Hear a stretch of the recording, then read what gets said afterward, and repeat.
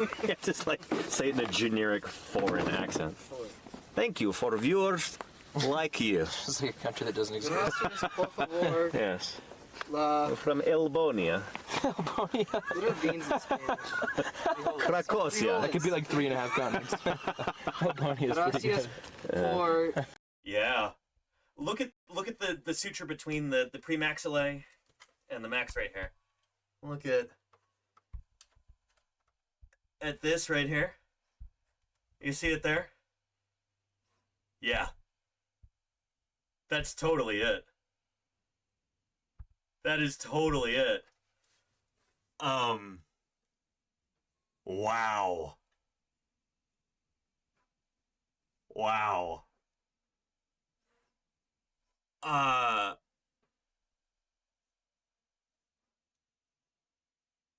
Let this be a lesson to everyone. Do not purchase dinosaur fossils at auction, especially when their provenance is doubtful. Whoever bought this got majorly ripped off.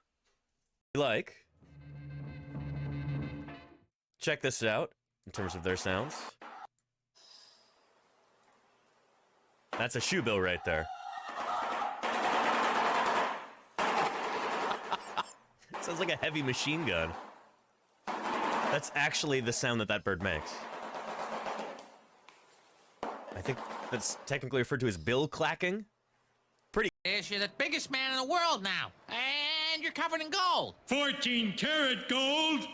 Take a hike, boss. I'm running things now. All hail King Homer.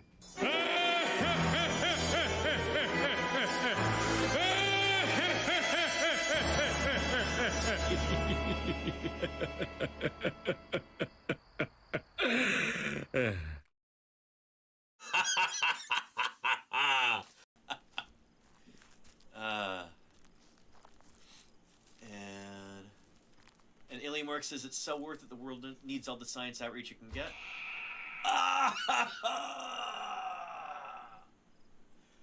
Did anybody else see that coming? Just ambushed. My goodness. I don't think that's ever happened to me. When we say a creature is more closely related to another creature than it is to a third creature, it's because they more recently share a common ancestor. It's all about ancestry. This is like the very foundational principle within biology. This is, if you don't know this, you don't know anything about biology, which is why most Americans, unfortunately, don't know anything about biology. Dug up in 87. Really? Old stegosaur. Wow. Yeah. Right on the Amazing. hips. And look at those like blood vessel grooves, probably for Compare keratin. that to apex. Plates are totally different. Interesting. This is one from heading down to the shoulders. So this would be like from the hips or that area, right? Yeah, this Base of right the on the hips. hips. This is getting down more of the shoulder. Yeah, yeah. You see it start developing the split base. There, and they get real split and smaller as you get to the neck. Very cool. But I remember digging both of these up. Yeah. That one, the jacket was probably 600 pounds. Wow. Huge jacket. We had a helicopter to get them out. But that jacket, preserved this intact. Well, that is the beauty. Can we flip it without destroying it? Oh my goodness. Well, this is the beauty of the resins and to make it, it's heavy, but not like heavy that we can But you take picture that it. covered with horn. Yeah. The horn coming out, No, I like to think of stegosaurs as being kind of sprightly, graceful. My goggles? Look, you want to try them on? Here. They don't really go on that way, but here. They kind of go on like this. Yeah. Okay, put them on your back. Oh, you don't like that. I'm sorry.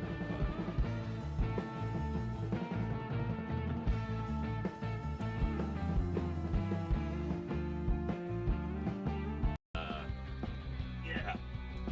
Allosaurus. A pretty big animal here. Take a look at that. Look at those jaws. Look at those jaws. somebody's clipping this right now. Look at those jaws right there. Holy cow. How cool is that? Ooh, thank you, Dorkalotl. Quick. Yeah, I've got another camera back in camp, so it's not the end of the world if this lens is scratched up. But let me just turn the camera a bit. People are saying the smudge is over your face, which is not ideal. Not ideal. I don't know. It depends on how you approach this. Some people go, "Oh, dang it!" now we Witness have to look at protection this program. guy." But you can see the quarry out behind me. You might see a white dot. With the wide angle, it's not very big, but that's where these guys are digging and bailing water. Yeah. Oh man, the rain yesterday was. It just came out of nowhere. This little cloud didn't look like it had anything. Oh yeah. It really packed a punch. Yeah, it starts raining and we're just like, oh, it's gonna just sprinkle for a while and go over, and all of a sudden worse and worse. And it's like, okay, Noah's flood has started. It's flowing. We were very surprised. yeah, definitely. So we got out there this morning and bailed some water out of the Iguanodontian quarry, and that was, yeah. I don't know. We'd done some decent trenching and everything, so the bone's gonna be okay. But if I had moved the wash, believe me, that would have been full. oh yeah, you know? yeah, for sure. Yeah. And look at this. Face to face with Jane. Very cool. It's a fleshed out model of her head. And is she shedding some skin there? What is that? Look at those big old eyes. So this is a dinosaur that would have had very, very keen senses. Very sharp eyesight. In fact, had that same kind of binocular vision that adult Tyrannosaurus has. So she could actually see directly in front of her, like that. Would have had very acute hearing and a tremendous sense of smell. We know this by studying the brain cavity of Tyrannosaurus. We can make what we call an endocast, which is basically like a replica of the structure of the brain. We can see how big certain parts of the brain are. And the parts that are associated with vision and hearing are pretty well developed, but the part of the brain that's associated with smell, the olfactory bulbs, are enormous on Tyrannosaurus, just huge.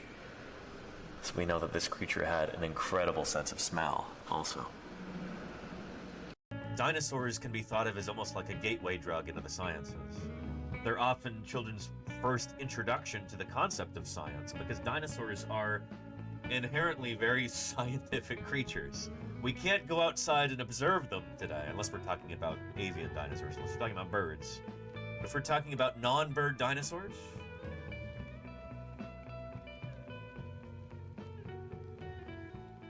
you can't understand dinosaurs without understanding science.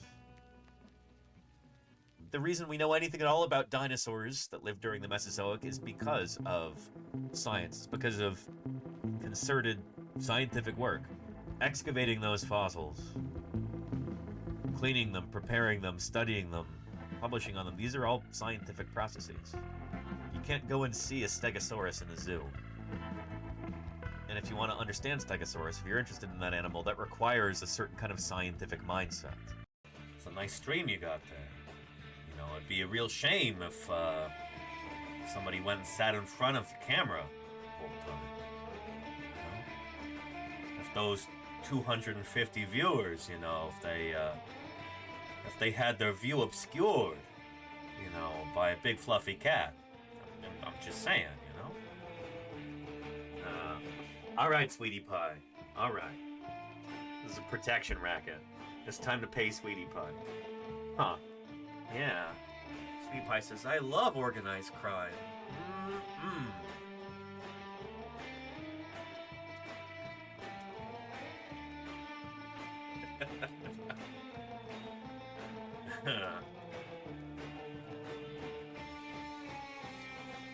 All right, Donna, sweetie.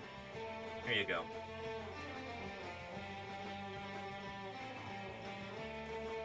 There you go. Foam. You cut the foam to the shape of the bone, or the pedestal rather, and then you mix it with gold plaster, you dip it in there, Gotcha. and with the coarse side up, you press it all over the jacket. You said foam, and I was thinking spray foam. Oh, yeah. Yeah. Yeah,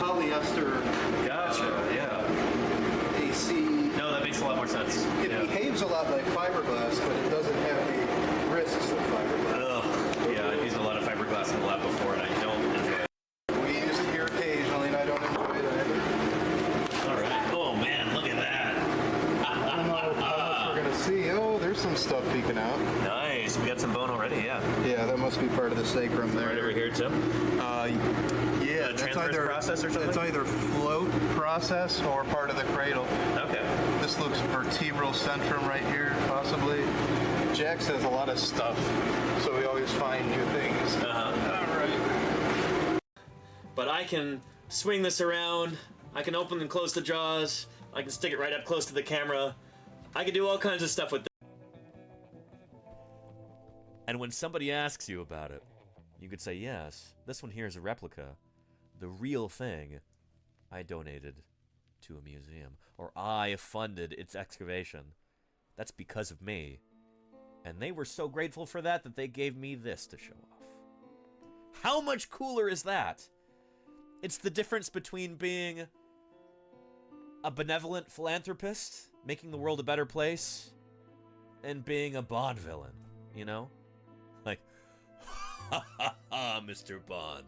Before you die, let me show you my genuine Tyrannosaurus fossil that I am keeping away from the scientists so that no one can learn from it or appreciate it apart from me, you know? Yeah. Anyway. Now you want a replica UberWorks? So quickly on its feet. It's like pieces of a puzzle, but I love to try and solve. So much fun to think about how a species has evolved, and all the kids who wanna see them lining up at our museum. I am a paleontologist. That's who I am, that's who I am, that's who I am. I am a paleontologist. That's who I am, that's who I am, that's who I am. That's who I am, that's who I am, that's who I am. That's who I am, that's who I am, that's who I am. Wait, who are you? Oh. and then it's what is it, Katy Perry? Yes, we're sending you to Hollywood. And Luke Bryan, yes. And then Lionel Richie, yes. You're going. But yeah. I think we probably have more sauropods than we've been saying we do. I mean, the big blobby ones are, it's usually safe to call them sauropods. Yeah. I wonder if this is something. Huh. That's kind of weird looking. I wonder if that could be a toe right there. This could be a heel. This might be a middle. And Yeah. This is a lateral toe. Mm-hmm. That could be the other toe right there, possibly. Another ornithopod, or A lot of squinting going on here. yeah, definitely. They're not the prettiest tracks, so this is kind of how it goes with those. Might be another. The transition of whales from land to water is pretty well documented, and it's getting better and better every single year. The evolution of whales is a truly fascinating period in the history of life on Earth. It's such a cool example of how paleontology works, you know?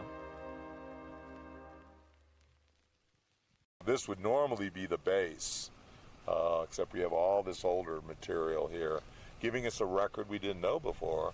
And, you know, if you got 25 million years between your first Cretaceous record and the last Jurassic, you know, you can't talk about extinction. Anything can happen in 25 million years. Seriously, yeah. It'd be just total gradual change.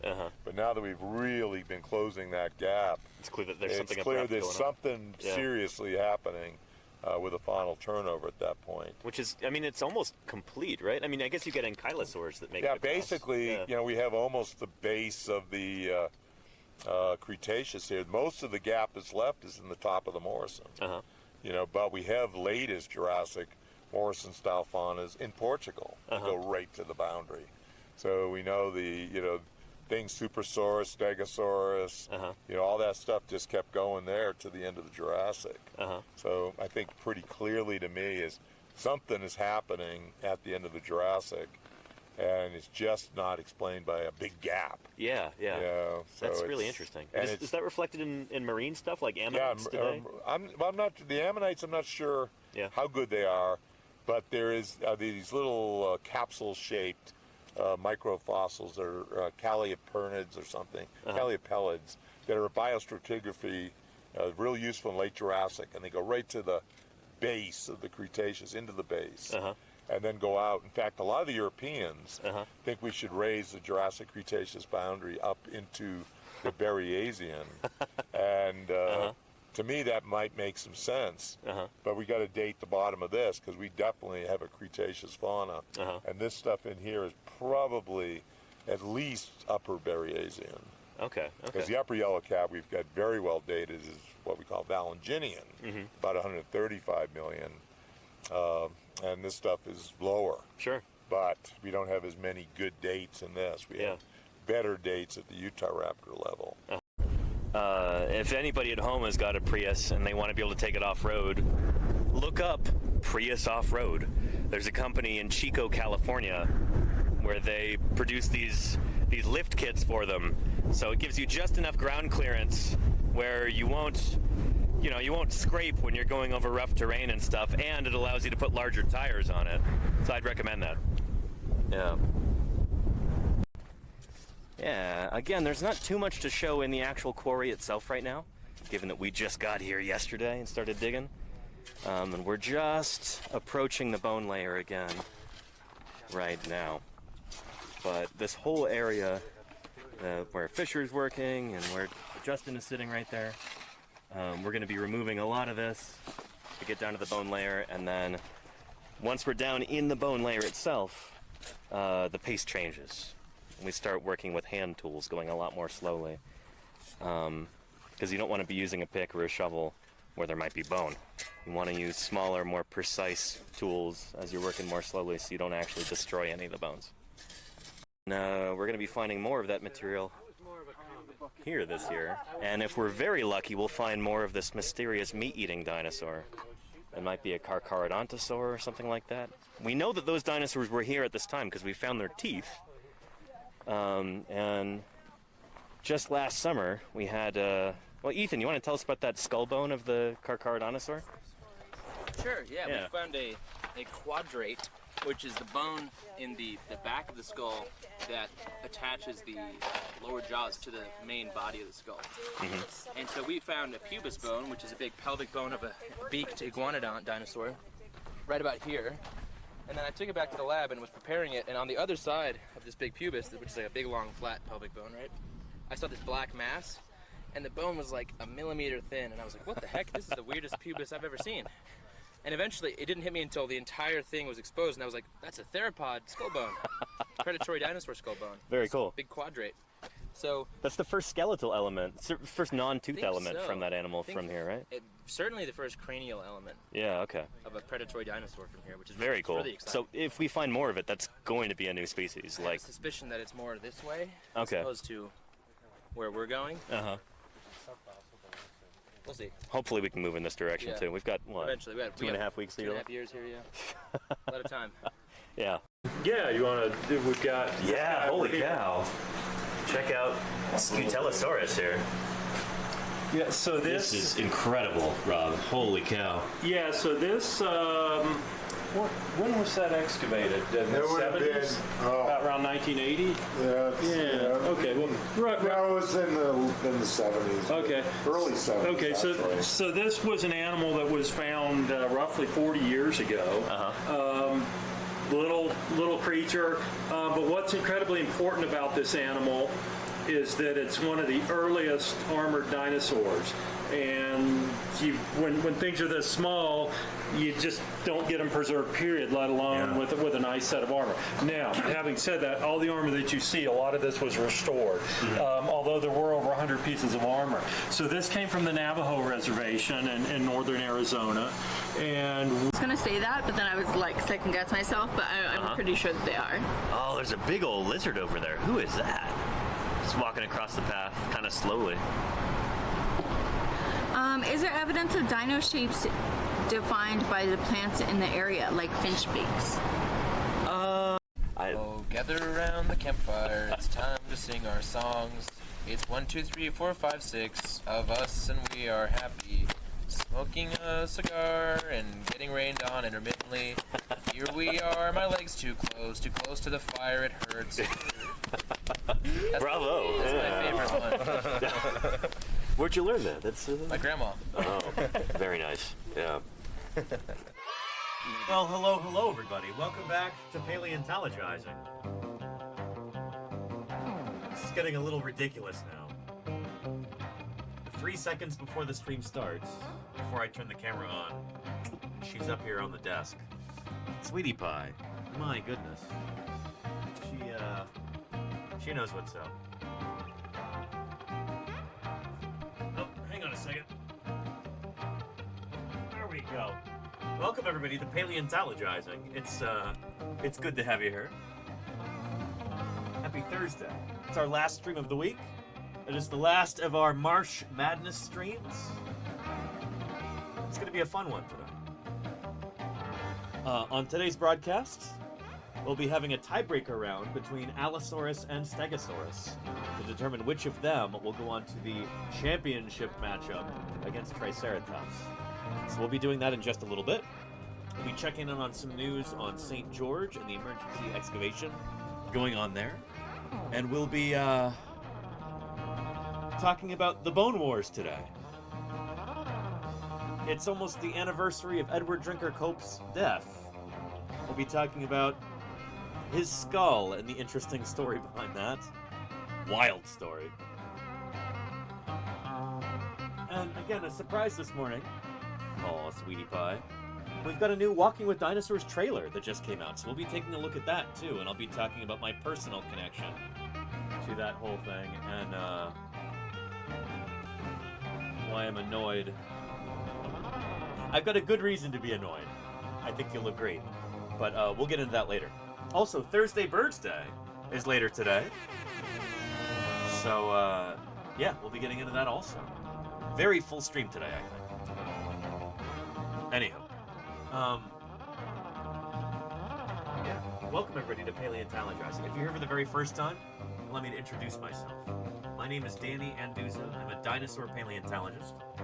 I am here on Twitch doing science outreach to the best of my ability. This is how I answer folks' questions, how I try and give you an inside peek into how paleontology really works. Not just telling you, but showing you as best I can. And, Fatality. Gruesome. Kepper MN, thank you for the 24 months of support. I really appreciate that. Thank you, thank you. I'm hoping today's stream isn't going to be too morbid, talking about Cope and his skull. But it's actually kind of the perfect time to talk about this at the end of Marsh Madness. So yeah. Anywho, yeah. What was I saying earlier? Yeah. As a dinosaur paleontologist, I study dinosaurs. I publish on dinosaurs in the scientific literature, and I do my best to talk about them here on stream, despite all of the distractions. Yeah. Yeah. Interviewing other paleontologists, doing art live on stream, tons of Q&A, looking at new publications as they come out, and streaming live from the field whenever possible. We'll be doing that again next week. So this time next week, I'll be broadcasting live from St. George, Utah, from the emergency fossil site, the emergency fossil excavation there. So looking forward to that too. And we'll be doing our best to drum up some more support for that whole project while we've still got time. And Viridi, how are you doing? Welcome to Paleontologizing. Here, let me get my landlord paid here real quick. It's I was gonna say it's that time of the month. It's that time of the day. Daily payments required by these landlords. Huh, Sweetie Pie. There we go. Alright, chow down. So getting used to this big camera arm.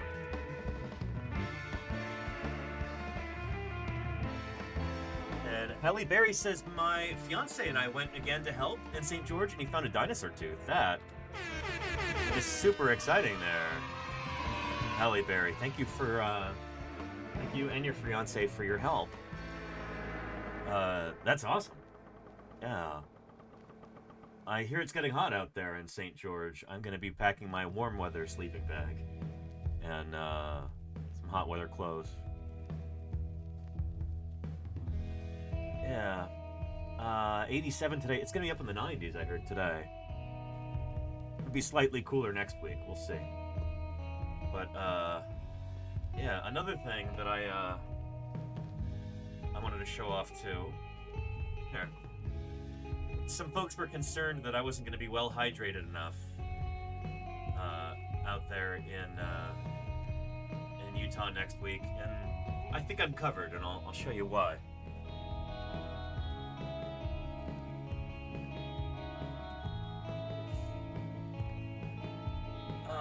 Because of this. Just got myself a big 20-liter water jug. And what do you think, sweetie pie? She's not interested. Anyway, yeah. This will significantly decrease my risk of running out of water. Pretty substantial. So, yeah, I've never had one of these before. I've only ever used ones owned by the museum and stuff, but given that I'm going to be traveling all over the American West this summer, visiting different fossil sites, and who knows what else, it's a good thing to have on the road. Does it have a straw? Not yet, but I'm sure I could figure something else out, Claire. It does have this nifty little small aperture right here. So I can drink directly from that if I need to. Yeah. Yeah, good stuff.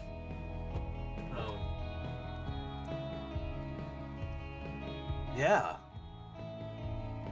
It's wonderful to see everybody here today, right at the beginning of stream. Again, we are gonna be jam-packed full of, well, there's lots of different things to cover today. First off, let's go ahead and post an up-to-date bracket for Marsh Madness here. I just put this together a few minutes ago, so we'll do that. Here we go. Here's our current results bracket for Marsh Madness today, right before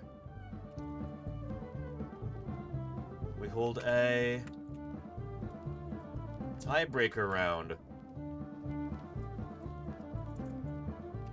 At the end of yesterday's broadcast.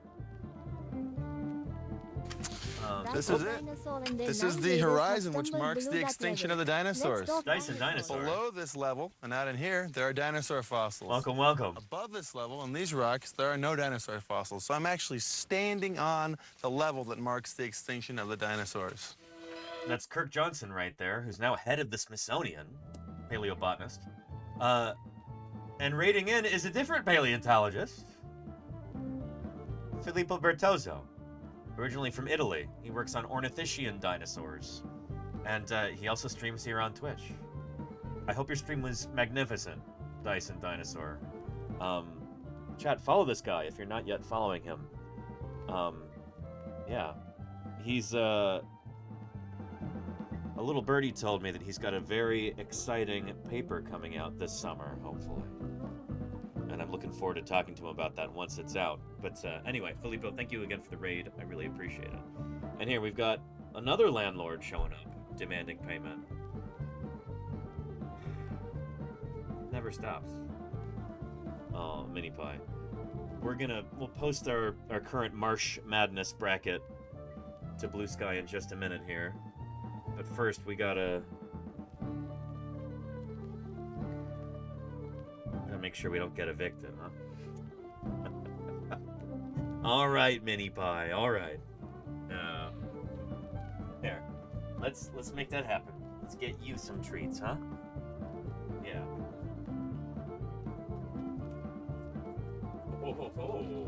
Oh, what's this? What's this then? Here we go. Look at all those. Whoa.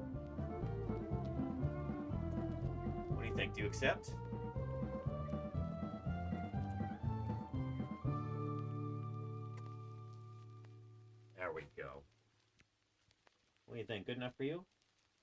crunch those up. Those are dental treats. They're supposed to be good for your teeth. Don't swallow them whole.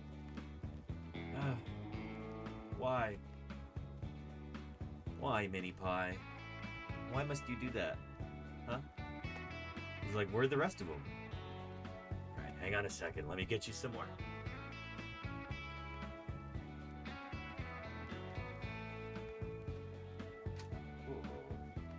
All good?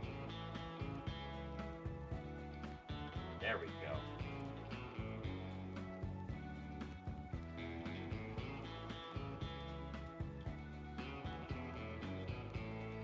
There you are.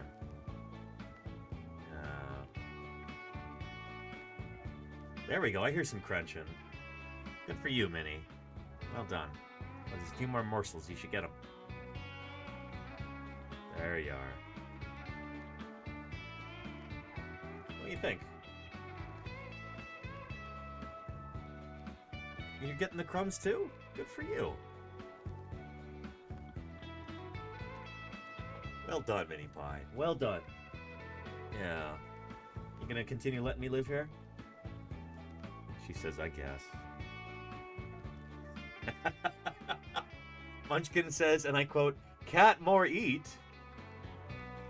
Munchkin, do you want me to give Mini Pie some more treats? I can't argue with that. And I think Mini Pie would like that too. More! Okay, more? Let's do some more. Mini Pie, did you put Munchkin up to this?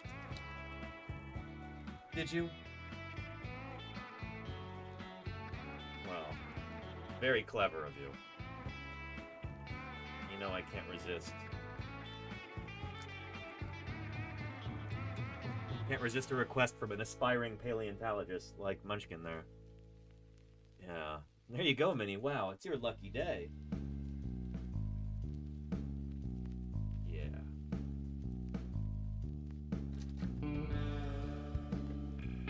Okay, I think that's enough. Oh. That's it. That's all there is. Yeah. Can't eat those. Those are my fingers. I need those.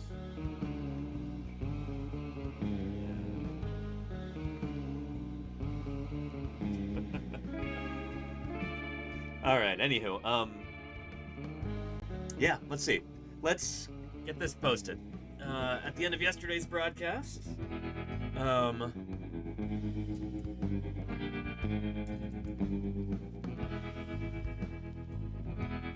both Allosaurus and Stegosaurus received the same number of votes from chat.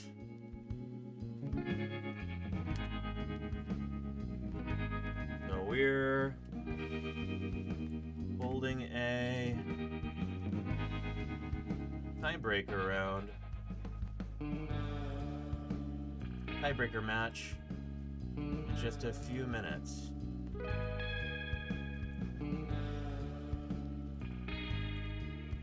Twitch.tv/Paleontologizing, and I'm 2 characters over.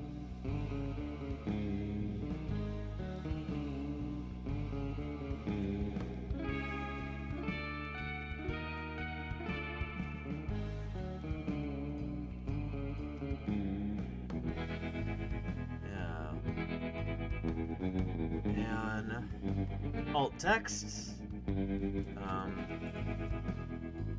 Official results bracket for Marsh Madness with a tie between Allosaurus and Stegosaurus, and Triceratops beating Perconodon to move on to the championship round. There we go. Save, and then one more. Winner of this next match. We'll go on to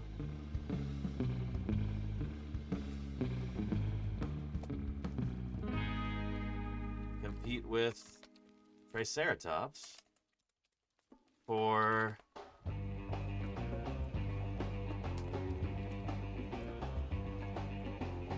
the overall champion. Oh, okay, let's see. To compete with Triceratops for the title of Marsh Madness 2025 champion. Join us and vote for your choice. There we go. Again, twitch.tv/Paleontologizing. There we go. Hold on to your butts. Yeah.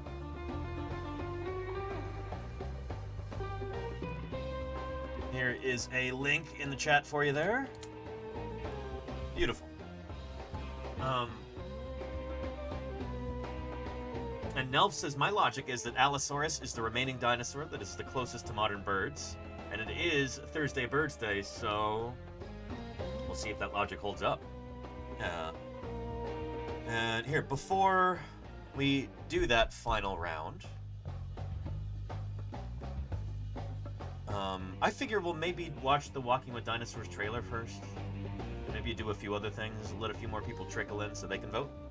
But also, let's do a quick screenshot and post like a going live message to Blue Sky as well.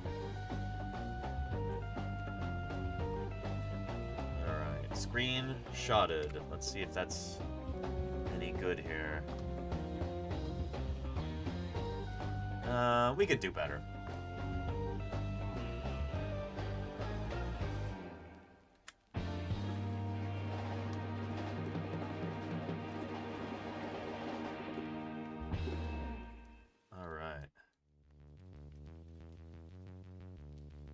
Yeah, that'll work for now. It's not... I always have a goofy expression, but I can't be too self-conscious. Nope, not resize. Crop! There we are.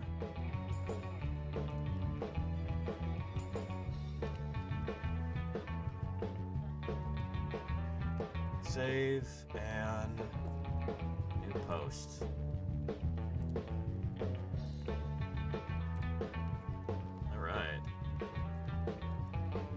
We've got a very full agenda today. Twitch.tv/Paleontologizing. New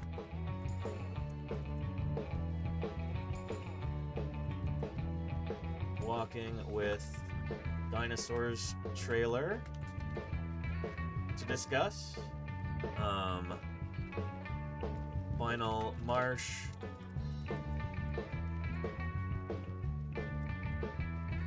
Madness matchups.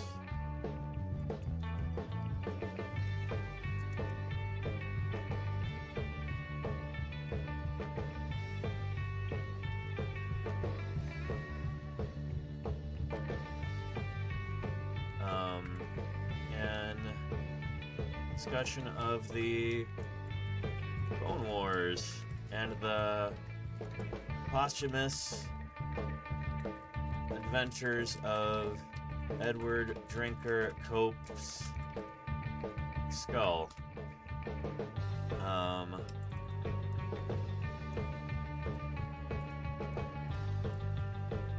Not to mention Thursday Birds Day.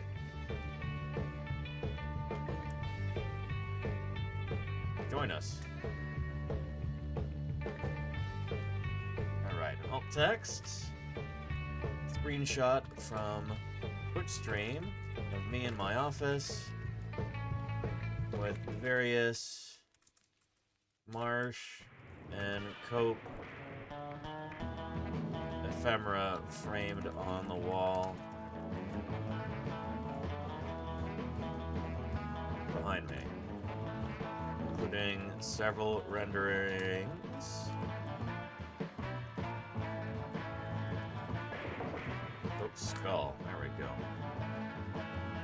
Looks good enough. Hold on to your butts.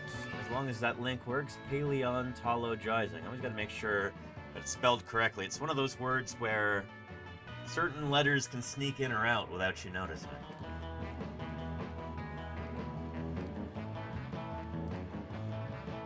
There's a link there in the chat for you if you'd like to engage with that for whatever reason. Yeah. We also have a trailer for Season 2 of Dinosauria.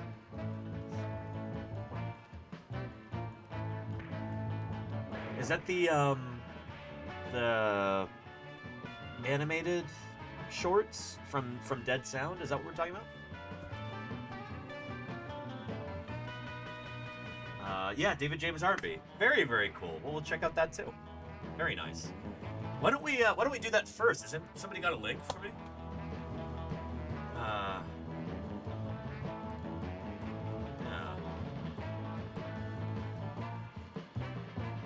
Oh yeah, and then we might cover this as well, Claire. I was seeing this earlier. It's being shared all over Blue Sky right now. Yeah. Okay, let's take a look at this. Oh, did I spy an Acrocanthosaurus? Well, well, well. Who are these guys? Muttaburrasaurus or something? I bet you these are Muttaburrasaurus from Australia.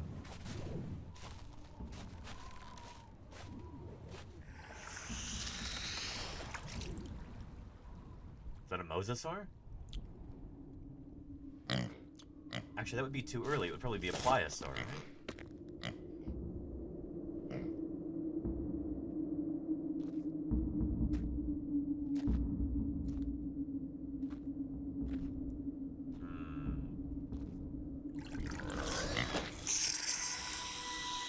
Oh, it's like a Romaleosaur or something. Yeah. One of these medium-necked plesiosaurs.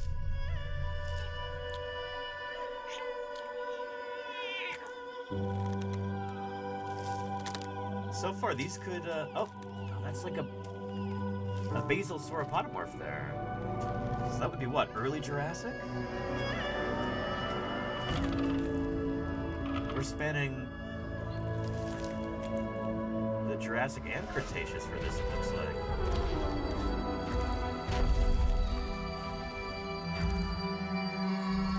Yeah, those Brachiosaurs are super cool. Unless those are Titanosaurs.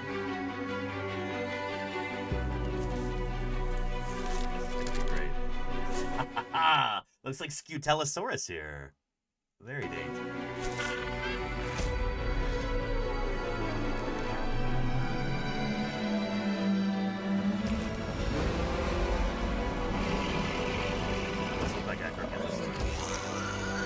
Protoceratops and Velociraptor, Dilophosaurus from the early Jurassic.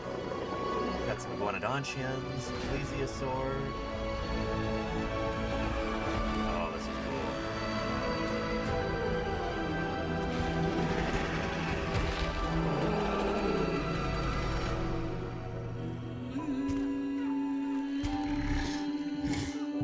Is that Torvosaurus there?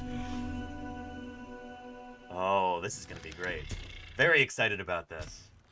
Very excited about this. As I recall, the original Volume 1 of Dinosauria like this was... Hello, this is David, and I really hope you're all excited for this new series of Dinosauria films. So, as I recall, the Volume 1 of this, these were all late Cretaceous dinosaurs, Campanian and Maastrichtian. So, a lot of it was like North American. You had a lot of hadrosaurs, ceratopsids, tyrannosaurs. This is spanning from the early Jurassic, about 190 million years ago, with like Dilophosaurus and whatever those prosauropods were, up until the late Cretaceous, because we saw Protoceratops and Velociraptor. So, yeah, kind of widening our window here. Different dinosaur faunas, different dinosaur communities This is awesome. I'm super proud of it. I really like these films. It's been a ton of fun. I think I could animate dinosaurs forever. As per usual, super special thanks to all my top Patreon supporters scrolling by on screen right I happen now. to be one of those Without these supporters. I'm not a top supporter, I don't think, but... Well... It wouldn't be possible. So again, thank you. Yeah... I'm not going to be one of these top ones, but I am a supporter on Patreon, and I think some of you in chat probably are too. Here's a link.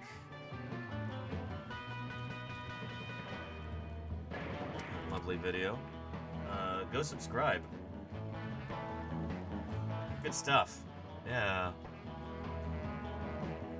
And 1.1 million subscribers? That's incredible. I didn't realize that many people were interested. I can see why, but man, that's awesome to see. Very, very cool. Yeah. Dinosauria Volume 1 was beautiful, thought-provoking, emotionally affecting, and most of all, I think a beautiful, really well done representation of what these ancient environments might have been like. It's impressive stuff. I like it a lot. Just, yes, says Golganek. Yeah, agreed. Very cool. Very, very cool.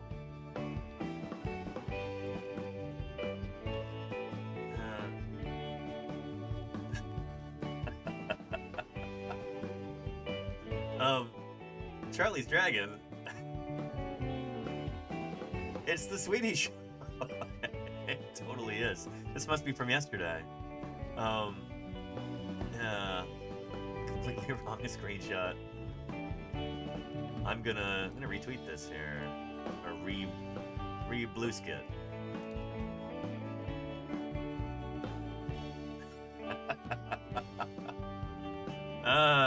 Good stuff. Yeah. Anyhow. Oh, before I forget, too, let's check on our news from St. George. I haven't done this yet today.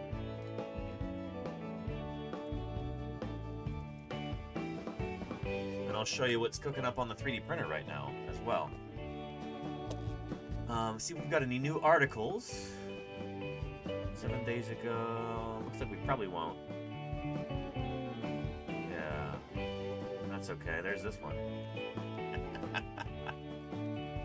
I always like showing this one off.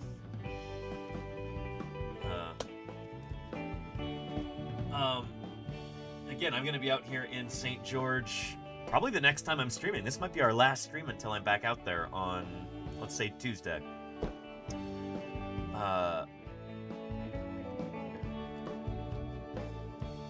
Here, for anybody who's out of the loop. From the St. George Dinosaur Discovery Site is a fossil dig site where crews are working on a deadline. The city of St. George is expected to begin construction on a new power substation in May, making the fossils there unattainable. So crews from across the U.S. and as far away as England are trying to pull as much as they can from the ground before then. Paleontologist and science communicator Danny Aduza traveled to Utah from Oakland, California to support these efforts by live streaming on his Twitch channel, Paleontologizing, and joining the excavation. About a month ago, I heard from the state paleontologist here in Utah, Jim Kirkland, about this kind of emergency fossil excavation going on. I've been hearing about the St. George Dinosaur Discovery Site since I was a kid, and I'd always wanted to come here, never had a chance to until right now. So I figured I'd show everyone in St. George realizes just the wonders you have right in your own backyard. Being from California, from the Bay Area, I'm a little bit jealous. To learn more about I knew they'd love to hear that. paleontologizing, how to volunteer for the fossil dig, and what's being discovered there, read the full story online. This is Alicia Lundgren reporting for St. George News, your #1 source for local news. Anywho, while we were there, and while Alicia, the reporter, was taking photos for that story, and taking video too, we were doing a live stream. And let me show you one of the displays, and then we can talk about some stuff that I'm working on that might be able to help illustrate some of these concepts. It's so cool to see these early Jurassic ones. There's a replica of the Chinlea skull from the Lisbon Valley area, so areas I've been working for a long time. So similar kind of critter, but older. Yeah. And that snout. Chinlea. Yeah. That's the one that Jim put the APB out on. Right. Okay. His wanted poster. Wanted poster. Is this the same specimen? That's the cast of replica it? of the same specimen. Oh, so he's trying to get hold of the original to CT scan it. So we can CT scan it. Yeah. You know, we don't only have a Monavi, new species of Monavi coelacanth, but we also have one in the Kayenta Formation, another big one. Right. Okay. Anywho, this display I feel like could maybe benefit from, not just illustrations of these critters, but maybe some fleshed out models of some of those fishes in particular. And so that's what I've currently got going on the 3D printer right now. Here we go. Take a look. Yeah. I'm currently printing a lungfish model, which I'm pretty excited about. Here, I'll show you the file here.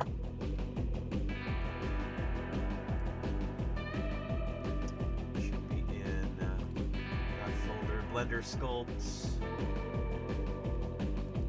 Neoceratodus. There we go. I texted Andrew this morning and I said, hey, would you be able to use a 3D print of a lungfish and a coelacanth in the museum? And being really busy, Andrew just texted me back an emoji with a 100. I said, okay. That's all the confirmation that I need for this. Here is the lungfish model that I'm currently printing, except it's going to be about 45 inches long when complete. I should have enough filament to complete it, and then once that's done, I'll be able to print the coelacanth too. I might make some modifications to the coelacanth, give it a longer snout like Chinlea probably had, and we could say it's a Chinlea type, late Triassic or early Jurassic coelacanth. So, yeah, 45 inches, is that right? Yeah, it'll be about that. Yeah, which is, there we go. Here is my meter stick right here. So 45 inches, oh shoot, it's longer than this, so it could be over a meter long. I didn't realize it. So there's 4 segments that I'm printing it in. Each of them are going to be roughly 11 inches. Maybe we'll round it down and say 10. So yeah, this sucker's going to be at least a meter long. A meter is 100 centimeters, which is about 39 and a half inches. So it's going to be a roughly life-size lungfish. Lungfish are incredible animals, and the Queensland lungfish,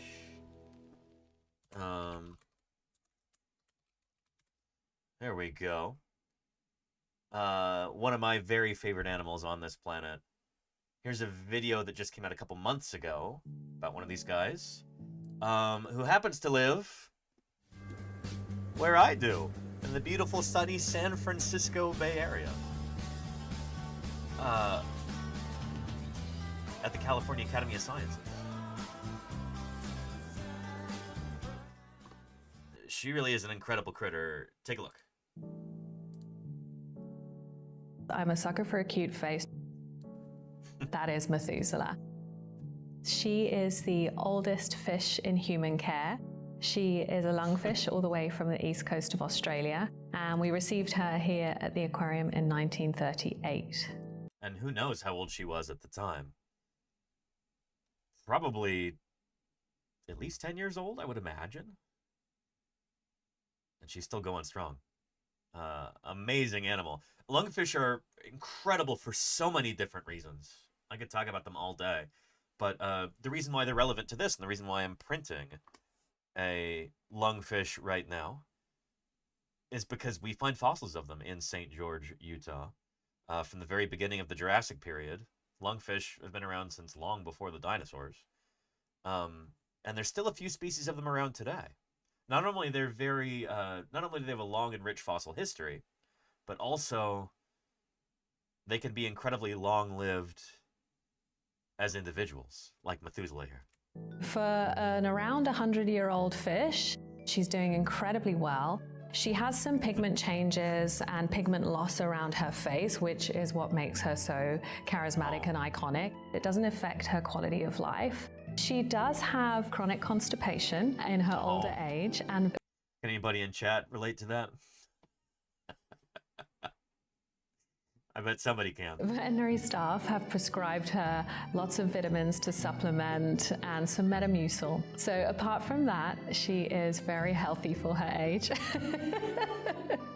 And that's the only condition that we're seeing, and it's very well managed and treated. Methuselah is really partial to live earthworms and peas. So recently I've been supplementing her. Again, anybody in chat? Is this their idea of a good meal? Sure, there's somebody. Claire says, yum. And there you go. A diet with a few peas, and she will come up for them like they're candy. I thought at one point her eyesight was pretty bad, but in actual fact, if I drop 2 or 3 pieces of peas around the exhibit, she can zone in on those and pick them right out because she loves them so much. So that's a huge part of her diet. We also feed her berries, blackberries, raspberries, and of course, everybody knows that Methuselah loves figs. I feel we have a good connection after working with her for some time. I understand her behaviors and her wants and her needs. She can be a bit sassy at times, and she will refuse if she's not interested in coming up and greeting me for a feeding session. But often when I'm working behind her exhibit and I'm cleaning and I'm feeding the other inhabitants of her tank, she'll come up to the surface to say hello and beg like a puppy and wait for some food to come down her way. It's been actually a very magical experience. Very cool. That's Methuselah at the California Academy of Sciences. I'm gonna see if maybe at some point I can contact the folks there and see if we can do a stream with Methuselah, because that would be a really cool collaboration. I love lungfish. They're such incredible animals, and yeah, after excavating some lungfish fossils next week, you know, I'll have a little bit more experience under my belt there. Maybe it'll make it an easier sell, you know? Hey, I've worked on Jurassic period coelacanths, 200 million years old. Not coelacanths, coelacanths and lungfish. Worked on Jurassic lungfish, you know? Let's look at a living lungfish. The oldest living example in the world. That would be really cool. Yeah, so we'll see. We'll see. I've got a lot of ideas for what I want to do this fall when I come back from the field. What would be some really cool science outreach opportunities? So it would be some cool places to visit, people to talk to, so we can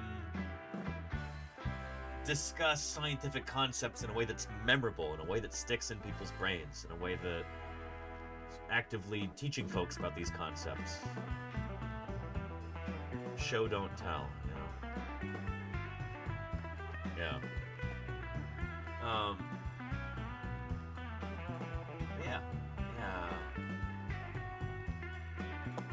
Anywho. Good stuff. So yeah, when I'm out there with Andrew next week, we'll be looking at some more lungfish material. And fingers crossed, everything goes well with this print.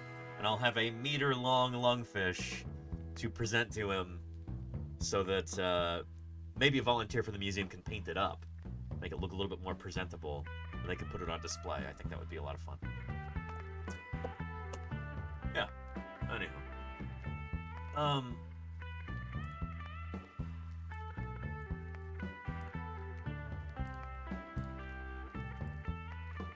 Good stuff.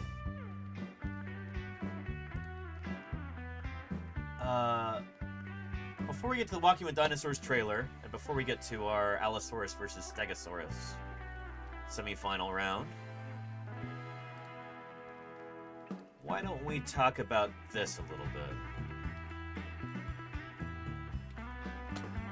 Let's see if I can open it up in Firefox. I have an extension there to try and get rid of paywalls. Doesn't look like it worked.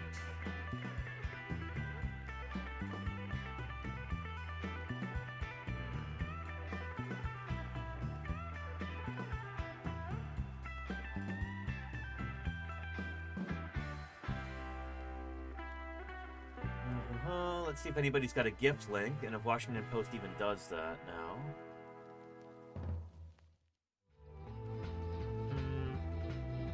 Just a minute here while we search around.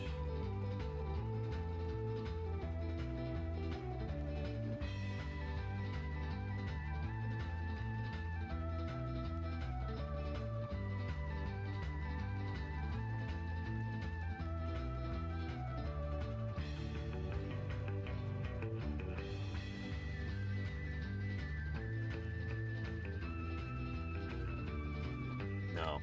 Okay. I might have to just try and make an account here.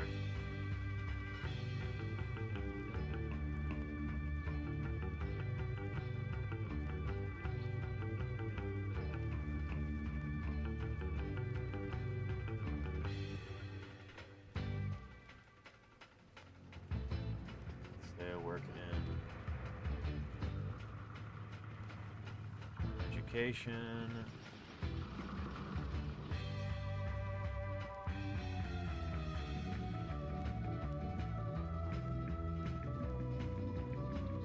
Later. Done. Okay. Here we go. We'll talk about this. We've been discussing the whole direwolf thing since Monday. And my goodness. Sweetie pie. You're right in front of the camera.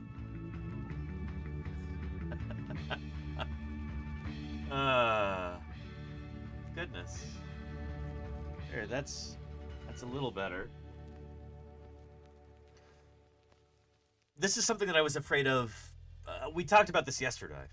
Somebody could go back and clip it if they wanted to, but I said with all of this, hype about, oh, we've resurrected direwolves and extinction is now a thing of the past. I said, my biggest fear here is that people will take that at face value. They'll actually believe it, and then they'll use it as an excuse to cut protections for living animals, to cut environmental regulations. The idea is, oh, it gives us carte blanche to just, let's knock down all the forests and just develop everywhere, and, because if species go extinct, you just bring them back, Well, Trump team cites wolf de-extinction as it seeks to cut endangered species list. The Interior Secretary hailed a biotech company's claim to have brought back the direwolf, while the administration and GOP pushed to roll back species protections. This is kind of exactly what I was talking about,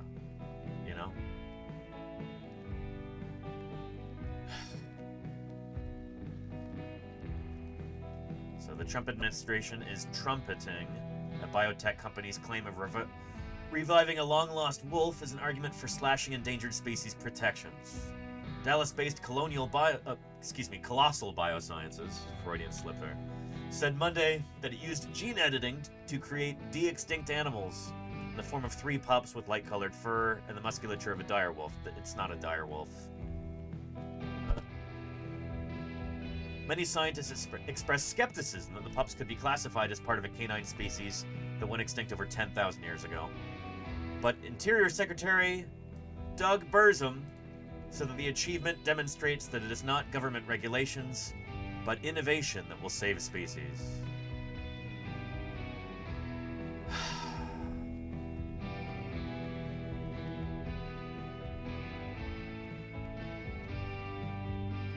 It's time to fundamentally change how we think about species conservation.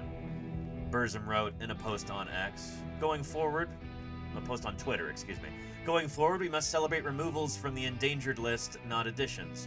We have been celebrating the removal of species from endangered species lists when that means that those species have rebounded. We usually don't celebrate when species are removed because they've gone extinct, you know? Well, some people might celebrate that, but those people are sickos. So anyway. Yeah.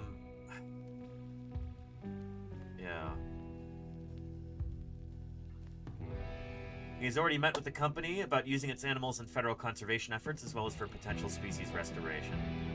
If we're going to be in anguish about losing a species, now we have an opportunity to bring them back. It's not bringing them... He told Interior Department employees during a live stream town hall Wednesday. Pick your favorite species and call up Colossal. Oh boy. Again, this is exactly what I was warning about, you know? This is exactly what I mentioned yesterday.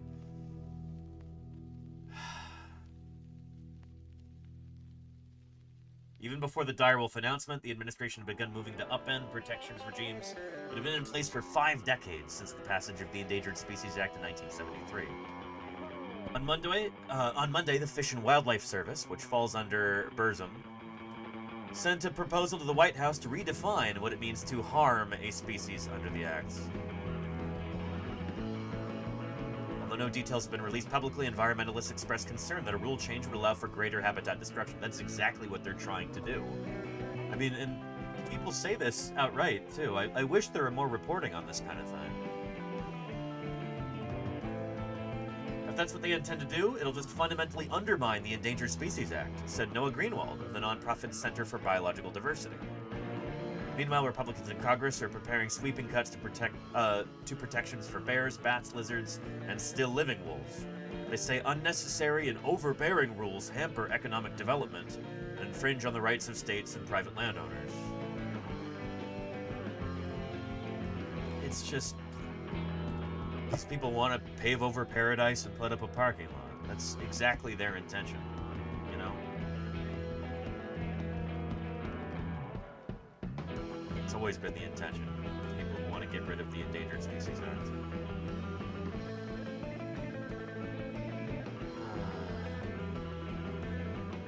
Endangered Species Act has been a bit of a failure. It absolutely has not been. I'm not sure if any species that have been put on the Endangered Species Act have gone extinct since its implementation. Not here within the borders of the United States, at least. Especially in a country that has caused the extinction of a host of different species. Passenger pigeons and Carolina parakeets and heath hens, and that's just mentioning a few birds.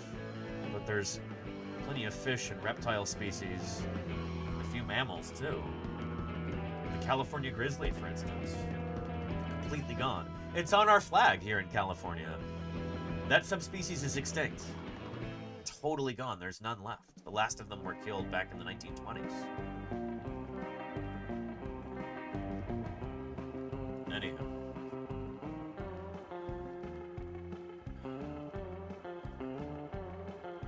There's a dune sagebrush lizard in New Mexico. The Trump administration wants to put greater weight on the economic benefits of development when deciding if land or water should be protected for imperiled species. I mean, if those protections are removed, we can kiss this lizard goodbye. I mean, I'm not going to dwell on this too much because it is a real downer, but I'll give you a link to this so you can read it yourself. But this is exactly what I was talking about yesterday. Yeah, the moral hazard of de-extinction work. Ahead of the direwolf announcement, Burzum met with Colossal's leaders in March to discuss the concept of de-extinction and the use of the technology in conservation, according to company CEO Ben Lamb. The company has big aims to bring back versions of the dodo, the mammoth, and a carnivorous marsupial called the thylacine, or Tasmanian tiger. Colossal says it is not trying to create replicas of extinct animals, but functional equivalents that can fill the ecological niches of vanished species. In addition to modifying 14 genes to produce a trio of gray wolf pups meant to resemble the ancient dire wolf, I like that Washington Post is actually telling it how it is right here. They're not credulously repeating the claim that, oh, we've brought back direwolves. No, they're modified gray wolves. They're gray wolves with a few introduced mutations, basically. And the company recently also cloned 4 red wolves, a critically endangered canine. Fewer than 20 of them still exist in eastern North Carolina, while approximately 240 more are kept in captive breeding facilities. Colossal discussed with Burzum the possibility of using the company's cloned red wolves in recovery efforts. Yeah.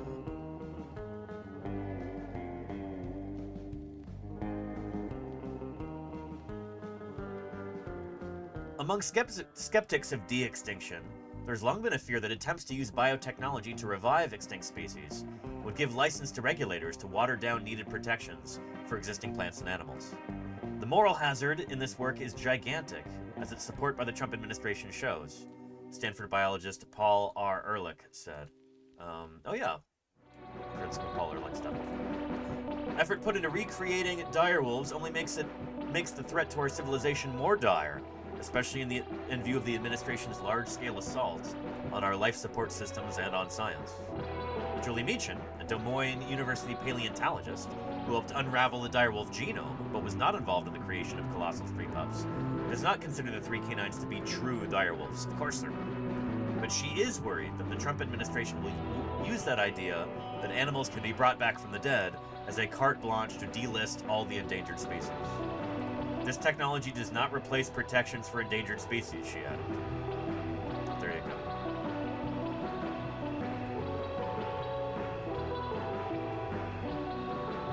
I hope you'll excuse us talking about that for a minute, but this is exactly what I mentioned yesterday, something that I was afraid of. And here it is, you know? Yeah. Anywho.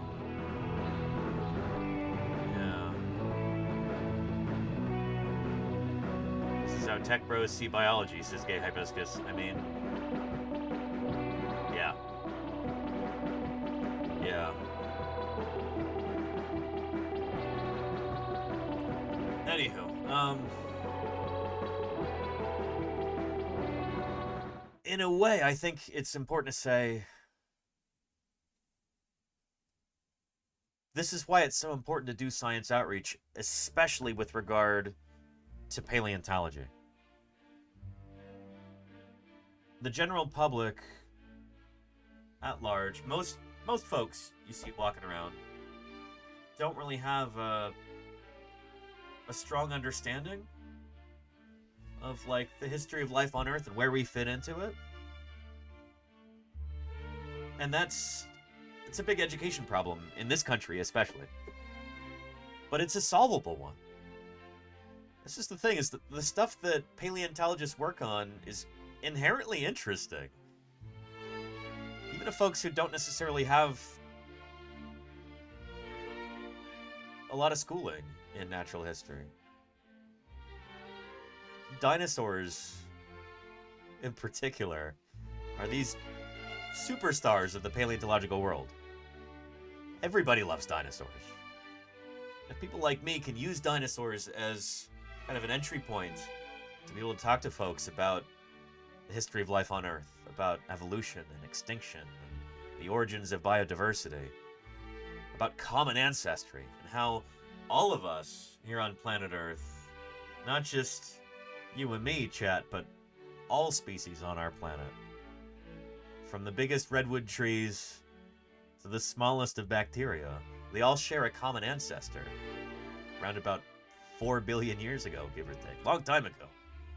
We're all part of this grand and beautiful tree of life, and we can discover that. We can discover the interrelationships between different creatures by studying the fossil record, by studying DNA, by studying morphology.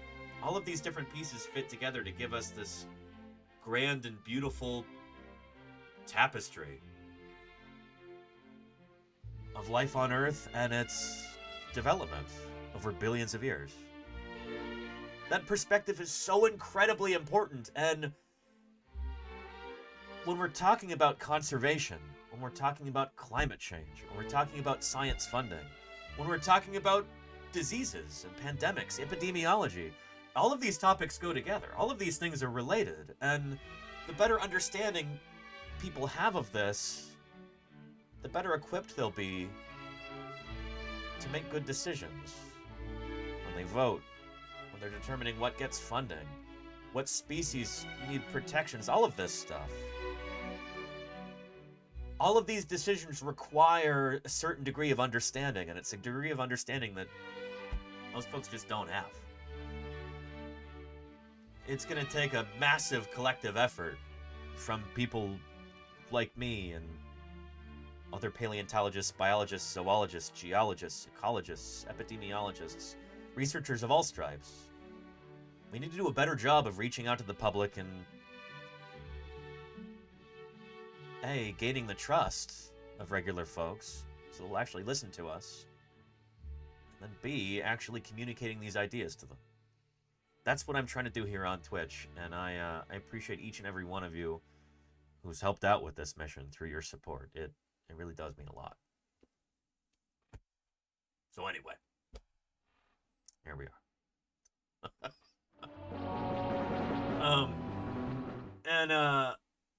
Bino, thank you so much for the subscription there. Where's our... Let's protect our fossils. There's our alert. If they're removed, America loses them forever. Bino, thank you so much for subscribing. Welcome to the community. Holy cow. That's a recurring sub right there. And I appreciate you for it. Not only can you hopefully feel positively about knowing you're supporting science outreach here on Twitch, but at the same time, you won't have to watch any ads at all on this channel for as long as you stay subscribed, and you'll get access to all those emotes, like these and these, and these and these, and these and these, and more. There's all those cat emotes, too. You can use those anywhere on Twitch.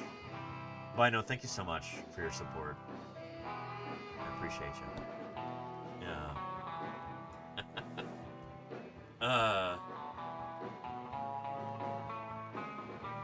So yeah, anywho.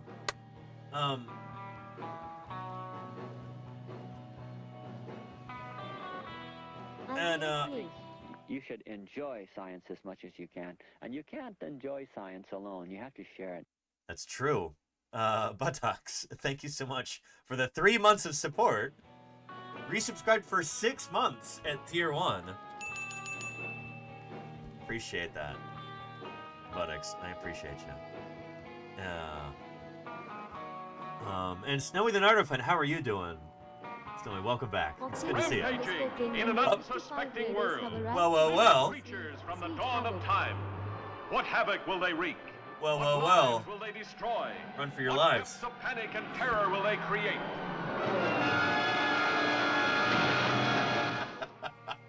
Octavius King, how was your stream? Welcome back to Paleontologizing. How are all those little mammals doing today? Those mischievous little grabby-handed mammals. And how are the rats doing as well? Of course, I was referring to chat there. How many times have I made that joke? Octavius King, I appreciate you. How are things? Yeah. We had young girl rats trying to escape? That sounds suspenseful there, Voltmog. Were you rooting for them? Or were you rooting for their captors? It's great to be back, says Deepest Blue Dragon. It's great to have you back. How are you? One young lady was hiding under the freezer and wouldn't come out. Well. I hope everybody goes back to where they were before and everybody's safe and happy after. Anywho. Yeah. Good stuff. Everybody, we're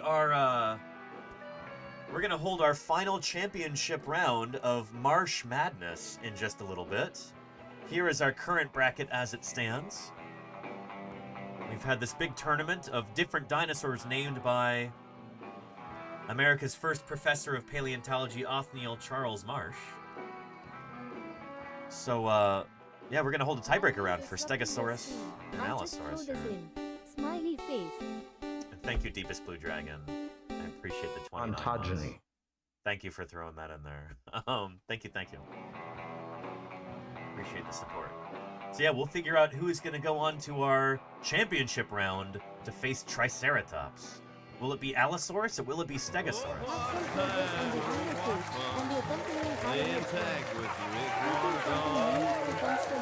And thank you, Nell, for those 100 bits. Appreciate it. Good stuff. Yeah. Petrodactylus says Allosaurus versus Stegosaurus is going to be a close one, I think. Well, we had it at the end of yesterday's stream, and it was a tie. It was like 35-35 or something like that. I don't remember the exact figure, but it was an exact tie. Yeah. So we're gonna have a tiebreaker round in just a few minutes here.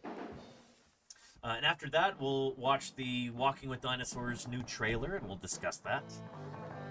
Then we'll be talking about the Bone Wars. Scientists wage bitter warfare. We'll be looking at where that newspaper article came from. And we'll be talking about the life and rivalry and death of Othniel Charles Marsh and Edward Drinker Cope.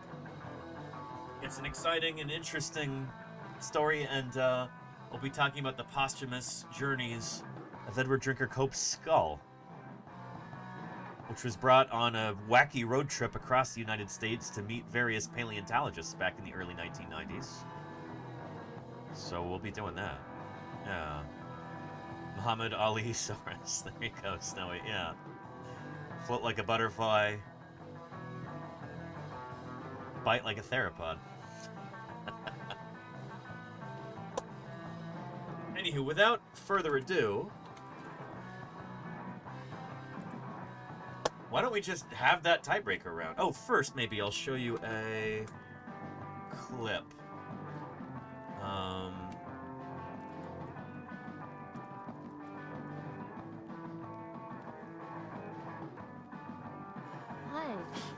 I can see that my 50,000 a year has been well spent. Sothis ain't going well. Thank you so much for the 32 months. Now at tier 3. Really appreciate that, Sophie. Thank you, thank you.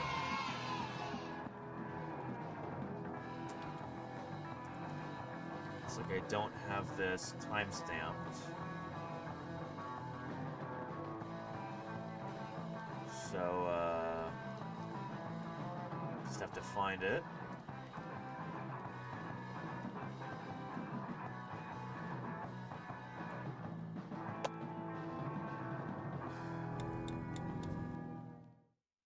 Oh, and look who it is there. Lunaseer gifted a tier 1 sub to Tony Tyler Draws. Lunaseer. We have given 3 gift subs in the channel. Thank you for gifting Tony Tyler Draws. I appreciate that, Lunaseer. Thank you, thank you.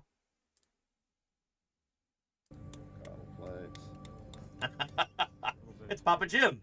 No one could have imagined such a beast could exist until Jim Kirkland discovered it alongside the bones of Utah Raptor. We'll be seeing more of this dinosaur in the Walking with Dinosaurs trailer, heavy I armor. am told. A tank with attitude. Its head and body were encased in... Anywho, what we're trying to find here is the... There we go. The Stegosaurus part here. Excellent. Oh, goodness. Well,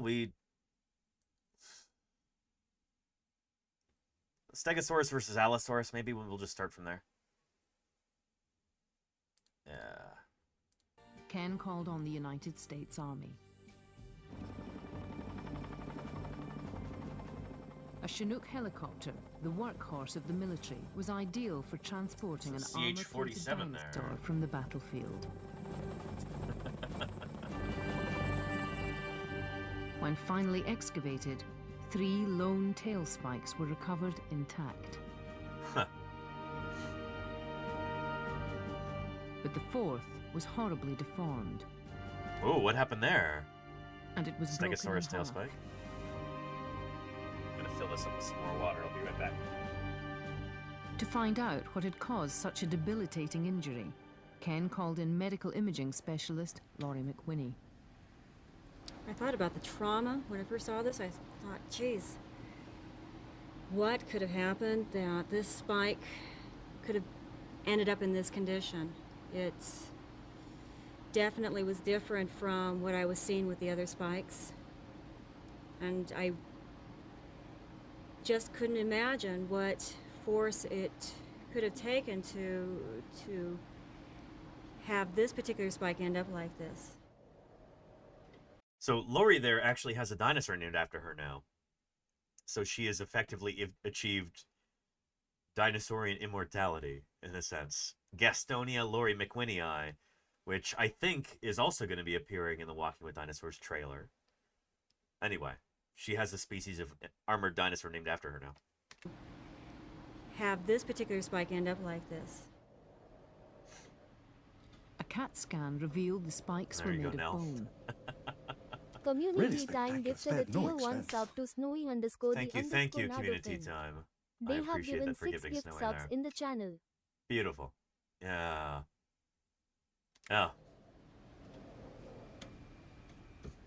In a healthy stegosaur, the bone grows in layers, like the rings of a tree, which makes it strong. But a scan of the broken spike showed it was weakened by massive internal damage. Bacterium would have entered in through the wound and virtually ate away the bone inside. Jeez. This would have compromised the structure of this bone. Also, you would probably If you're feeling a bit cheated, try blaming the dinosaurs. Thank you, the Raven, for those 100 bits. We've got about a minute to try and get to a level 3 hype train here. Thank you, the Raven, for getting us a little bit further. Yeah. Pus pockets, areas where pus would have oozed out from the sores. After the spike was broken off, the bone began to die. Eventually, the stegosaur developed the bone-wasting condition, osteomyelitis. Oh boy. But what could have broken a bone stronger than Lunaseer gifted a tier 1 sub to Graxanov. Hey, Lunaseer, They thank have given you. 4 gift subs in the channel.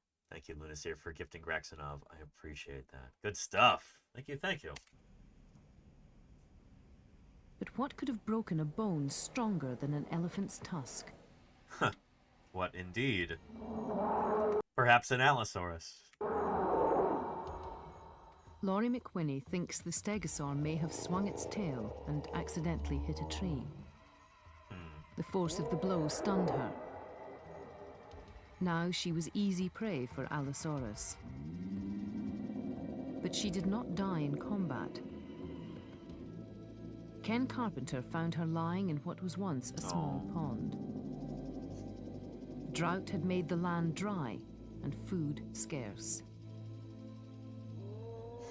A fire sparked by a thunderstorm swept away the remaining vegetation. Dazed and riddled with infection, she was too weak to move and may have died of malnutrition.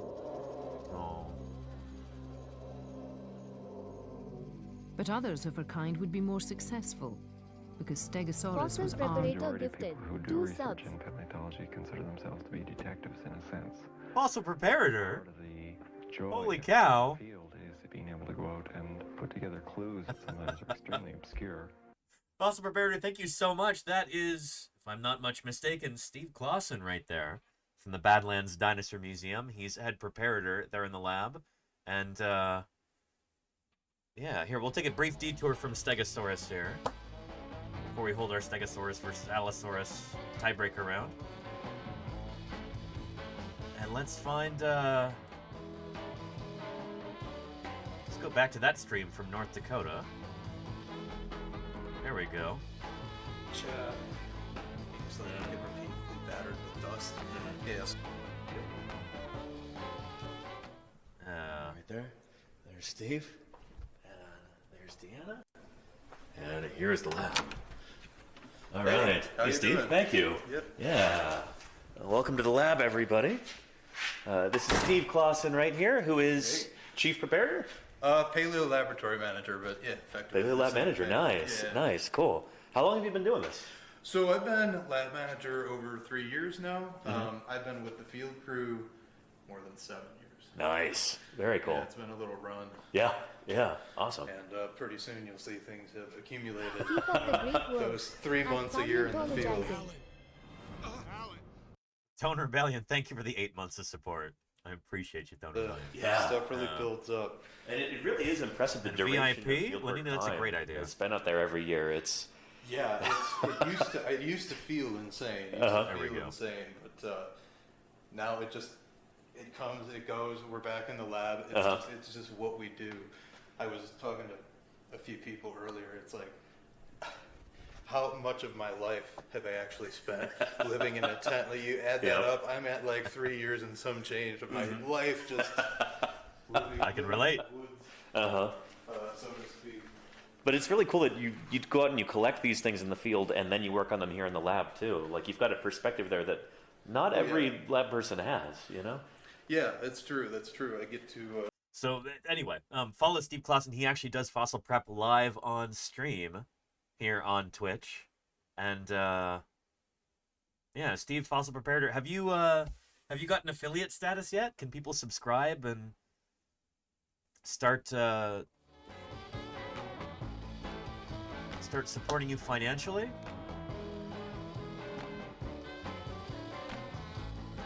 Yes, indeed. Well, well, well. I'm going to go ahead and subscribe right now, actually.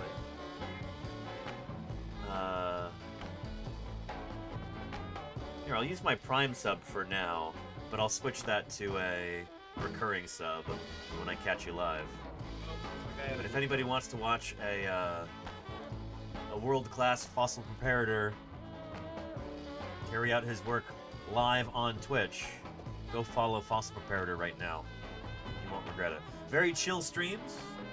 If you like the sounds of prep lab equipment, air compressors, air scribes, that kind of thing, then you'll love that channel. Very, very chill vibes overall. Yeah, especially if you don't mind the noise. But it's an authentic experience, you know? Seeing how fossil preparation actually happens. Fossil ASMR, bingo, community time, yeah. Yeah. And might do a live one with the Tyrannosaur block tomorrow afternoon. Oh man, that would be cool. I might even have a chance to tune in, because I don't think I'm going to be streaming tomorrow. I've got some other stuff to work on, and I've got to get ready for going back out to St. George, Utah to help with that emergency excavation there, so I won't be streaming tomorrow. Everybody, you should check out Fossil Preparator. Make sure you've got that notification bell turned on so you know when Steve goes live, because I won't be live tomorrow. Yeah. Anyway, excellent stuff. Shoot. Steve, we have been... Oh, we're getting ready for our tiebreaker round between Stegosaurus and Allosaurus in Marsh Madness. We've got our championship match at the end of today's stream between Triceratops and... Well, we'll find out if Triceratops is facing off against Allosaurus or Stegosaurus. We're leading up to that right now. So here's an old episode of Paleo World talking about Stegosaurus. And with more than just a tail spike. 130 or 2-ish. Nice, Fossil Preparator. Cool, cool, cool. Allo all the way? We'll see. They tied yesterday. 17 plates, 60 centimeters high, covered in horn with a razor-sharp edge, ran down its back. Were they really razor-sharp? These bony plates are the most famous that. feature of a Stegosaurus, and also the most controversial. How were they arranged? In a single line? 2 parallel rows?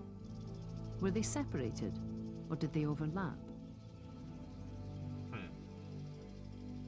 Anywho, let's get back to Bob Bacher and his antics. Its small head, famous armor-plated dinosaur, Stegosaurus. Oh boy. The size of a bus and weighing up to 4 tons, Its small head earned it the reputation as one of the most intellectually challenged dinosaurs that ever lived. Oh, that's not very nice. These guys were plenty smart for their own mode of life. Very successful animals. Yeah. These are just a few of the questions surrounding these fantastic animals. A Cepheid Variable, thank you so much for the 38 months of support. Really appreciate that. You're going to be voting for Stegosaurus? Well, here, let's get through this, and then we'll hold our matchup. But it is best known for the row of diamond-shaped plates running along its back. These guys were big dumb. There you go, Marcy, yeah. Stalking this animal was the newest concept in terror, Allosaurus. And this is our matchup.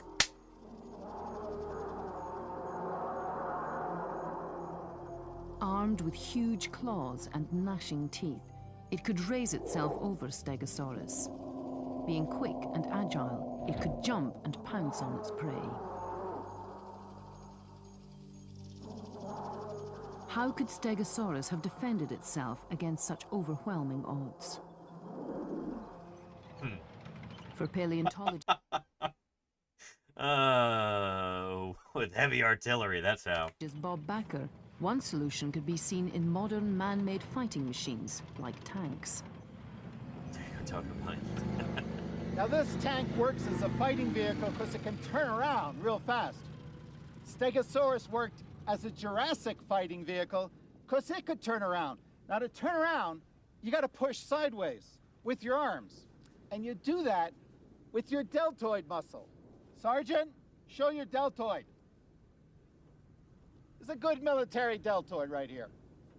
Even labeled. Good Jurassic. Should have been in that stencil font. So like, Mark 1, deltoid. Quality deltoid. Now, Stegosaurus has the mother of all deltoids. If you held a Stegosaurus upper arm bone in your hands, you could feel this pulsating, maneuvering power. Sergeant, pull out the bone. There is no dinosaur, there's no other animal of any other age with a deltoid like this. Look at this. Upper arm. Oops, I've been slacking on my Prime sub. Thank you, Amish Andy, for that Prime. Years ago, tasty Prime there. Appreciate it. I know it doesn't cost you anything. You get it free with your Amazon Prime subscription, but it makes a difference for me. Thank you very much for that. I appreciate it, Amish Andy. Because for anybody else who happens to have a Prime sub sitting around,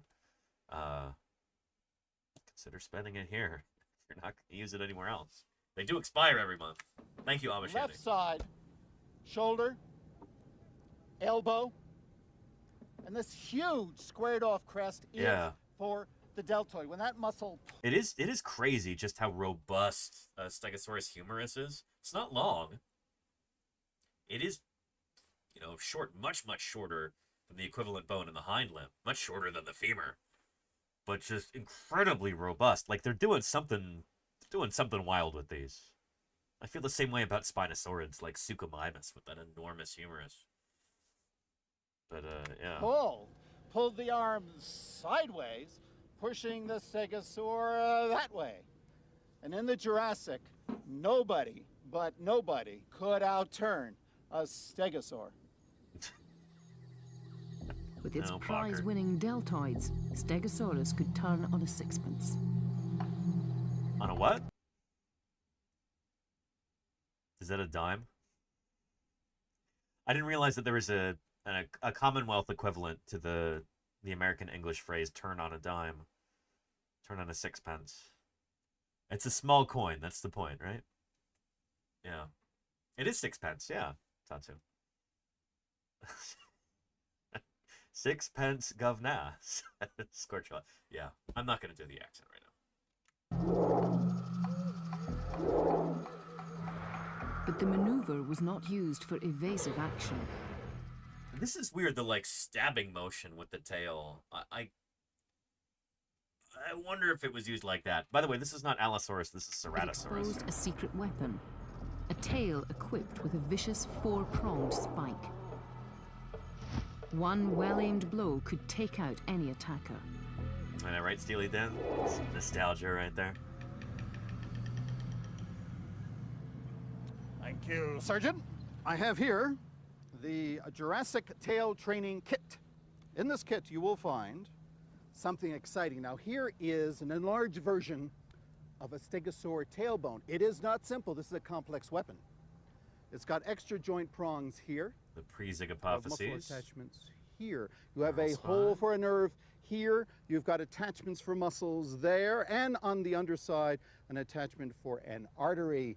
And it's not really got transverse processes on it, so it does kind of give the impression that maybe it is for waggling side to side like that, giving it extra lateral flexibility. There are 45 of these in a row, each with separate muscular control. What can you do? You wait till your enemy is 10 feet away.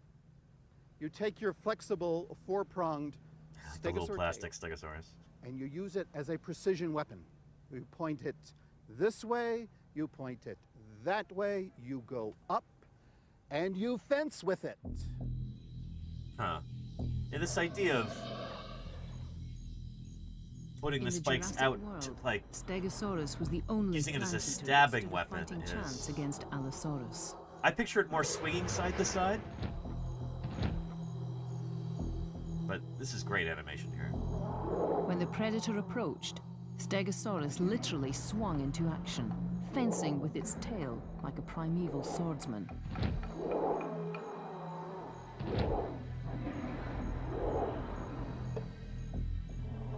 Allosaurus needed split-second... This is Ceratosaurus, but we can pretend it's Allosaurus. Allosaurus needed split-second timing to score a hit. If he missed, just one strike from the Stegosaur's tail could be fatal. Oof. Anywho, I'll give you a link to this right here if you'd like to watch more of it, but it's time for our matchup. Without further ado, Stegosaurus versus Allosaurus.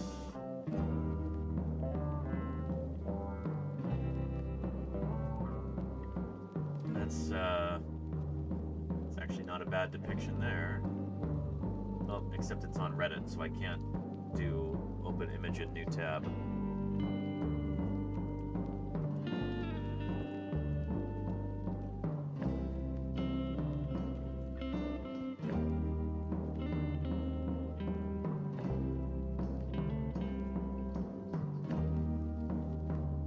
That'll work.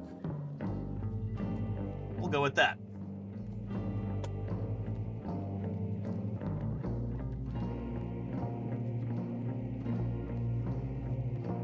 And,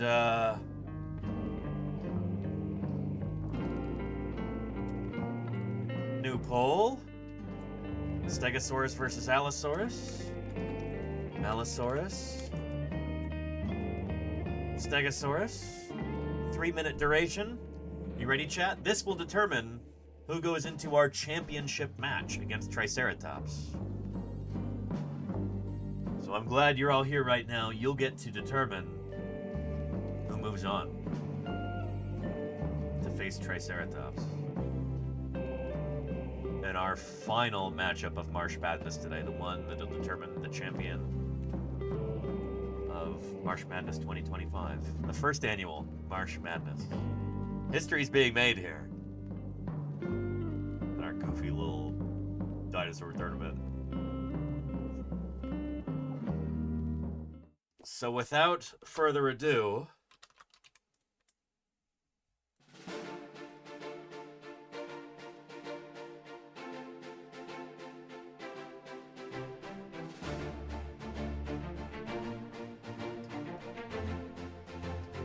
let's get into it. Hold on to your butt. Allosaurus versus Stegosaurus. Starting now. Get your votes in.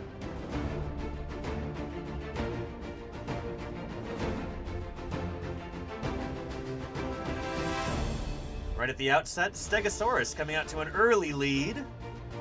20 points to 9 here. But we're just at the beginning. This is how things went yesterday. Stegosaurus was leading from the start. And then Allosaurus swiftly began to catch up, finally tying it in the last second here. Maybe Allosaurus will come from behind once again and beat Stegosaurus.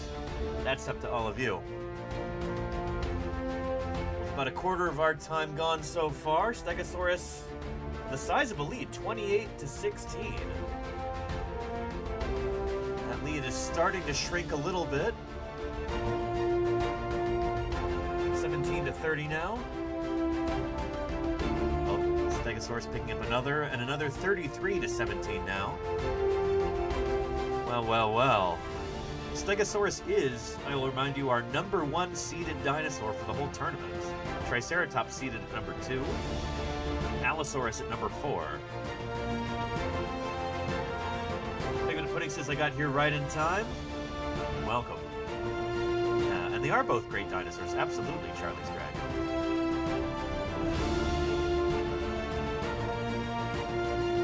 Well, it seems the Allosaurus supporters might not be here in chat right now. The Stegosaurus crew running away with things. You converted, Salamander? Stego for the 4 pointers, says Golganek. Agamize that sucker, says DM Wing. It seems like that's what's happening at the moment. You voted Steg for Casey, says Lenina. Tell her that later, she'll be grateful. Yeah. And Steve, pulling for Allosaurus here. I don't know, this is it's a pretty hefty lead to try and surmount here. Allosaurus down by 15 points. Current score 42-28. Allosaurus is definitely our underdog right now. No justice for the late Fag Simmons, says DM Wing.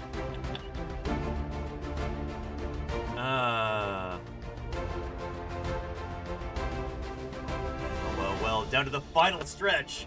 We've got about 15 seconds left. Or fewer. 30-44. Allosaurus is catching up a little bit, but I don't think that's going to be enough.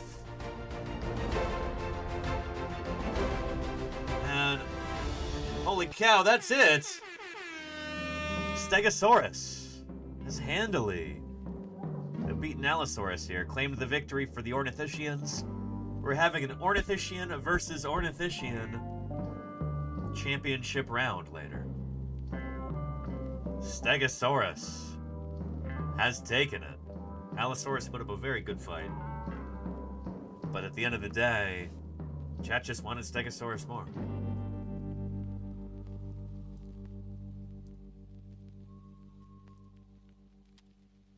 So there we go. Let's update our bracket here. Petrodactylus says, I'm sad for Allosaurus, but Stegosaurus is also super cool. You know, 3rd place isn't bad. Especially when we're dealing with so many well-known popular dinosaurs. Nathaniel Charles Marsh, he named a lot of those dinosaurs that are now people's favorites.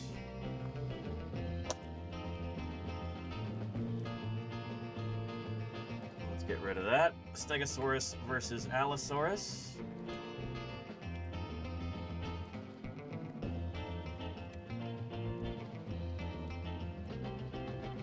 Allosaurus, I am sorry. You're going home this afternoon.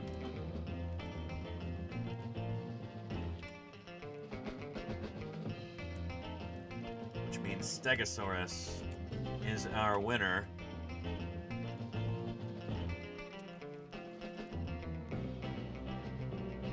Right there.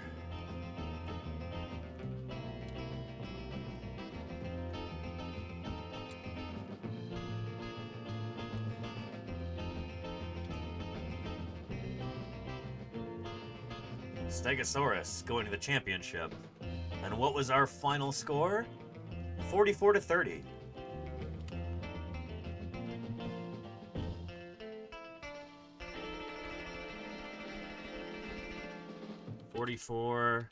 To 30. in the tiebreaker round.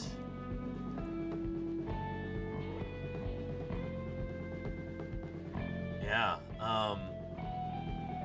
far more decisive. Here, let's move that just a little bit. So it's kind of looks like that. Yeah, that's better.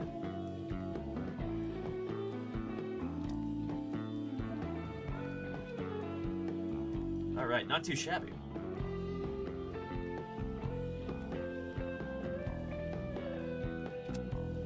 All right, and let's cut our frame rate down here as we save this as a PNG. There we go. Watch that frame rate decrease. Instead of all those system resources. There we go.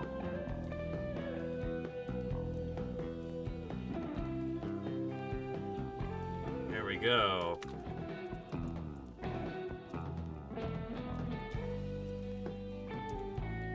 Allosaurus versus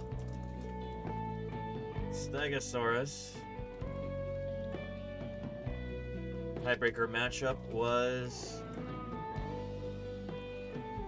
decisive.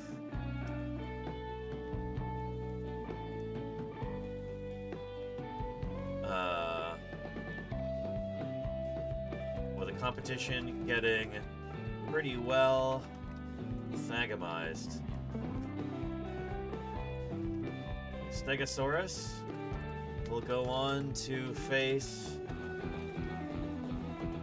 Triceratops in our grand champion matchup.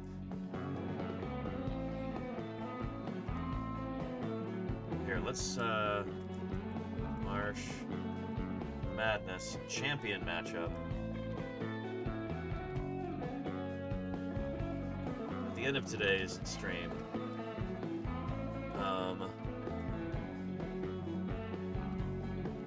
there's still time to join in and vote for your ornithischian choice.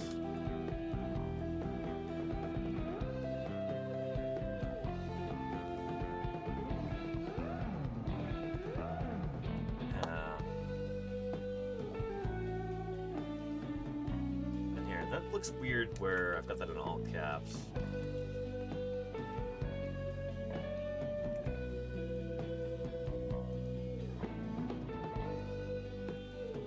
All right, and we've got our 10th results right there.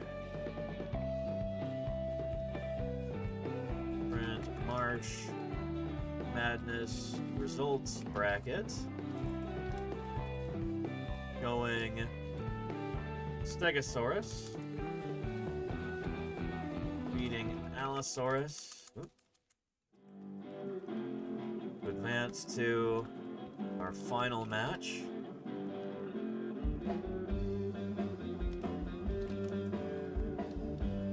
Triceratops. There we go. Hold on to your butts. Let's post it.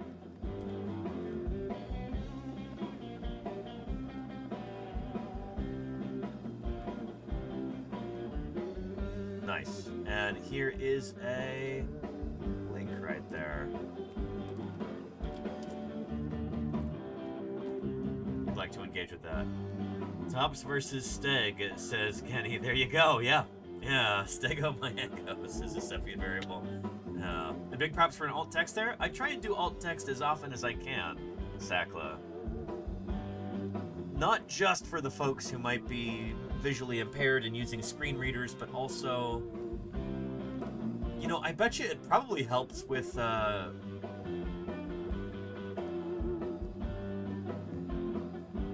search engine optimization too, I presume. Reptiles own the skies, the land and the sea. Oh, he does. And Thank you for the greatest of 36 all the months of support. reptiles were the dinosaurs. I appreciate those 36 months. Thank you, thank you. Anywho, really happy with this new profile picture I just put on there today. And again, shout out to Cowboy, the photographer, for taking that picture in the first place. I like this a lot. This is a good one. Yeah. This is while I was streaming in St. George. That's why I've got the phone strapped to my forearm there, so I can talk to you, chat. Anyhow, this dude digs. Circle Turkle, thank you. Yeah, I like that photo. It's a good one, and it's got alt text now. Well, it did when I posted it. That's the point.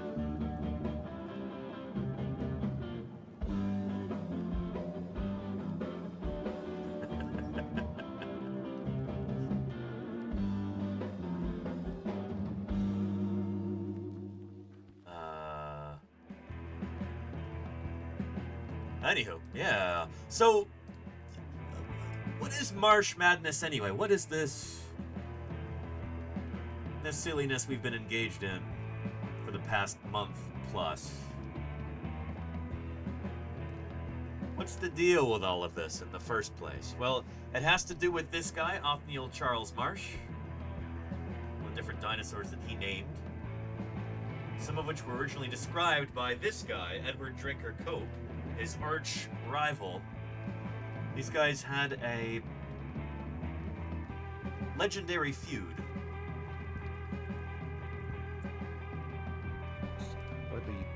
That we still talk about to this day, because the reverberations from that continue to the present. We're still, in some ways, as paleontologists, cleaning up the messes of Cope and Marsh.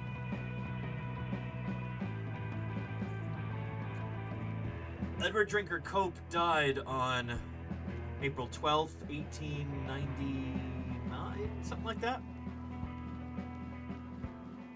I've had it here on the schedule to talk about. Edward Drinker Cope's death day observed is today because he actually died on the 12th. The Bone Wars are a much ballyhooed period in American vertebrate paleontology.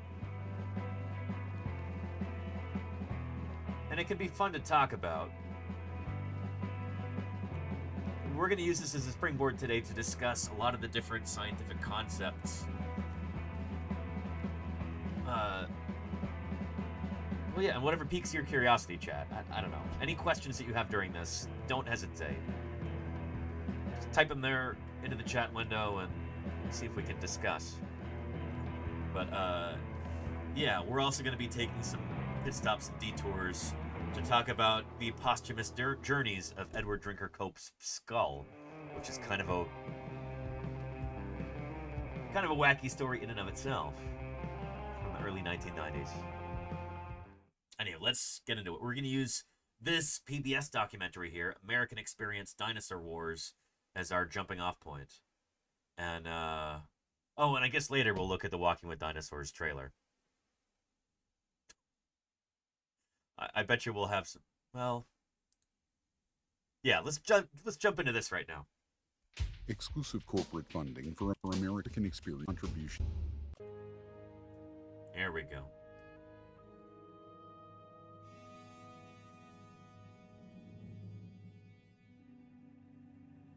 There's Stegosaurus.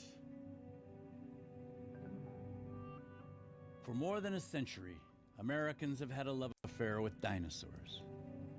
We still do.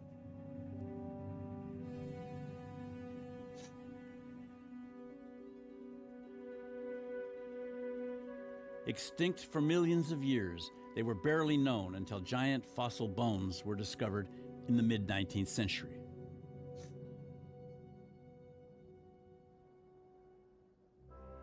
There's Cope. Two American scientists, Edward Drinker Cope and Othniel Charles Marsh, led the way to many of these discoveries.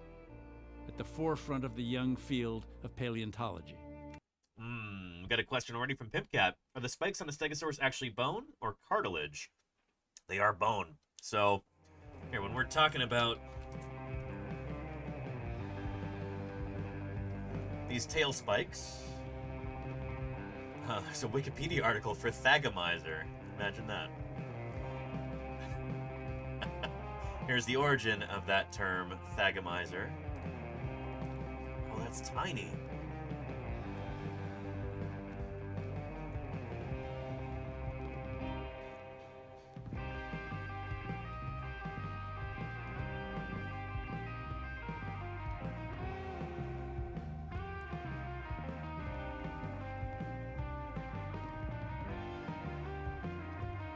We're gonna try DuckDuckGo images, because Google is not.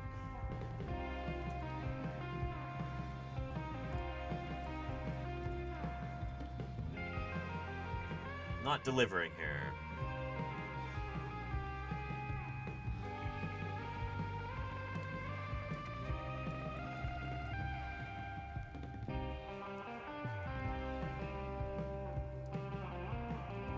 There we go. Now this end is called the Thagomizer, after the late Thag Simmons.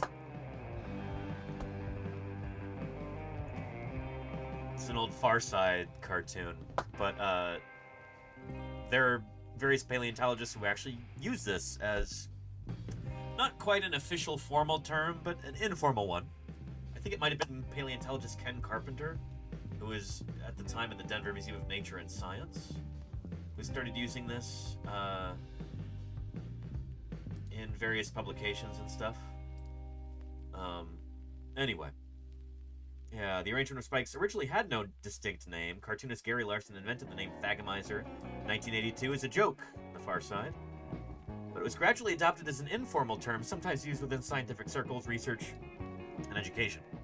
So, to answer your question there, these spikes are bone. They are made of bone, but that's just the core of the spike. Much like with the plates on Stegosaurus's back, which are also made of bone. These are what we call osteoderms. So they're a bone that's embedded within the skin. It doesn't really articulate with the rest of the skeleton. It's kind of like floating there in the flesh, but it's still anchored to the rest of the body, obviously. Anyway, like the big osteoderms, the dorsal plates, these spikes here would have been covered by a sheath of keratin over the surface. So in the same way that you've got, nails on the ends of your fingers, that same kind of keratinous material would have covered these spikes as well. Would have made them significantly longer and sharper. Think of it kind of like a claw. Some of you are probably aware that claws, they've got a bony core to them.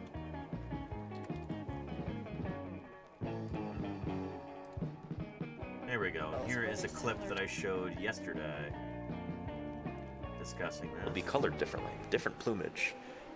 Different feathers, vivid. This is a baryonyx claw right here. I have a cast of this, or rather a 3D print at home. I'm very familiar with this specimen. This is the one at the British Museum. It's right here. So that's the bony core right there. Yeah. If you go around the side, there it is reconstructed with the keratin on the top. So birds are kind of the same way, where they've got a bony core to their claws, but that doesn't show you how big the actual claw would be in life. I think cats might really have that neat. too. I love that. So anywho, a Stegosaurus spike would be the same way. It's got that bony core, and then it's got a keratinous sheath. A sheath made of the same material that your fingernails are, or the horn of a rhinoceros is also made of keratin. Rhinoceros are interesting in that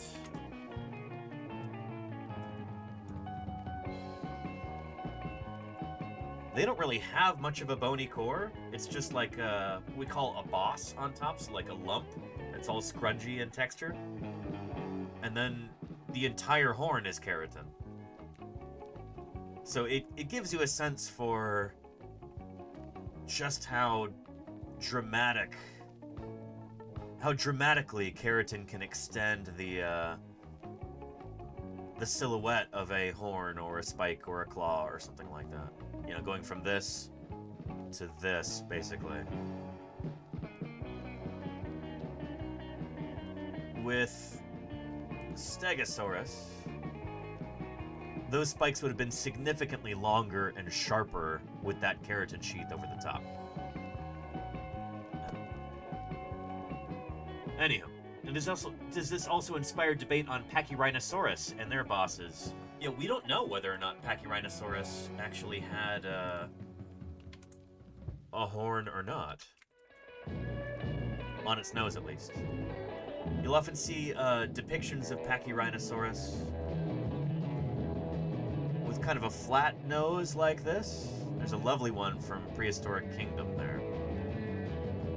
So it's got a big nasal boss, much like that rhinoceros skull. Similar kind of texture there, too. A conservative reconstruction would put them like this. You know, it's just a lump on their nose. But maybe they were like a rhinoceros. Maybe they actually had a big, long, gigantic, crazy horn like that we don't know about because it was just soft tissue, just keratin. Like, this is very much possible, I suppose. The question is, how do you test that, you know? Science is not about, oh, this sounds possible, it sounds plausible, I have a hunch about this, whatever. Science is about testing ideas. So how do you devise a way to test this? How would you try and disprove this horn idea? You know? What's an experiment that you could come up with that would falsify this? You run that experiment and it fails to falsify it? That means this scenario is true, you know? Yeah. Oh yeah. I just thought it was a carrier platform for some pterosaurs.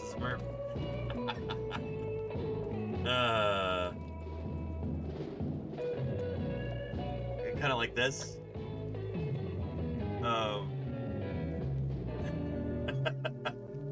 Kind of like on the rear deck of a destroyer with a helipad. You think Pachyrhinosaurus had a landing platform for pterosaurs? A little scout plane for the herd. I like that idea. Gonna keep the bugs away. Yeah, there you go, Murph. I like where your head's at. Yeah. Anywho. Let's get back to Cope and Marsh here, shall we?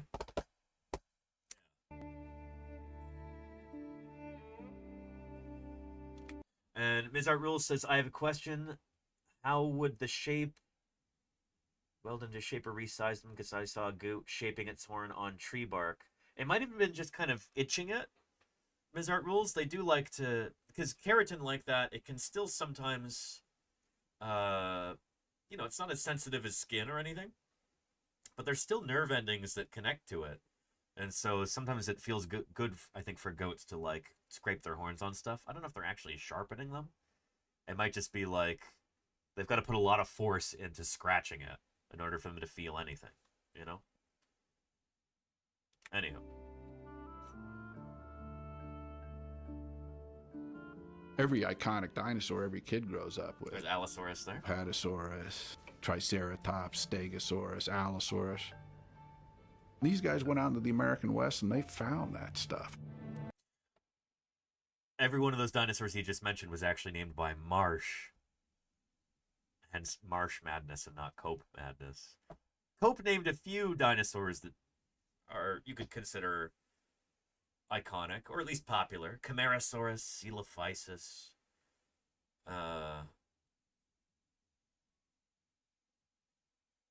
Amphicoelius. It's kind of the end of the list. But yeah. Cope and Marsh shed light on the deep past in a way no one had ever been able to do before. They unearthed more than 130 dinosaur species and some of the first fossil evidence supporting Darwin's new theory of evolution. Yep, that was mostly Marsh's doing. Cope really wasn't big on evolution. At least not like evolution by natural selection. Cope thought that there was something else going on, that animals had some inherent drive inside of them to change from generation to generation, or even within generations. Cope had more of a Lamarckian view of things. Now we know that's bogus. But, yeah. Dr. Irrefutable says, Danny, I think Marsh won the Bone Wars. I mean, at the end of the day, they both lost. You know? They both were twisted and mangled by their hatred for one another, and they both ended up ultimately being destroyed by their conflict. But if you had to pick a winner, I guess you could say that Marsh won, but at what cost, you know? Yeah. Fortunately, there was a more sordid element too, which was their insatiable hatred for each other. Yep. Which often just baffled and exasperated everyone else. Darwin won. There you go, Murph. Yeah. Well, Darwin was already dead. They began life as friends. Then things unraveled, and unraveled in quite a spectacular way. Cope and Marsh locked horns for decades in one of the most bitter scientific rivalries in American history. Oh, I recognize that headline right there. Where have we seen that before?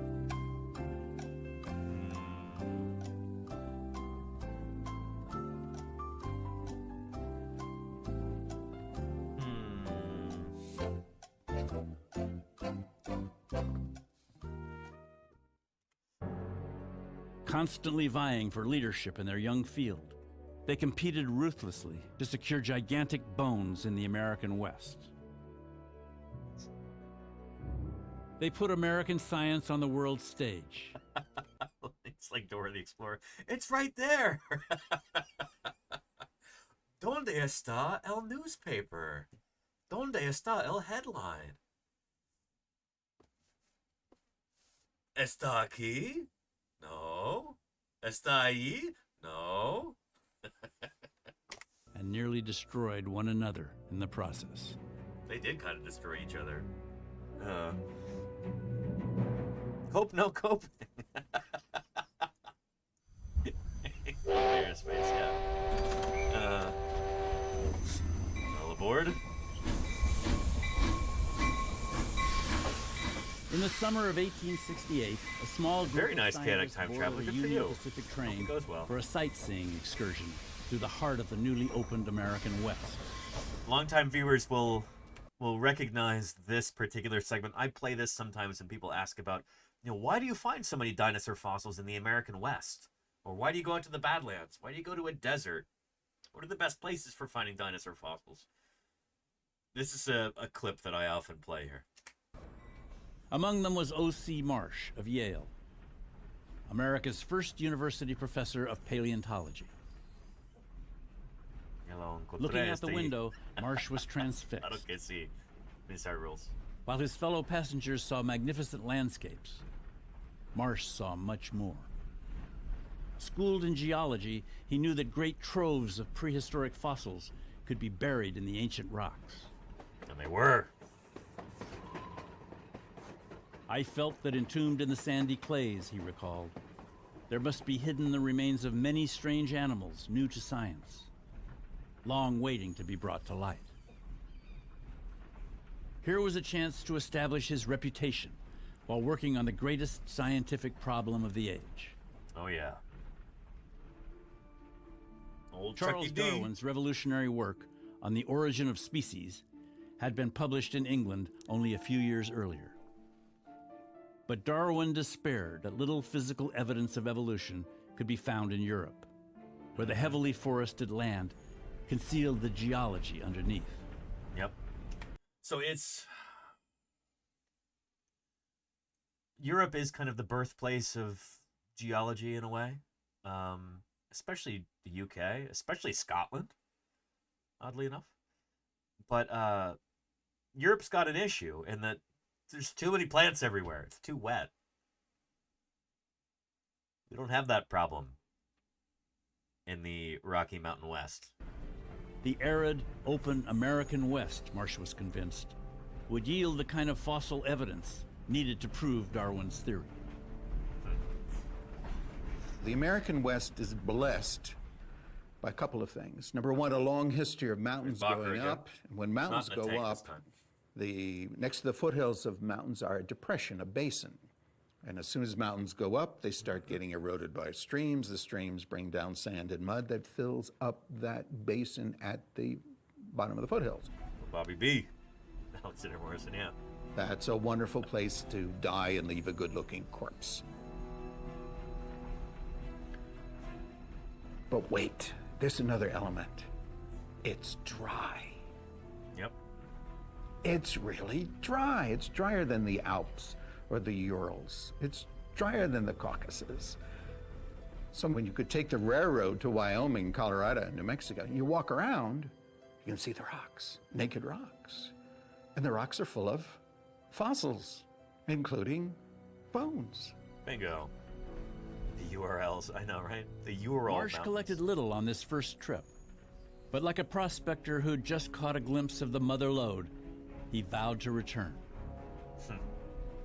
Next time, he'd bring a work party, prepared to hunt for bones in the richest fossil fields on Earth.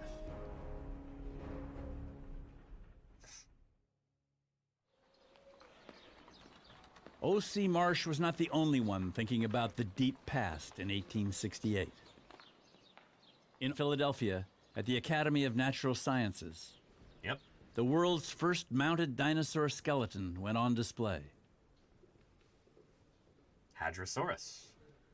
It was called Hadrosaurus, a creature said to have gone extinct millions of years ago. And it did. And so unlike anything in the modern world, it challenged the biblical story of creation.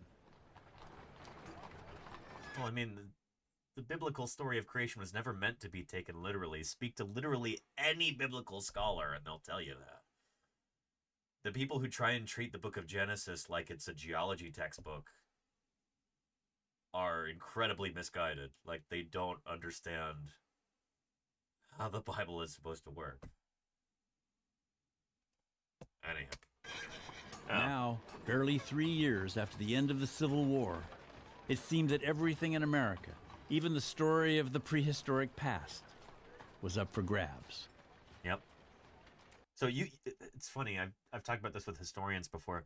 The U.S. Civil War can sort of be thought of as like a second Revolutionary War, in a sense. It didn't really fulfill its full potential because Reconstruction was such a bust afterward. But it can be thought of as the second American Revolution, the U.S. Civil War, where, you know, a huge group of people were suddenly given rights afterward, at least to a certain extent. You know, formerly enslaved people could lead lives of freedom after that, to a certain extent.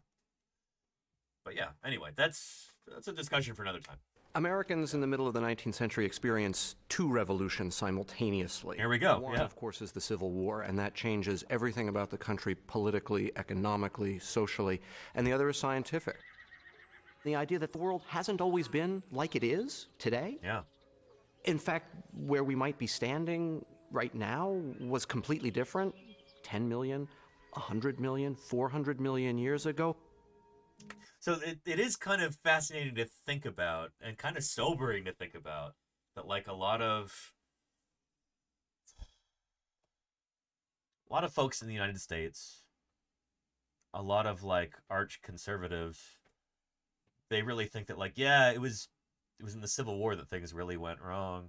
You know, they said the wrong side won. They got rid of slavery, and suddenly, like, all these people have rights, and then you have women's suffrage and stuff afterward. Like, they hate that idea. And they also hate this idea, too. This idea that, like, through science, we can figure out what the ancient past was like, and that gives us context for understanding the world around us today.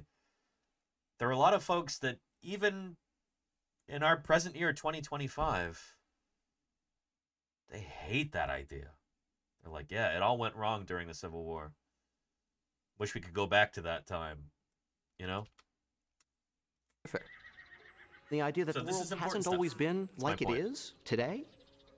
In fact, where we might be standing right now was completely different 10 million, 100 million, 400 million years ago, is a really powerful, fascinating, thrilling idea for people. The hadrosaur had been unearthed in a quarry in Haddonfield, New Jersey, and assembled by a group of scientists that included a 28-year-old Philadelphia Quaker. Edward Drinker Cope had already made a name for himself with the... Interesting that he's got a different human being skull on his desk right there. His own skull would go on to have some interesting adventures in the early 1990s on this cross-country road trip. Here. Brief aside.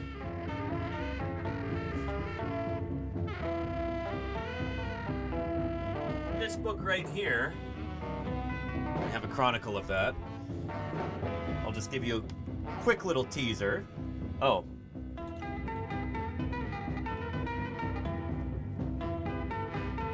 There's Cope's actual skull right there.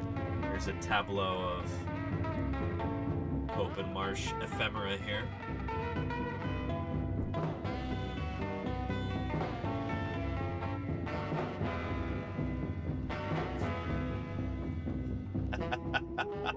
There's Jim Kirkland holding Cope's skull. How did this come to be? Well, stay tuned. And we'll get to that in a little bit. Yeah.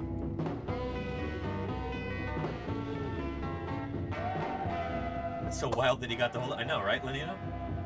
Yeah.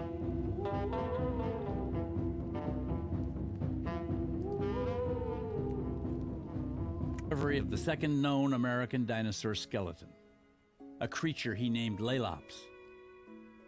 A self-taught prodigy, he'd been captivated by science since childhood.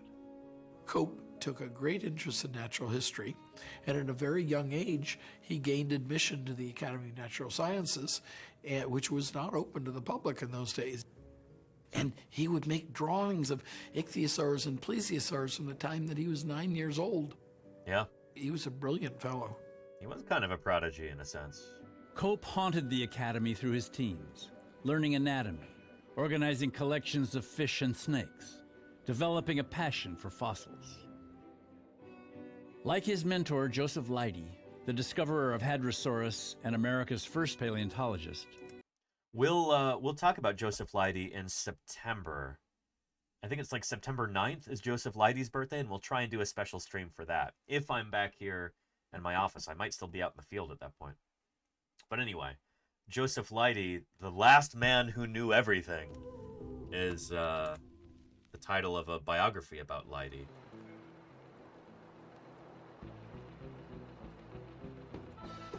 Here we go. Yeah, the last man who knew everything, Joseph Leidy, written by Leonard Warren. I've got that book on my shelf as well. I don't always know where all of my books are immediately. It's here.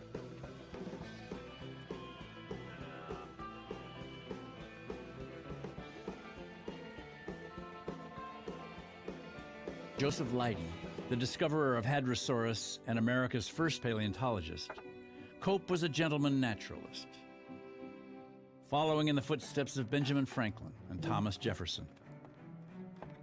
There you go. Men deeply devoted to understanding the natural world. None of them have what we would regard as a credential or advanced training. They have no PhDs because American colleges are not granting PhDs. Cope is part of that older gentleman's world. That fall, Cope received a letter from Professor Marsh at Yale, whom he'd befriended a few years earlier when they were both in Europe. Yep. So, like a lot of middle-class or upper-class young men in the East Coast of the United States at the time, they fled to Europe during the Civil War so they wouldn't get drafted. Cope went there as a matter of course to study in Europe. His family had a lot of money. Marsh, I think his uncle sent him there. Marsh's family, his immediate family, did not have a lot of money. They were very working class, but his uncle was wealthy, and I think paid for him to escape to Europe so he wouldn't have to fight in the Civil War. Now the professor wanted to see the quarry where the hadrosaur had been found. How fortunate. I know, right, Scoops? To oblige. Yeah. Cope took Marsh on a field trip to visit the various quarry operations in southern New Jersey. And they parted on good terms, and Marsh went back to New Haven. But after that trip, Cope's fossil supply dried up. It soon became clear why. Marsh had made a deal with the quarry owners to send any new discoveries to his lab at Yale College. Cope was quite put out. He'd taken Marsh out, he'd introduced him to people, and the next thing he knows, he feels behind his back, Marsh is stealing bones from New Jersey. Marsh is not part of that older 19th century gentleman's world of natural science. He doesn't feel bound by those unwritten rules. He operates in an almost businesslike way, much more aggressively. He sees an opportunity in Haddonfield. He grabs it. The episode at Haddonfield cracked the veneer of Marsh and Cope's early friendship. Yep. A fracture that would deepen a few months later in Philadelphia. There you go, Nerduino. No, I know what you mean. Cope had been reconstructing the skeleton of a prehistoric marine reptile from a jumble of disconnected bones. He named the creature Elasmosaurus and soon published an illustrated account of this unusual new species with its long tail and very short neck. Crazy long tail and surprisingly short neck. Unusually long and short, respectively. What's going on there? It was, Cope believed, work that would propel him to the top of his field. But when Professor Marsh came to see the results, it was clear to him that Cope had misread the anatomy and put the skull on the wrong end of the skeleton. Yep. He put the head on the end of the tail by mistake. It was a grievous error. And Cope would have given anything to be able to just cover that up and pretend it didn't happen. Marsh didn't let him do that. Cope puts the head on the tail. You know, Marsh was not going to let that get by. Yeah.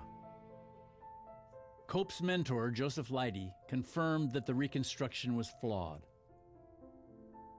Cope tried desperately to retract the publication and cover up his mistake, but it was too late. Yep. So legend has it that Cope tried to purchase every single copy of the manuscript that had gone out. He tried to buy up every last example of that publication so he could burn them and everyone would forget about it. But legend has it that Marsh held on to a bunch of them and distributed them to his colleagues. Like, yeah, look at what a dingus this Cope was. Look at his boneheaded mistake. It's drove an even larger wedge between them, you could say. Cope was mortified, and Marsh made sure that everyone knew that Cope had muffed this great Elasmosaurus. His wounded vanity received a shock from which it has never recovered, Marsh later wrote. And he has since... So catty. These two guys are just... They're so incredibly immature. In a lot... They could have just gotten along, you know? But this is some, like, you know, Real Housewives style drama between these guys. You know, they start off as friends or maybe frenemies, and then they become bitter enemies by the end of it. You know, maybe they're not throwing glasses of wine in each other's faces, but it's some like reality TV show level drama. Yeah. It's just ridiculous. These guys are... It's frankly kind of embarrassing, you know? I think when we're... Here. I say this to make the point that when we talk about Cope and Marsh, and I've got, you know, portraits of Cope and Marsh on my back wall, you know, here in my office, it's not... I'm not trying to lionize these guys. They are important figures in the history of vertebrate paleontology in North America, but they were very, very flawed individuals. And they were not living up to the standards that we as scientists are supposed to uphold, you know?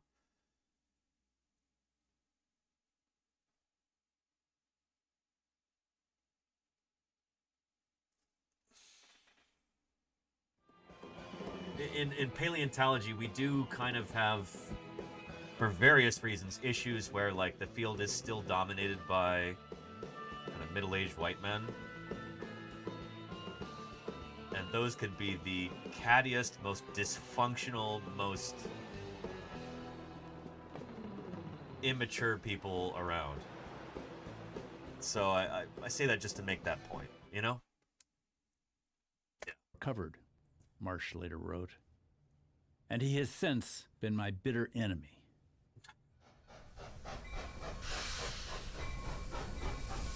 In the summer of 1870... Petrodactylus says it's embarrassing in such a fascinating and, I'll be honest, kind of hilarious way as well. Yeah, I mean, it's really, can be very fun to talk about. And there was supposed to be an HBO film about this. I don't think a series, but a film?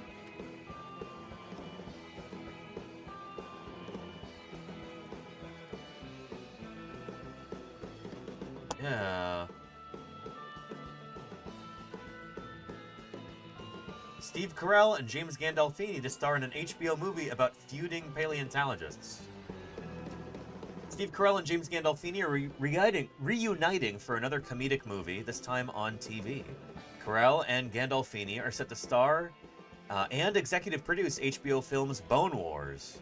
The project, now in development, is based on the real-life Bone Wars between Edward Drinker Cope and Othniel Charles Marsh. Set during the post-Civil War birth of American science, the film is a sophisticated comedy about one of history's most notorious feuds, the great dinosaur fossil race between paleontologist Marsh, Gandolfini, and Cope, Carell. A decades-long competition that led to the discovery of more than 160 dinosaurs. Only a few of those are valid. And their mutual downward spiral. Search is underway for a writer to pen Bone Wars, which is executive produced by the former Sopranos, blah, blah, blah. This ended up not happening. Because James Gandolfini passed away.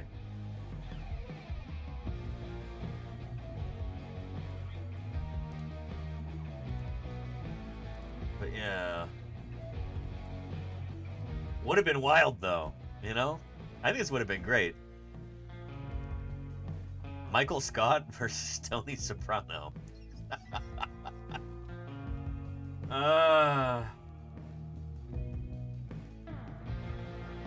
Yeah. But it was gonna happen. It was gonna happen, you know? I still think it could and should happen, but with... We've talked about this before many times on stream. I think Paul Giamatti as Marsh and Gary Oldman as Cope. Perfect. And Claire Burr helped us with that casting there. And Claire, do you have a link to that file? Grabbing your poster. Excellent, yeah. Claire's on it.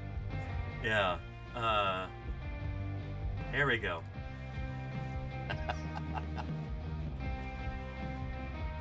Oh, man. Yeah. It could still happen.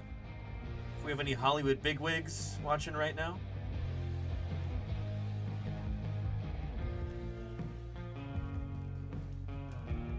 Think about it. Think about it. This is a story that is absolutely ripe for a Hollywood retelling. Just gotta get the stars, you know?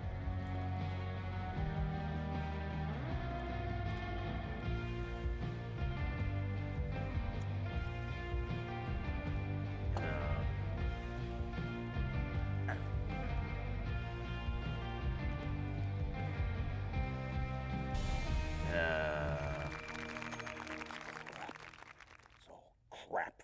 Being handed scripts every day by these kids, these morons, feeding me junk about traveling through time and dancing chipmunks.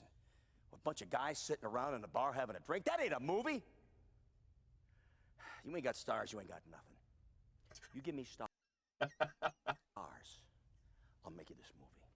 Movies don't come from words on paper. Movies come from here. And from here, you gotta have the brains to know who the stars are. You gotta have the balls to go get them. Anyway, yeah.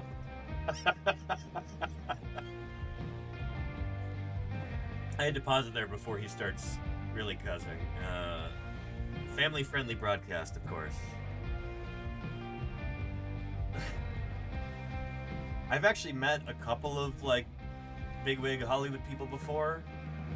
Half of them are, like, very nice, very thoughtful, well-spoken, just lovely people. And some of them are very amusing and very crass. Like this guy. It's a bit of a caricature, but there's some reality to that. Yeah. Anyway. Professor Marsh headed west again, leading the first scientific fossil hunting expedition on the western frontier. There you go, Copernicus cat, yeah. The railroad now stretched all the way to California, but this was still the Wild West. Marsh and his party stayed close to military forts for provisions and protection from hostile Indians. His entourage included a crew of students from Yale College, whose families covered most of the $15,000 cost of the expedition.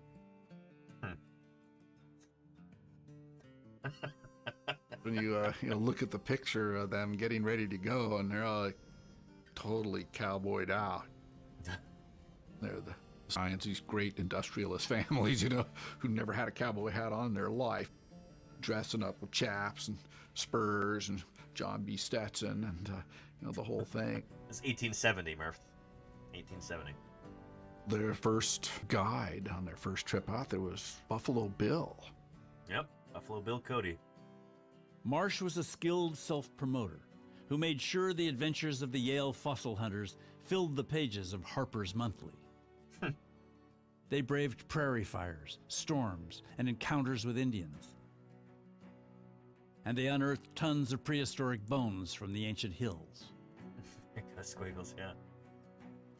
That was about $363,745.45 today. That's a good chunk of change, Murph. Wow. Wow. It would take months to sort through the hundreds of specimens they collected. But Marsh had already accomplished his primary goal. He had staked his claim to the fossil fields of the West, and he had no intention of sharing them with anyone. This is the age where the model of business is to establish a trust, and Marsh wants to create the Fossil Trust, using Yale as its headquarters. It's one of the most funded digs ever, maybe, Murph. Yeah, potentially, yeah. From Philadelphia, Edward Cope had been following Marsh's adventures with interest and envy. He was desperate to get in on the fossil bonanza. But unlike Yale, the Philadelphia Academy did not mount expeditions. It was still an association of gentlemen naturalists that depended on amateurs to send in fossils. Cope wrote to geologist and explorer Ferdinand Hayden, who now led one of the government survey crews mapping the West. Yep. And Hayden was, Hayden and Powell, to kind of, and almost heroic figures in the history of American geology. In 1872, Hayden offered to outfit a fossil hunting trip for Cope if he could get himself to Fort Bridger in Wyoming. The other one was John Wesley Powell, Claire Burr, the one-armed Civil War veteran who he rode all the way up and down the Colorado River with one arm. Kind of incredible. And he actually had a plan for, like, thoughtful settlement of the American West that would respect the rights of, you know, the people who already lived there, Native Americans, and would account for, you know, which areas in the American West actually had water and which didn't. He kind of predicted the Dust Bowl decades before it happened, but not enough people listened to Powell. He was ahead of his time. John Wesley Powell. And one arm, yeah, yes indeed, Pimp Cat, yeah. We'll see him later in this documentary too. John Wesley Powell.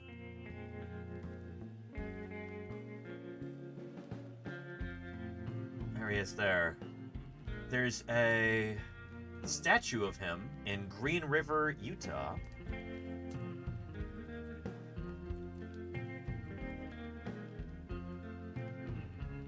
There he is there, in the back of the boat, with his one arm. And there's a model of him there, too. Yeah. If you ever get a chance, stop at the John Wesley Powell River History Museum. It is one of the highlights of Green River, Utah. And there's even some cool fossil displays there, too. Like, what is this, Nathomortis? This huge mosasaur. Yeah. Lovely little museum. Anyway, John Wesley Powell remains to this day kind of a heroic figure. You know? Yeah. Marsh had been there the year before and published... And name of this song, Claire Burr? Here, hang on. It's a cover of The Crystal Ship by The Doors. Papers on his discoveries. A trove of fossils from the early age of mammals. Cope was sure he could do better. You're welcome, Claire. Even back then, scientists measured themselves by publication, and it was clear to Cope that there was just great fertile material out there. But when he arrived at Fort Bridger, he found that Hayden's survey crew had already moved on, taking all the available horses and mules.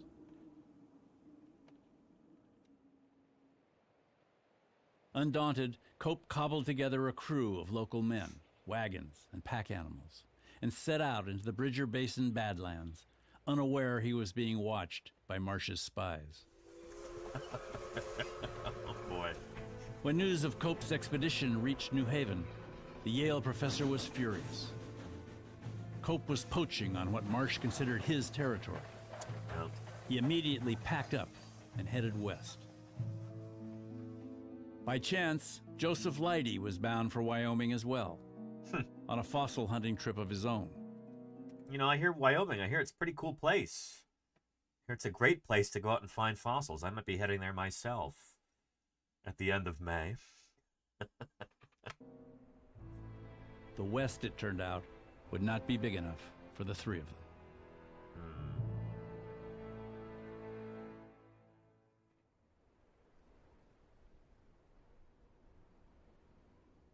Cope had the site to himself for a time, and the Badlands lived up to the name. He was plagued by blood-sucking gnats, bad water, fever, and nightmares. Still, he worked every day from sunup until dark, looking for trails of loose bone, leading to skeletons still embedded in rock. Yeah.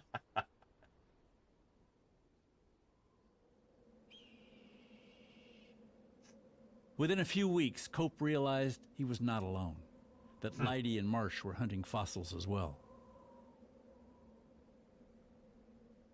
And soon, they all began finding the bones of a truly bizarre creature. Yeah. It was a fantastic beast that looked like it was made up for a... Not a dinosaur. Hindu mythology. It was as big as an elephant, but had saber teeth gigantic fangs, but was a plant eater, but had horns, 6 of them in 2 rows. It's unbelievable. Eager for the prized right to name a new species, each scientist rushed to be the first to get his findings into print. Yep. Cope dashed off a quick paper by telegraph from Wyoming. Marsh did the same. But Joseph Leidy beat them both, giving him priority to name the beast, Uintatherium robustum. Yeah, and that is the name that we still use to this day. I think I encountered one of these beasties in Vernal, Utah a few years back. Let's see if we can find that.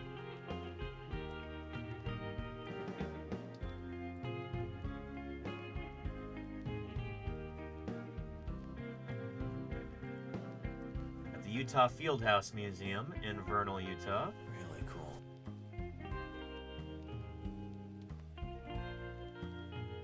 There we go.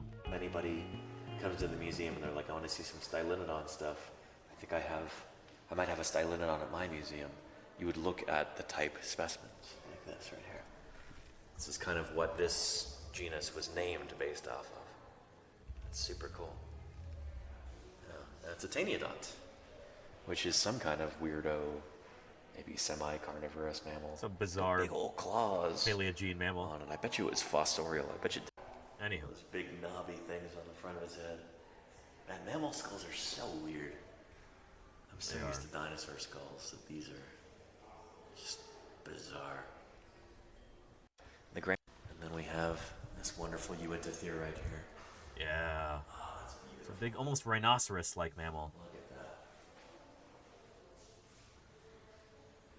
So I think this is a cast. Although this is clearly a very old mount. You just look at all of like the metalwork on there. This was done a long time ago. This might be one of the oldest specimens in this museum. You have relatives in Vernal. Very cool text, too. Back in the day, it was not uncommon one of my favorite to actually mount real fossil skeletons like that, and sometimes just jam the metal support straight through the bone. So this could be one of those examples. It was also not uncommon to paint over the fossil bone so that everything's nice and uniform in color to make it prettier. But I bet you this is a cast. It's so cool though. Just trying to give you a different view along here. Really neat. Is Alex's mammal skulls feel more dense than dino skulls? Absolutely, yeah. There, Uintatherium in life would look something like this. Yeah, or that, or this. They're cool critters. Yeah.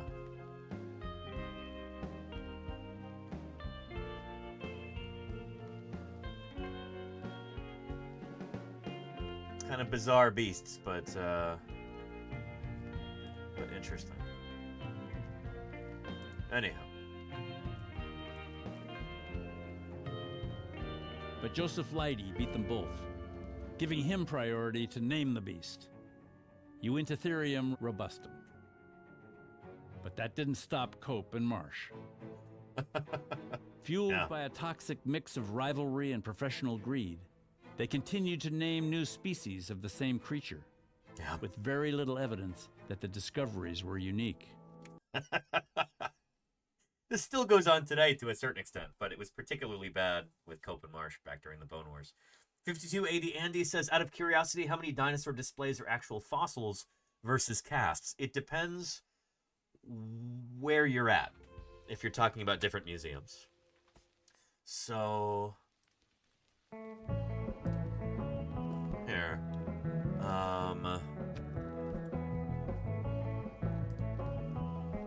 At certain museums, they will all be casts. Like here. Only a few of them. Only a few of the small dinosaurs managed to survive. Smallest ones being birds. This is the Dinosaur Discovery Museum in Kenosha, Wisconsin. Anyway. Bonkers. Thank you. And they're all theropod dinosaurs in here, except for Eoraptor, maybe. And you know, right off the bat. So like every single one of these is a replica. It's too cast. large. I printed it too big. I had to print some smaller ones. But yeah, so that is the very earliest dinosaur we have so far. It's about 234 million years here in Wisconsin. So I think some of the funding comes from the university. And this is a municipal building right here, as I understand it. So I think some of the budget also comes from the city. So at certain museums, they will all be casts. At certain museums, you'll have about 50-50. At some museums, like for instance, the American Museum of Natural History in New York City, it might be majority real fossil bones on display. So it depends. And Pimpcat says, wait, they're all fake? Well, these ones here are all replicas, yeah. This is a little museum in Wisconsin. You don't have a lot of dinosaurs in Wisconsin. And Bates Apex, thank you for the follow. But yeah, every single one of these is a cast. Some molded and cast replica of the real fossils. With a lot of parts filled in. I'm really enjoying being here. I hope you are too. Yeah. Anyway, how is everything supposed to be paid for, says Anima Confusa? Oh, this museum is associated with Carthage College here in Wisconsin. Yeah, and they've actually been having some funding woes. It's not great. But, anyway. People. So wait, what do you mean? Like you see... Yeah, let's look at the skeletons, Danny. What are you doing? Sorry. Yeah. There we go. Again, this crazy pose on the Torvosaurus here. I really like this. It's like... It would have been nice if they could turn a little bit more so you could see the head more properly, but it is nice to be... This is neat in the sense that they've got different colors painted for ones that are based on real bones versus ones that are based on, well, ones that are sculpted in to fill in the blanks. To see the top of the cervical vertebrae there. That's neat. And have that forelimb contacting the ground like that. It's a very dynamic pose. You know, I kind of wonder whether... Oh, the skeleton is mounted in a feeding pose, it says. Yeah, okay. I kind of pictured her like... So the real bones for Torvosaurus are probably in... They might be in Salt Lake City. Because I'm guessing they came from either the Cleveland Lloyd Dinosaur Quarry or... No, more likely they came from one of Jim Jensen's old sites, maybe the Dry Mesa Quarry. So those original bones would be in Provo, Utah, at the Brigham Young University Museum of Paleontology. Yeah, and so this is a whole bunch of different theropods from around the world. Torvosaurus here. I see Acrocanthosaurus. The originals for that, I think, are in North Carolina. The Suchomimus over there at the end, the original bones are in Niger. Carnotaurus, the originals are in Argentina.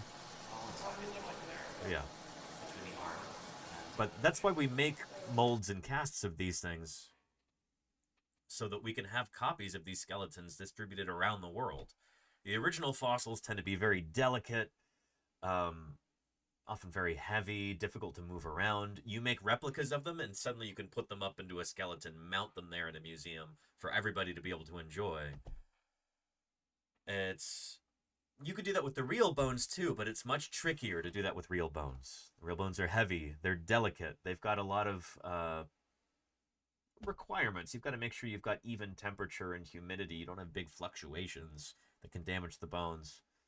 So more often than not, those bones are kept behind the scenes in museum drawers where they can be accessed and studied by visiting researchers. But there are a lot of cases of museums where you've got the actual dinosaur skeleton on display. Like where I used to work at Museum of the Rockies, this is the only genuine mounted fossil Tyrannosaurus skeleton in the whole state of Montana. There's more T-Rex from Montana than from any other state. I think the majority of Tyrannosaurus specimens at this point are from Montana. And this skeleton here, those are the real fossil bones with some sculpted parts mixed in there too, in order to make the whole thing complete, because dinosaur skeletons, they're not frequently found complete. It does happen. And the smaller the dinosaur, the easier it is that it would be preserved complete. The bigger the dinosaur, the harder it is to get enough sediment to cover the whole carcass in the first place, to bury it, preserve it. But anyway, so that's an example of a real mounted dinosaur skeleton there. That's actual fossil bone on display. Oh yeah. Anyhow, I hope that makes sense. Yeah. And Marsh Madness, our the championship round for Marsh Madness will be at the end of today's stream. I think toward the end. It'll probably be right before Thursday Birds Day. Yeah. Anyhow, let's get back to here. But that didn't stop Cope and Marsh. Fueled by a toxic mix of rivalry and professional greed, they continued to name new species of the same creature, with very little evidence that the discoveries were unique. There you go, Lenina, yeah. They were finding these same saber-toothed Hindu monsters, and they just took a hold of their brains. They were rushing short papers into print, not well thought out papers. Neither of them read each other's papers. Cope would name another species, and Marsh would name 5 species. And pretty soon, Cope and Marsh were ignoring Leidy's work. He was the first one in. This is what I call taxonomic carpet bombing. Yeah. There were 24 names thrown at one species. Yep. It would take decades to untangle the mess they made at Bridger Basin. But it took no time at all for Marsh to declare war on Cope. What followed that winter and into the next spring was a relentless effort by Marsh to discredit all of Cope's names and findings. The quarrel began with legitimate questions about whether species named by Cope had already been named by Marsh. But it quickly escalated to personal attacks in scientific journals, accusations of fraud, false dates on papers, even theft of fossils. A war of words like nothing ever seen before in the staid world of American science. Let's face it, famous scientists are not successful because of their capacity to get along altogether. Because really, to be good and to find new things, it's I'm right and you're wrong. Colleagues were appalled. Joseph Leidy most of all. Yeah. He could see that paleontology was moving beyond the reach of gentlemen naturalists. Staying in the game would require deep pockets, institutional support, and a willingness to compete with the likes of Cope and Marsh. Leidy is quintessentially that figure of the old natural history. He's bound by a different set of scientific ethics. He realizes that these two guys are playing a very different sort of game, operating in very different kinds of ways. I just don't think he has the stomach for it. Yeah. Leidy left Cope and Marsh to fight it out in the scientific journals of the East and the fossil fields of the West.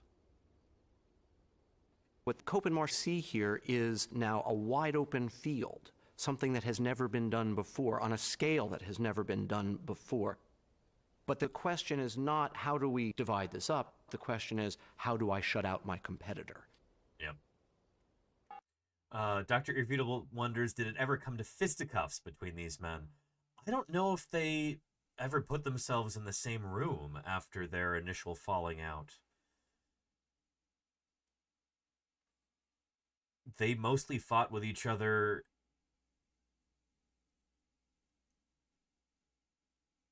through the proxies of their field crews out in the American West, and then in the pages of scientific journals, and later on newspapers too.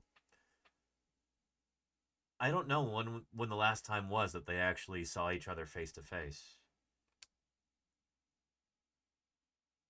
I'm not sure. But no, they never physically fought, to my knowledge. Back in New Haven, Professor O.C. Marsh presided over a well-funded scientific empire, centered at the Yale College Museum, which had been founded by his millionaire uncle and benefactor, George Peabody. Yep. Marsh has this really quite extraordinary career at Yale. It gives him an institutional home, doesn't pay him a salary, which means he doesn't really have to answer to people if he doesn't want to. He's got his own money. It's kind of dangerous, in a way. Marsh didn't always have money. Sounds nice, though. As a boy, he lived on a farm in rural New York with little hope or ambition. Yeah. His father, Caleb Marsh, saw his son, Othniel, as basically the major farmhand. And then suddenly, he's plucked from obscurity by his uncle, George Peabody, and staked to an education at Andover and Yale. And he could wear top hats suddenly. He had the dough for that kind of thing. German universities. It was like a Horatio Alger story. Yeah. At Yale, he grew into an imposing figure with influence and connections, but few friends Space, yeah. and no family of his own. Like some other knuckleheads I can think of. You're right on the money there, Mayor's Face, yeah. He spent a fortune building a lavish home in New Haven, where he entertained important guests, but lived alone his entire life. Yeah. Marsh never married. There are vague whispers that Marsh and Cope may have actually had a romance together when they were in Europe as younger men. I don't think we have any real evidence of that, but like it's not difficult to imagine, I suppose. No wonder they had a falling out, says Claire Burr. I mean, again, we don't have any real concrete reason to think that that happened, but it's certainly not impossible, you know? Yeah, I hope so. That would be adorable, says Lenina. Cope did end up marrying later on. Marsh never did. It's a stunted life, I think, in many ways, emotionally. And that one sees time and time again through the rest of his life. Inside the museum, Marsh earned respect, but little affection. I recognize some of... There's John Bell Hatcher right there, looks like. I think I recognize his face. He would go on to become, well, what's the title of that biography?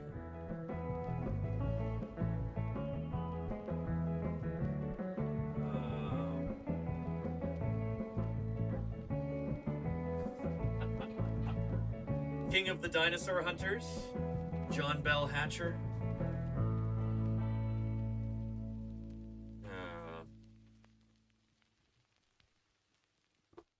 Here we are right here. King of the Dinosaur Hunters, The Life of John Bell Hatcher and the Discoveries That Shaped Paleontology by Lowell Dingus. Good book. That's the point, is that Cope and Marsh in some ways trained and certainly employed many, if not most, of the people who would go on to shape American vertebrate paleontology thereafter.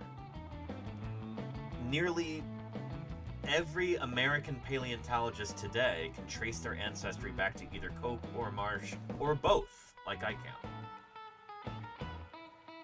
So they trained the guys who would go on to make all kinds of other discoveries and drive paleontology further for decades and decades thereafter, you know?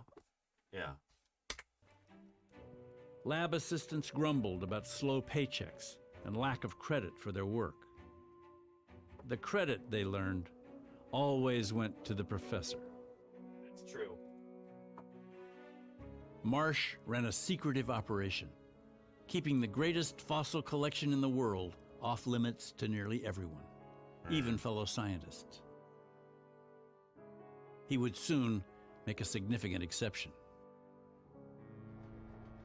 In August... And It's Rise TV, we were talking about that earlier on stream, and much of yesterday's stream, and almost all of Monday's stream, the whole direwolf thing. It's... You can look at the VODs, but it's not a direwolf. And I wish that the media wouldn't be quite so credulous about this kind of thing. But anyhow, let's continue. Make a significant exception. In August 1876, a distinguished visitor from England arrived by steamship in New York City. Thomas Henry Huxley was one of the world's most renowned scientists. Darwin's a brilliant bulldog. biologist and a passionate defender of Darwin's theory of evolution. Yeah. They called him Darwin's bulldog at the time. Nowadays, you could call him Darwin's pit bull, I suppose. Bulldogs are not quite... Bulldogs are seen as pretty cutesy. But, like, you know, he was a pugnacious fighter. Promoting these ideas and debating detractors and stuff. Yeah. Huxley traveled straight to the Yale College Museum, where Professor Marsh claimed to have fossil evidence that would prove Darwin right. There we go. Since his first trip west, Horses. Marsh had been piecing together the 50-million-year evolution of the horse, from a fox-sized creature with 4 toes to the modern animal with its single hoof. He had meticulously and compulsively collected horses, so that by the time Huxley comes to visit Yale, Marsh has 33 different species of horse in 3 different families.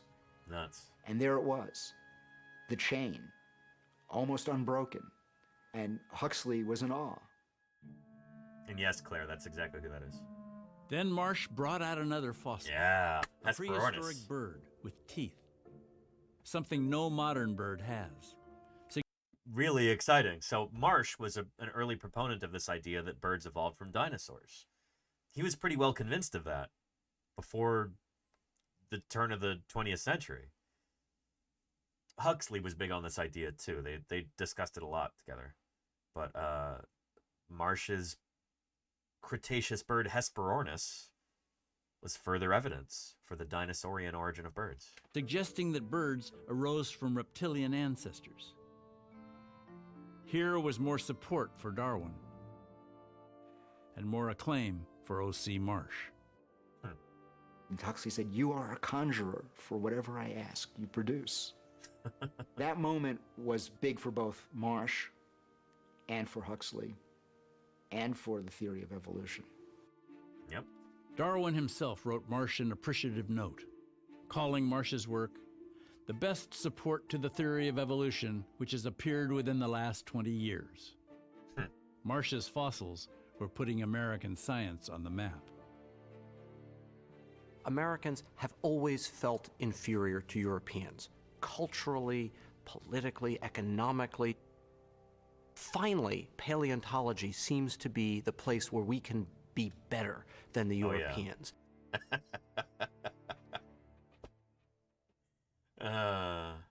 While Marsh basked in the glow of professional acclaim, Cope was thriving too. The death of his father left him with a sizable inheritance. Now he could finance his own fossil hunting expeditions and compete with Marsh head to head.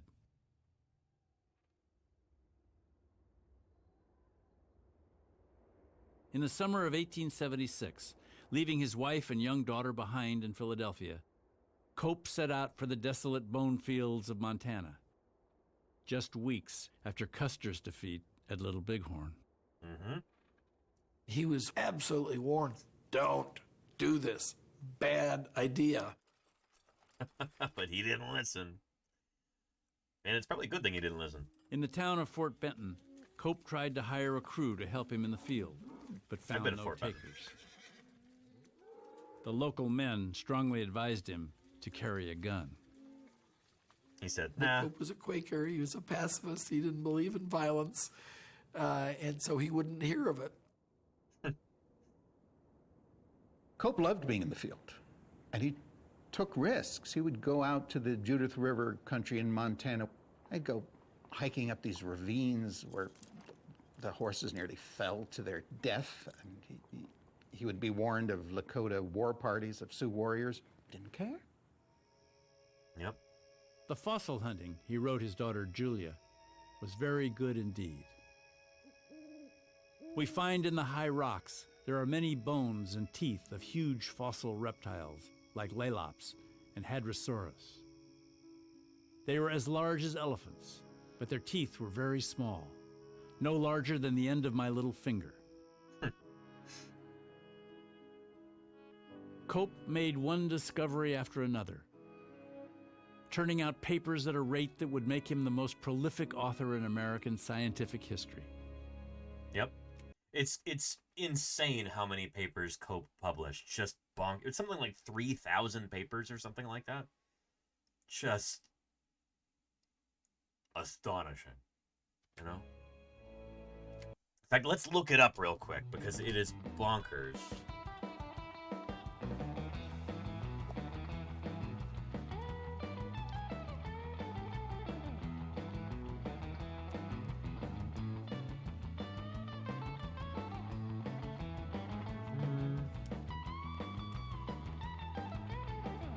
I don't know if we have a figure here, but it is something crazy. It's like 3,000 publications or something like that. No, he was a prodigious writer with 1,400 papers published over his lifetime. Although his rivals debated the accuracy of his rapidly published works. Yeah. He discovered, described, and named more than 1,000 vertebrate species, including hundreds of fishes and dozens of dinosaurs. So, unlike Marsh, who was mostly focused on fossil critters, Cope also named a whole bunch of modern lizards and frogs and other organisms like that, and several species of fishes and all kinds of stuff. He was a zoologist as well as a paleontologist. Yeah. And were papers ghostwritten back then? Cope's papers were not. Some of Marsh's papers were almost certainly ghostwritten. So, like, his employees, his underlings, his workers wrote them, and he took the credit for them. Cope isn't usually accused of doing that. That was a Marsh thing. So, again, Marsh did that. Cope, not so much.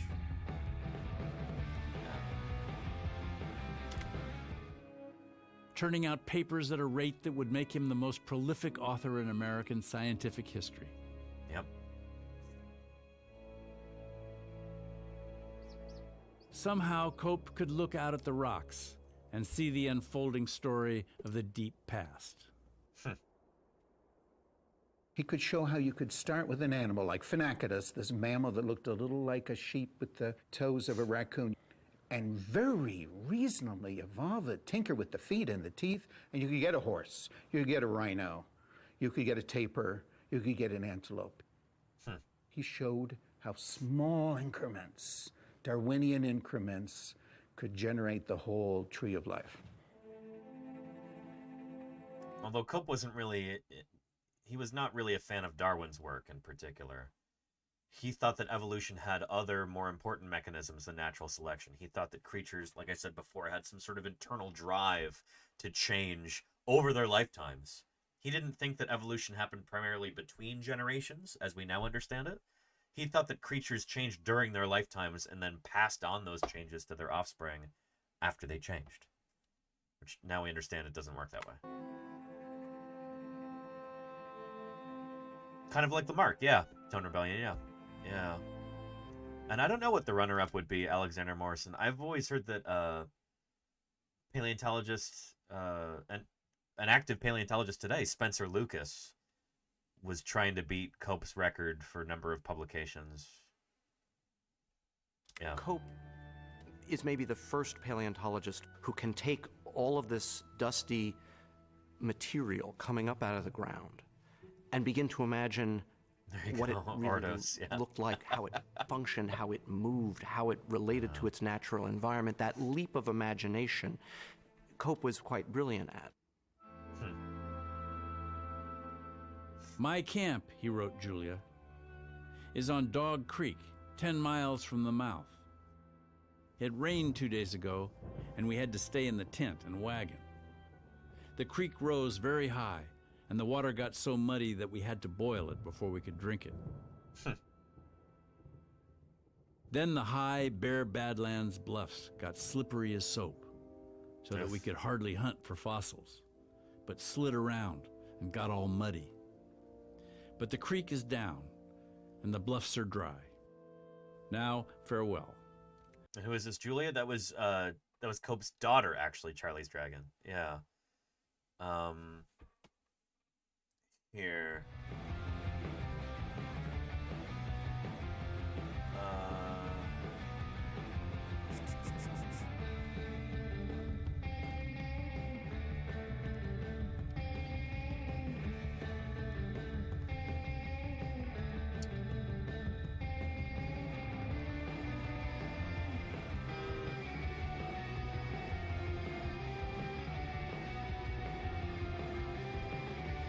Let's see. Cope married.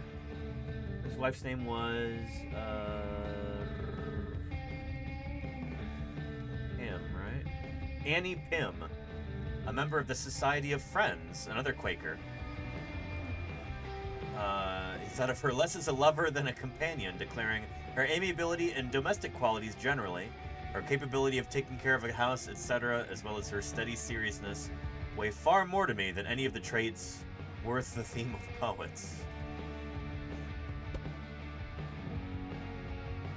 It is thought that Cope was not a particularly faithful husband and had a lot of dalliances at various American forts and stuff like that out in the West. But, anyway. The two had a single daughter, Julia Biddle Cope, born June 10th, 1866. Anyhow.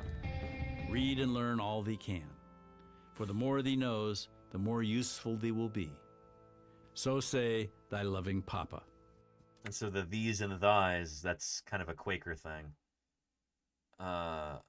Anybody who's ever read Melville's Moby Dick, Captain Ahab with all the these and thys and thous in his speech, it's also a Quaker thing. Cope was a Quaker as well. Cope is a complicated character. He has great warmth. People who were his friends loved him. And yet, on the other hand, he had this irascible, thin-skinned, quick-on-the-trigger personality. One of his Philadelphia colleagues called him a militant paleontologist. Not the worst thing to be. 4 years had passed since the militant paleontologist had clashed with the Yale professor over Bridger Basin. During that time, the two rivals had barely exchanged a word. And do both these guys still have descendants? Marsh certainly doesn't, to my knowledge. Cope might still have... It's possible he had a daughter. He might have descendants today, I don't know. But hostilities were about to break out again over the bones of the largest creatures that ever lived. In the spring of 1877, in the foothills above Morrison, Colorado, an amateur painter and fossil hunter named Arthur Lakes stumbled on something astonishing.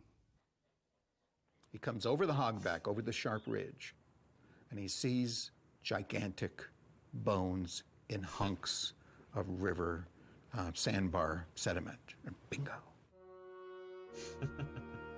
In a letter to O.C. Marsh, Lakes wrote of bones so utterly beyond anything I had ever conceived possible that I could hardly believe my eyes.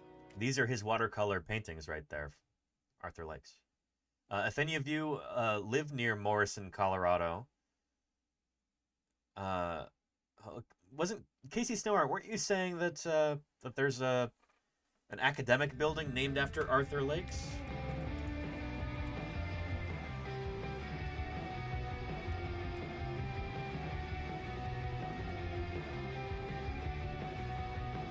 The Arthur Lakes Library at the Colorado School of Mines. There we go.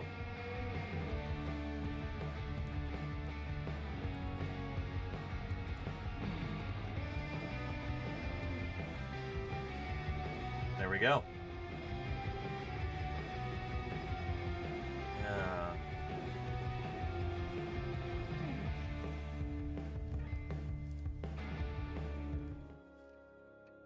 These vertebra, neck bones, that were a yard or more across, a single bone. And the leg bones were, you couldn't wrap your arms around them. They were so big. Lakes was a freelancer, looking for money for his find. He shipped a few dinosaur bones to Marsh in New Haven. Dr. Irrefutable says, suppose that Marsh or Cope had found Deinonychus, how would history have been affected? somebody did find Deinonychus before Ostrom did, Dr. Irrefutable. Barnum Brown, who can be thought of as a descendant of Cope, an academic descendant of Cope, he discovered Deinonychus. He called it Daptosaurus back in like 1930 or something like that. What's science ever done for us? TV off. KDL 306, thanks for the follow. But Brown never published on Daptosaurus. That remained an informal name. And he ended up, I guess, retiring without ever really making much of it. It could very well be that he showed those fossils to John Ostrom, and that's what gave John Ostrom the idea to go work out there in, I think it was Carbon County, Montana, Rainbow Butte. And that's how Ostrom ended up finding that stuff in the first place. But yeah, Ostrom never really liked to admit that that was the case. If that was the case, he wasn't letting on to it. Yeah. KDL says, I hope I get smarter watching this channel. I need it.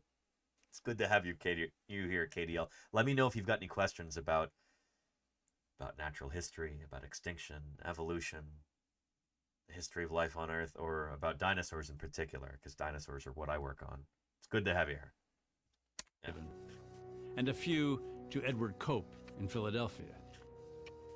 As soon as the first lot arrived, it was clear these were new species, new families of species, a new slice of evolutionary time, the late Jurassic, that no one had ever seen before.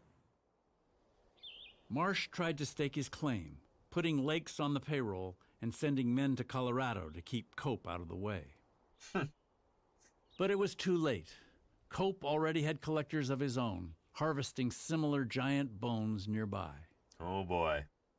Then Marsh learned of an even bigger find. In Wyoming. From a fossil hunter working at Como Bluff, Wyoming. Bingo. Along the base of the ridge, less than half a mile from the Union Pacific tracks, was a truly extraordinary cache of Jurassic bones. They extended for 7 miles, he was told, and were by the ton. Como Bluff. I've still never been there. Marsh had passed Como Bluff on the train. I have friends who've once. worked at Como Bluff. But what looked like rocks from a distance were actually chunks of fossil bone, marking the greatest dinosaur graveyard the world has ever known. Yep. Again, Marsh tried to lock it up, and again he was too late. Cope had also heard about Como Bluff and soon opened quarries of his own. Determined to stay ahead of Cope, Marsh kept his men working straight through the winter. Jeez. Through the winter. In Wyoming, of all places. Nuts. And this is before they had pickup trucks with heaters inside. You know, this is in the 1870s. Nuts. Arthur Lakes wrote about finger-numbing cold, 25 to 30 degrees below zero. Ugh. Working in the winter just seems utter madness. Paleontologists, with rare exception, do not subject themselves to this sort of abuse anymore. Nope, we don't. I talk about this all the time when I'm doing fieldwork streams. You know, why don't you work here year-round? Well, because there's snow on the ground for half the year, and it might get down to 40 degrees below zero. Yeah, bonkers that they would do this, you know? The conditions were grueling, but the results were spectacular. Within a few months, you had 4 separate digs producing hundreds of bones, dozens of skulls and skeletons of the late Jurassic. It was Jurassic Park, finally. These Jurassic critters are a world like none before, none after.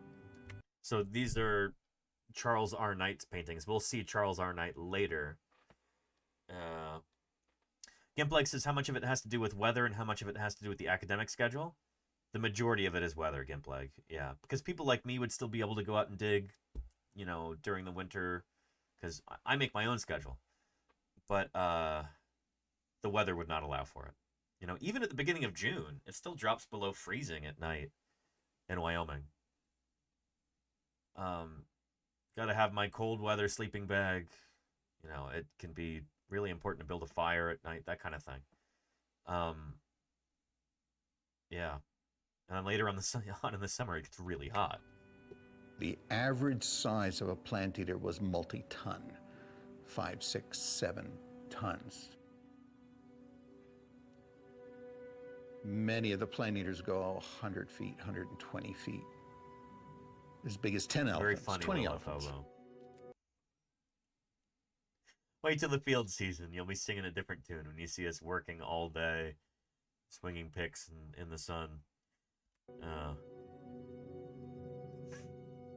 The frenzied efforts of Marsh and Cope revealed a lost world, an unknown era in the history of life. 100. And CT Chicken, hey, welcome to Paleontologizing.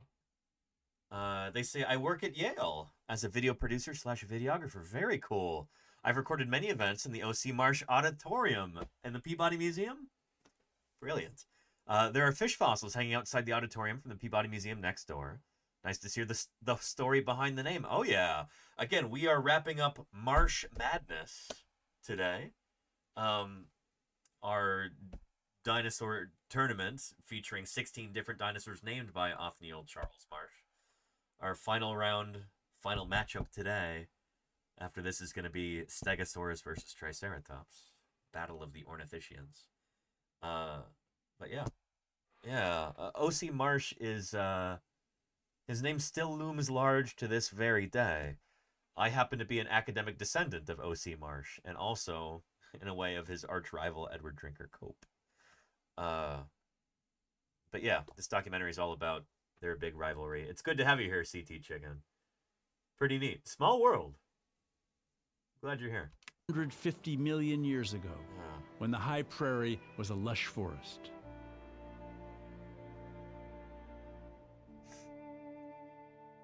Between them, Cope and Marsh discovered over 100 types of dinosaurs, including stegosaurs, allosaurs, apatosaurs, camarasaurs. All of those were named by Marsh except for Camarasaurus, which was named by Cope. Some of the largest animals ever to walk the earth. Here, let's do a little roundup here. Was a lush. I'll name these as they go by. Stegosaurus, right here. Dryosaurus, aka Lausaurus, right there. Apatosaurus, aka Brontosaurus here. Triceratops, right there. All of these named by Marsh. Ankylosaurus, Camptosaurus, also named by Marsh. More Apatosaurus here. Ceratosaurus, right there, also named by Marsh. None of these are Cope dinosaurs. They're all Marsh dinosaurs.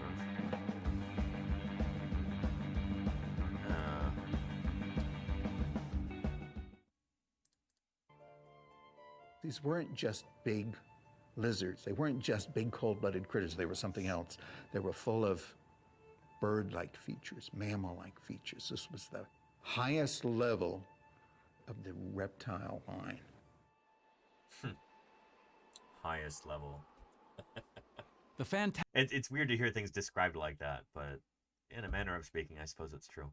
Here, before I forget, let's check on our 3D printer right now, printing up this lungfish in different pieces, and it looks like it's going well. Excellent. I've got how much longer? 7 hours left on the one on the left. Good, okay. Cool. Looks like we've got enough filament, too. Again, I'm printing a lungfish model for the St. George Dinosaur Discovery Site Museum, where I'll be going next week. Going to be returning to southern Utah to do some streams from the field, trying to drum up more support, more enthusiasm, more donations and volunteers for that emergency fossil dig out there in southern Utah. So this will be our last stream today before I'm back out there again. So my next stream is probably going to be Tuesday. Anyhow, let's continue. Fantastic discoveries made Marsh and Cope even more protective of their quarries. Convinced his rival was stealing bones, Marsh exchanged coded telegrams with spies who kept an eye on Cope, codenamed Jones. Oh. And most egregious of all, Marsh ordered his collectors to destroy fossils to keep them away from Cope. If you can't take the bones, smash them. Don't leave them so they could fall into somebody else's hands. Their frantic competition for bones had pushed the two scientists to the brink. Cope's very existence tormented Marsh. He could sometimes be heard shouting, "God damn it, I wish the Lord would take him." There is a little bit of the hunt for gold in hunting for bones. And that's called the Fred C. Dobbs syndrome from Humphrey Bogart's character in Treasure of Sierra Madre. What's good for you, he won't monkey around with Fred C. Dobbs. He wants his gold, and he wants his partner's gold, and he's sure that his partners are going to try to steal his gold. You make another move toward me, and I'll pull the trigger. At the end, it becomes murderous. Now, get your hands up. Come on, get him up! And that happened to Cope and Marsh. There were more than enough bones for both of them, more than enough bones for a dozen more. Yep. But they kept on seeing that your win is my loss. Yep.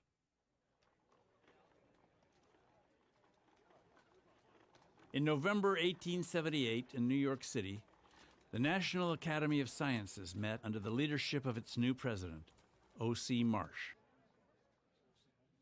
The Academy had been asked to advise Congress on the future of the government surveys that had been mapping the West since the end of the Civil War.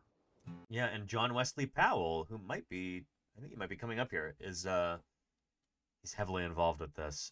If only people had listened to Powell during this time, we would have...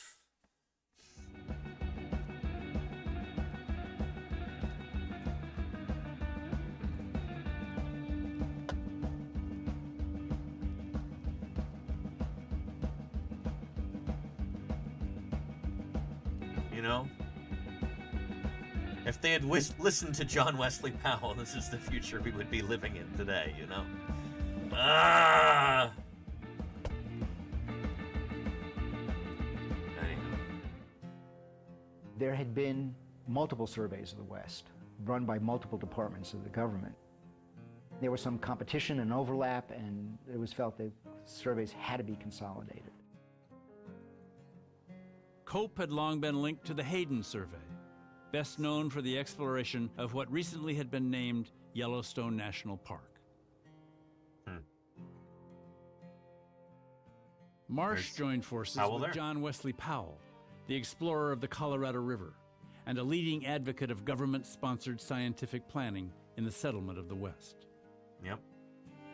Powell has a vision for how science can be used to shape the American future, especially the American West.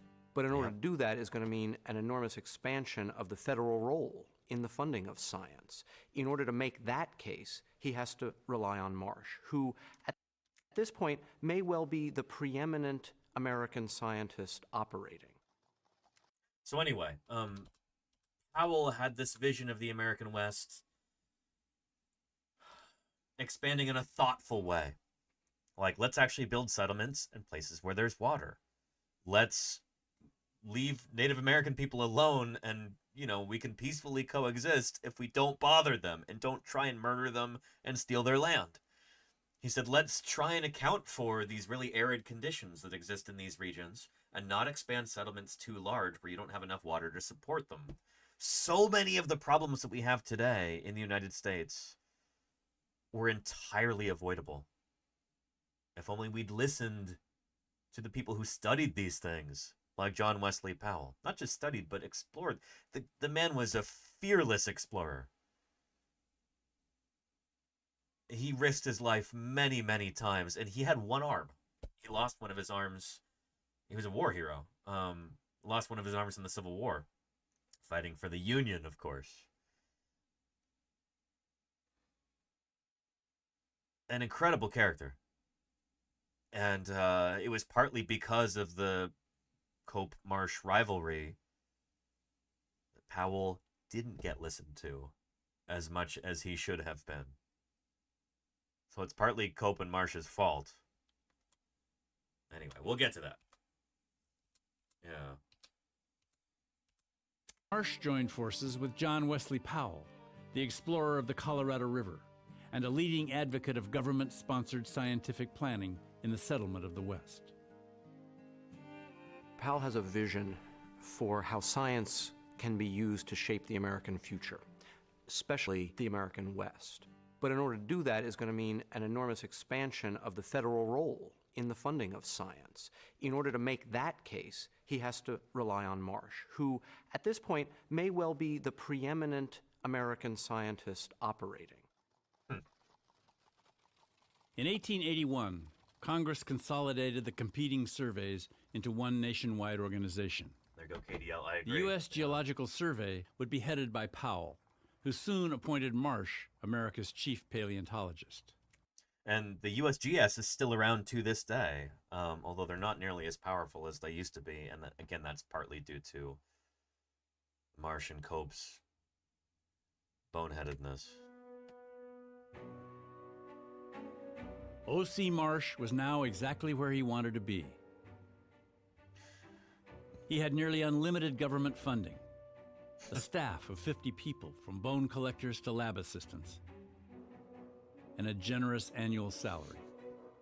Cast the Dreamer says, yeah, I do civil drafting, so USGS is bae. Agreed. I'm glad you appreciate them like I do.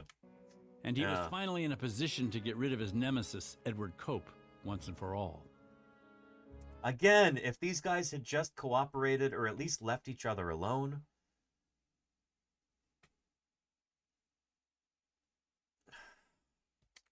The survey... But no, Marsh gets this power and he's like, haha, finally, I can smite Cope. I can grind him into the dust like a bug. That's what he tried to do. Provide not only information, but they provide a venue to get your scientific ideas out.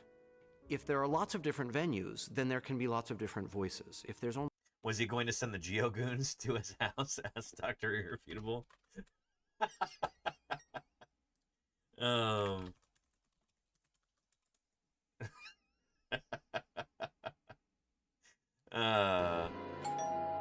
Who is it? Goons. Who?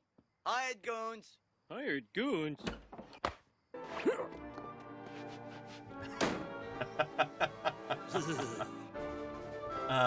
Shrugsley, thank you for the follow. Welcome to Paleontologizing.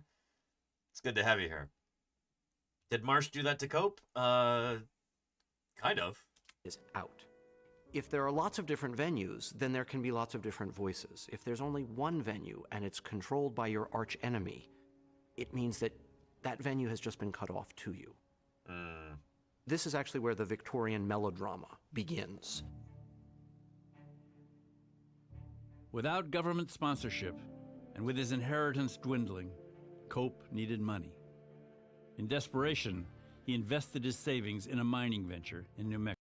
So this is like the crypto scam of its day. Different kind of mining, not for bitcoins, but for silver. Mexico. Many of these mining companies, the only thing they're mining is investors. Yeah, just like with crypto. It's disastrous. He loses a ton of money, going from being relatively comfortable to becoming downright poor. He applied for jobs at Princeton, the Smithsonian, even the Central Park Zoo, with no success, and was forced to sell the family home in Philadelphia. By 1889, Cope was separated from his wife and living in a cramped apartment with nothing left but his beloved fossils. And if O.C. Marsh had his way, Cope would soon lose those as well. Years earlier, Marsh had inserted language in the survey's charter, mandating that all fossils collected with government funds be turned over to the Smithsonian. He'd made a deal with Powell to keep his own collection at Yale, but he knew that Cope had no such protection. So Cope thinks, Marsh thinks that he's got Cope trapped here. And he's like, here's this guy who's lost all of his money, but he still has his fossils. I'm going to try and take those too. I'm going to try and make it so all of those fossils get seized and taken to the Smithsonian because, well, he spent federal money on collecting them, right? So they have to be the official property of the Smithsonian, right? But Cope kept his receipts. Marsh said, well, those things in Cope's hands have been paid for by federal dollars, so they belong to the Smithsonian. And so Marsh went to the secretary of the Smithsonian. He said, let's take them. Cope fought back. He produced detailed records going back 20 years, proving that he paid for most of his collecting out of his own pocket. He saved every bloody receipt. Cope was able to say, here's how I've spent the government money, and here's how I've spent my own fortune, which was at least 10 times what the government had invested. Cope managed to hang on to his fossils, but now he wanted revenge. Yep, and he would have it. Oh boy. And there you go, Dr. Irrefutable. I know, right? These two guys... This feud would have really negative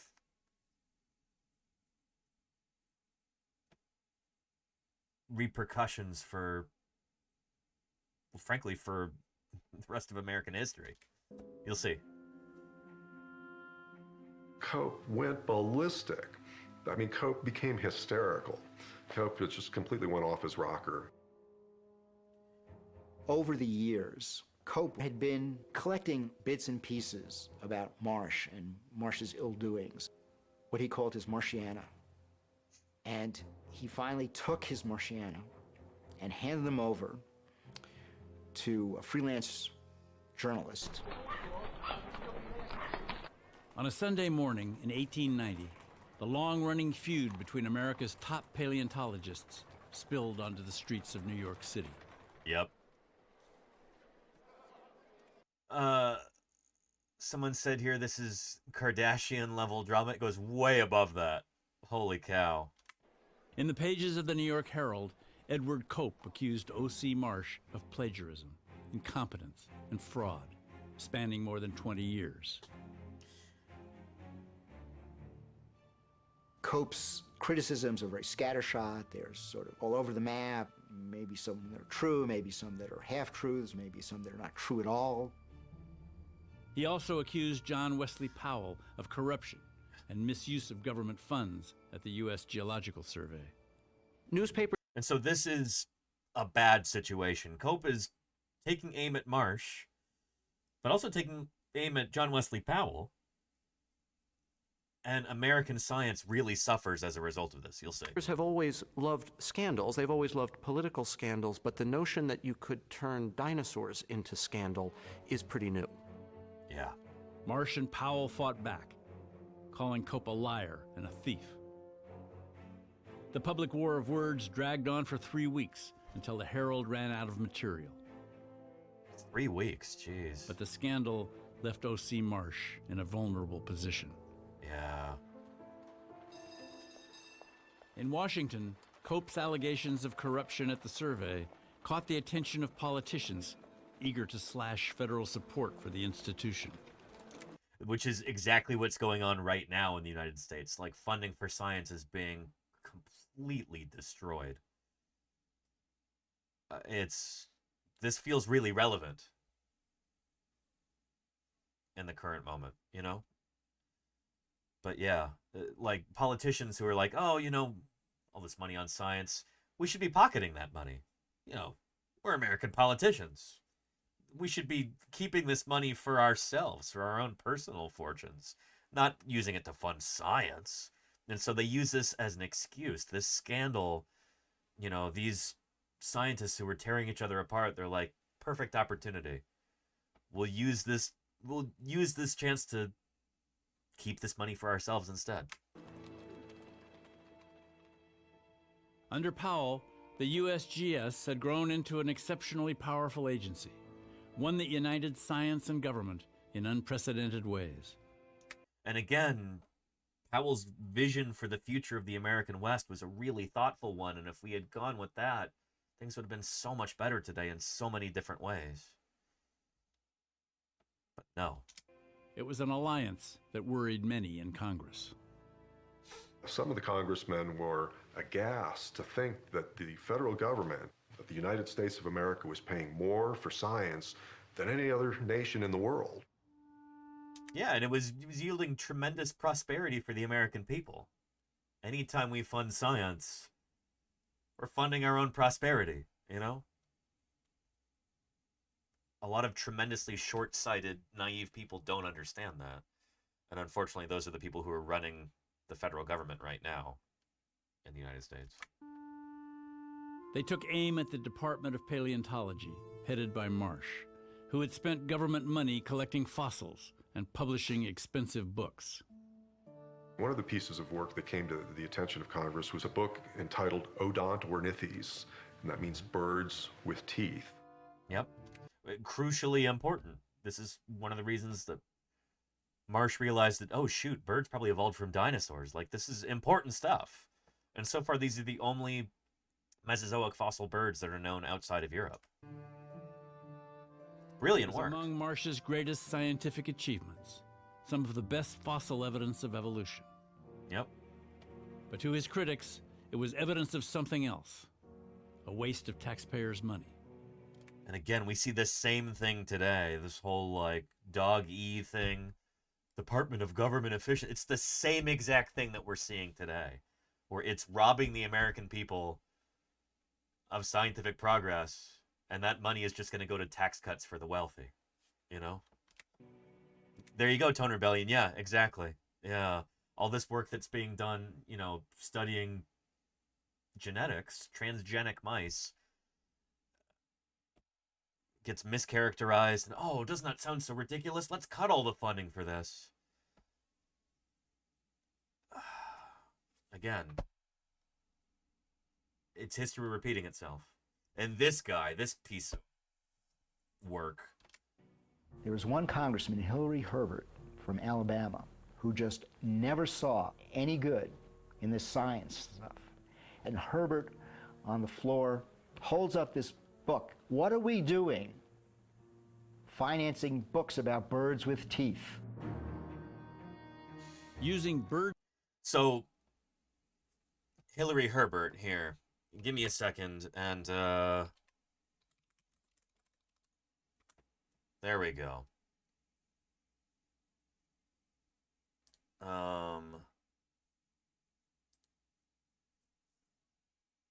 Hillary Herbert here.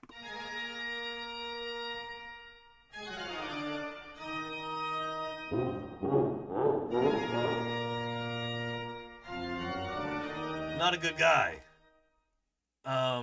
Herbert entered the Confederate Army as a second lieutenant. Blah, blah. Herbert espoused racist views during his tenure in Congress, namely in his opposition to the Reconstruction Acts. Herbert vocally opposed the acts and any granting of suffrage to African Americans, speaking in Congress and claiming African Americans were unfit to have such rights. He claimed the granting of universal suffrage to black people was the mistake of the 19th century. Just not a good guy, you know? But again, this is the same kind of thing that we have today. So people who hold bigoted views in the U.S. government are opposed to science funding. Who'd have thought? You know? Just... Ew! I can't stand this, you know? Financing books about birds with teeth. Using birds with teeth as a rallying cry, Herbert turned Congress against Powell. Lawmakers cut Powell's budget in half, eliminating the Department of Paleontology. We used to have a Department of Paleontology in the United States, like as a department within the federal government. Not anymore after this, you know? Terse telegram to Marsh delivered the bad news. He immediately lost all of his survey funding and staff. He had to mortgage his house to Yale and ask for a salary to make ends meet. Then he heard from the Smithsonian. Washington now wanted any fossils that had been paid for with survey funds. Marsh was literally buried in crates of dinosaur bones, and he did not know which belonged to Yale and which belonged to the federal government. There was no catalog. Keep those receipts. Marsh had not done his accounting properly. He effectively failed the audit. And so Marsh had set this trap for Cope and inadvertently ensnared himself in it. Yep. More than 80 tons of fossils had to be shipped to Washington. A small part of Marsh's collection, but a painful loss for a man who had jealously guarded every bone. Yep. His days as being the premier man of science, the premier paleontologist, all that stuff was gone. He was basically finished as a man of science. Yep. The Cope-Marsh rivalry, 3 decades long, had cost both men dearly. And neither had much time left. By 1897, Cope's health had failed, his body now ravaged by severe kidney disease. In his room in Philadelphia, Cope was treating himself with massive amounts of morphine and belladonna when he received an unexpected call. So this is kind of a beautiful moment right here at the end of Cope's life. And yes, Pfizer, indeed, birds. So birds start off with teeth. Birds evolved from small, two-legged, meat-eating dinosaurs, Maniraptor and theropods. And so a lot of birds during the age of the dinosaurs had teeth. Ichthyornis and Hesperornis are good examples. They were both named by Othniel Charles Marsh, and they both had teeth, true socketed teeth, teeth growing out of sockets, teeth with roots and everything else. There were birds with teeth during the Cretaceous period and birds that lost their teeth, living side by side, different lineages. None of the toothed birds ended up surviving the extinction event at the end of the Cretaceous. Only a handful of toothless birds survived. And from those few species, again, it was like 94% of all bird species died out, according to some counts. The few surviving toothless bird species gave rise to all the birds that we have today. But yeah, does that make sense? Yeah. Anyway, this guy, Charles R. Knight, comes knocking on Cope's door shortly before Cope dies. A young artist named Charles Knight implored Cope to help him show the world what dinosaurs had looked like when they walked the earth. Yep. Knight, extraordinarily influential artist here. If there were a patron saint of paleo artists, it would be Charles R. Knight, I think. He basically, especially for the first half of the 20th century, he set the standard for what dinosaurs were supposed to look like. He was the guy. Even though he was close to death, the scientist brought out his private notebooks to help the artist put flesh on the bones he had spent a lifetime unearthing and trying to understand. For the better part of 2 weeks, Cope brings the vanished world to life. How these creatures stood, how they walked across the landscape, what they fed on. Iconic paintings here. That imaginative leap from anatomy to life. In some ways, it's the last testament of this paleontologist who only has a little time left. Yep. When they were finally done, an exhausted Cope asked Knight to help him hide the notebooks under his bed. Even at the end of his life, Cope was sure that if he let down his guard for a minute, Marsh would steal his work.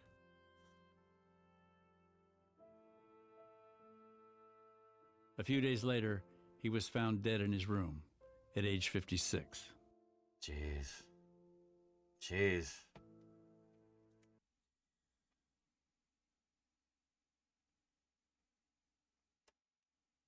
Now, before we continue at the end of this documentary, I'm kind of surprised that this PBS documentary doesn't go into what happened to Cope's body after he died.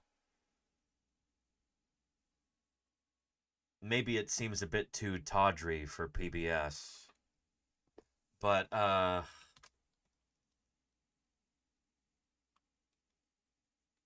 it's interesting.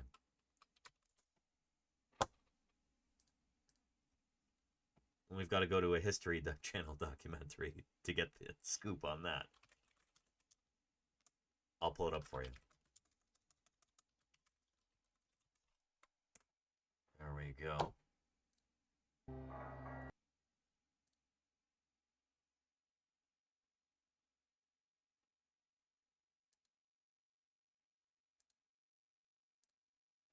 Here we are.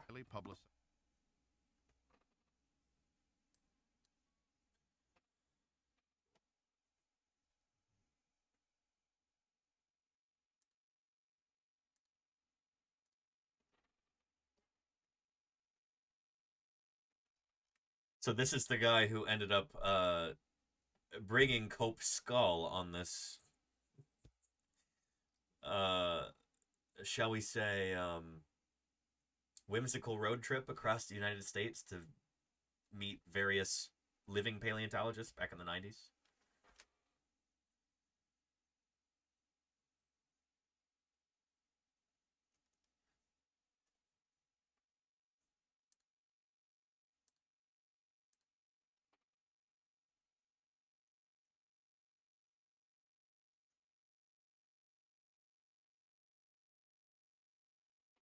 Yep.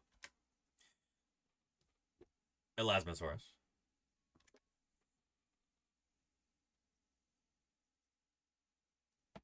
We already saw this, so brief recap here.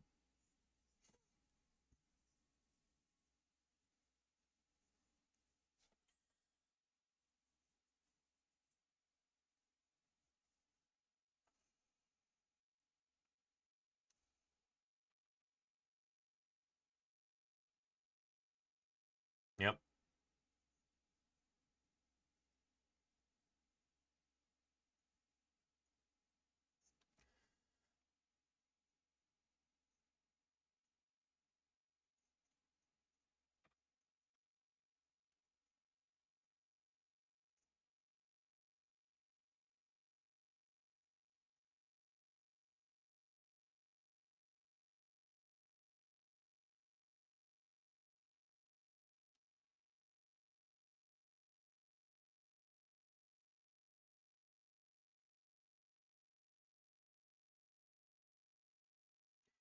Here we go. So how would he continue the rivalry after death, chat? Anybody have any guesses?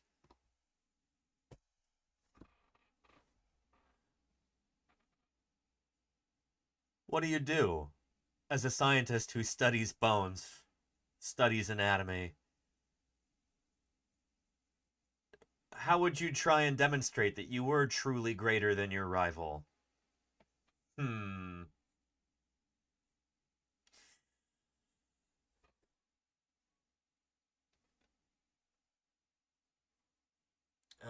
Take him out of his grave and study him. Necromancy. Outghosting the other. Turn himself into a displayable skeleton? We'll see.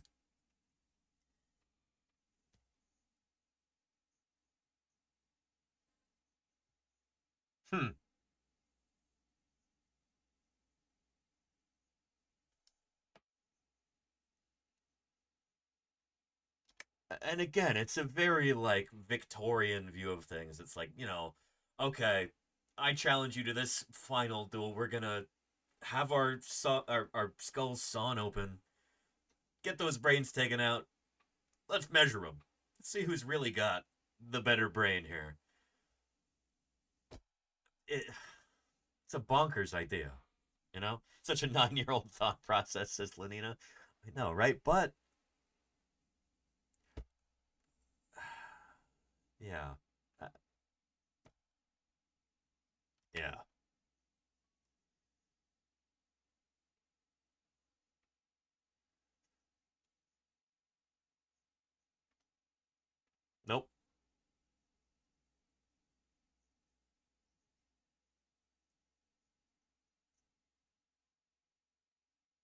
Yep. And his skull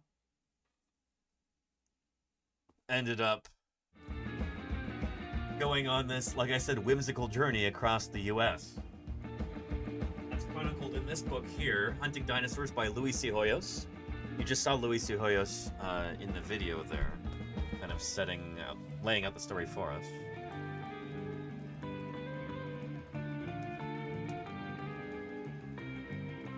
There we go.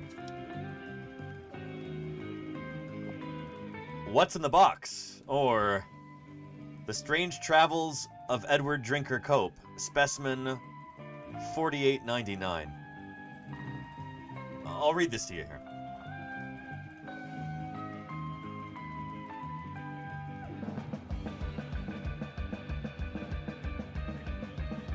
Let's get to the, Here we go. I wanted to illustrate the Great Bone Wars. So this is Luis C. Hoyos writing here. He's a photographer for National Geographic, an author, adventurer. Yeah, he's a big name. He says, I wanted to illustrate the Great Bone Wars with an assemblage of Cope and Marsh artifacts. To bring together this unlikely still life, it was necessary to conduct a raid on the curatorial vaults of 6 East Coast museums and then assemble all of the objects in one location. Museums, however, do not easily part with their sacred relics. By a stroke of luck, we discovered some famous Marsh drawings had been hidden away in the basement of the Smithsonian by a paleontologist who had rescued them from his curator's trash. It was a spectacular find, and our interest in them validated the historical significance the paleontologist had seen in them. He happily lent us the rare drawings. When curators of other museums found out that we had obtained the Marsh drawings, they tried,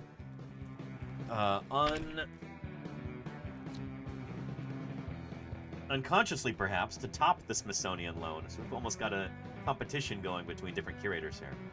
By the time we arrived at the Academy of Natural Sciences in Philadelphia, where Cope was once curator, John and I had acquired a serious historical archive.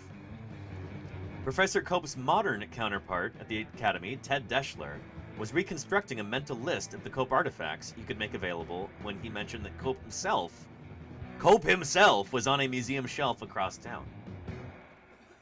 Professor Cope, Deschler related, had a rather unusual death wish.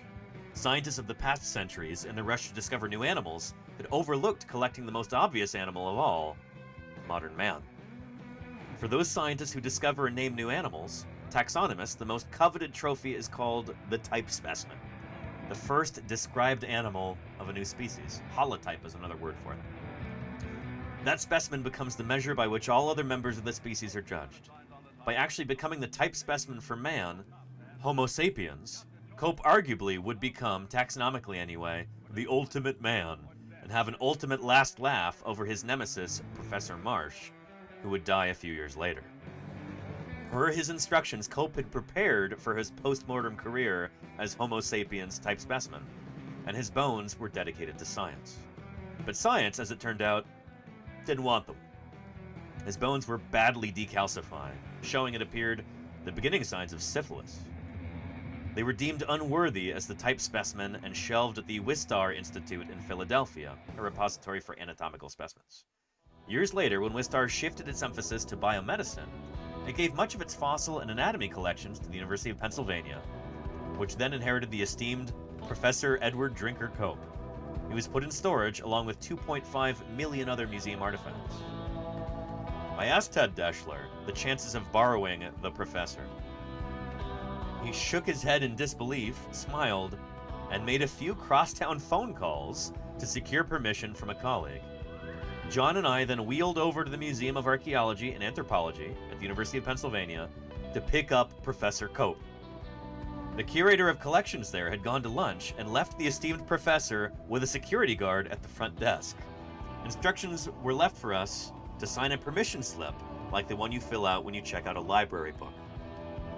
That done, the guard unceremoniously slid 2 small cardboard boxes across his desk and bid us farewell. Here is one of those boxes, right here, containing Cope's skull. Just bonkers, right? Yeah. The box professor didn't weigh very much. He was frail in life, and what was left of him now weighed no more than a few pounds. We whisked the celebrated scientist to our van, eager to make his acquaintance. We opened the flaps of the first box to find a card affirming that we were introduced to specimen 4989, better known in life as Professor Edward Drinker Cope. Below the card lay a jumble of bones we took to be the professor's. The other box had a shipping label from Herbach and Raidman, a company that we later found out is still in business selling electrical parts. We pulled back the unsealed flaps of the cardboard box and found the skull of Professor Cope, loosely wrapped in want ads of an old Philadelphia Inquirer newspaper. It was disconcerting to see the great professor's illustrious career come to this, but he seemed to be smiling, as all skeletons do. So Professor Edward Drinker Cope, one of the world's most celebrated bone hunters, veteran of the infamous Bone Wars, became our constant traveling companion for the next 3 years as we assembled objects for our photograph. Throughout our journeys, we were laden with 42 cases. All of it was pretty much replaceable, except for Ed. What would happen if we lost him, or if he was stolen or kidnapped? Our next stop was Manhattan, den of thieves. From a phone booth on Interstate 95, I called the magazine headquarters to insure the artifacts we had collected.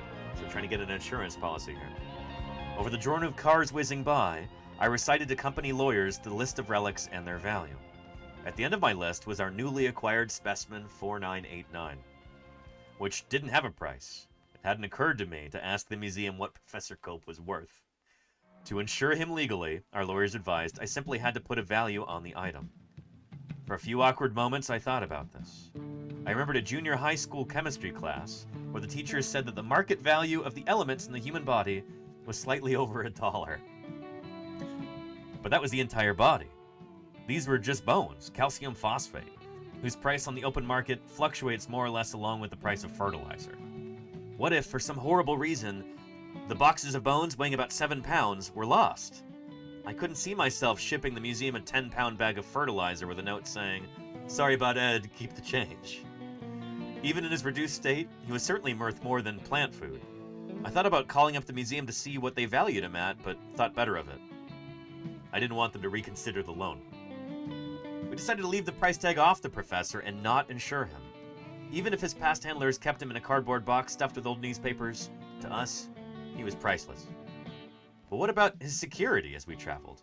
We decided while Professor Cope remained in our care, it was essential that he didn't leave our side. We found that the boxes fit nicely between the two front seats of the van, and by keeping him beside us, we remembered to take him with us wherever we went. While we ate at restaurants, he sat quietly in his box on a chair next to us.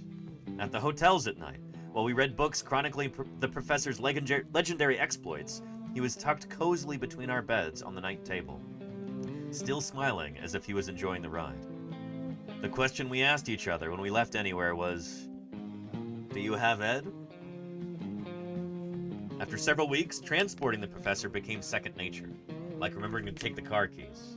However, as we visited paleontologists and gathered artifacts on the Bone Wars photograph, sooner or later, someone would get around to asking, "What's in the box?"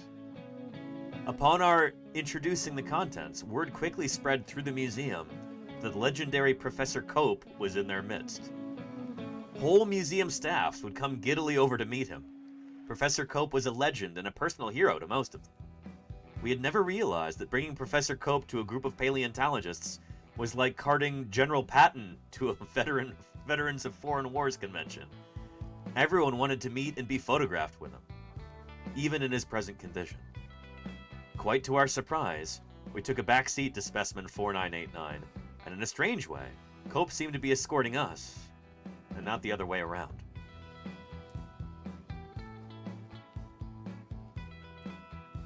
You can read the rest of this story in this book, Hunting Dinosaurs by Louis C. Hoyos. It came out in 94, I think.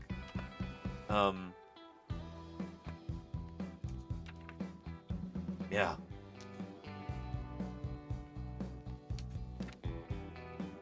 Here's some photographs of various paleontologists in the early 90s meeting Professor Cope, as they're calling him. Here's Paul Sereno and Dale Russell here, holding Cope's skull. again, wild. Here is Martin Lockley, who just passed away a couple years ago, holding Cope's skull there. He helped establish Dinosaur Ridge, that now famous dinosaur track site in Morrison, Colorado.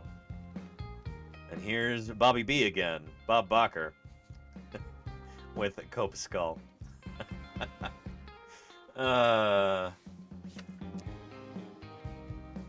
And there is Lynette Gillette. So this is kind of a funny story. Yeah.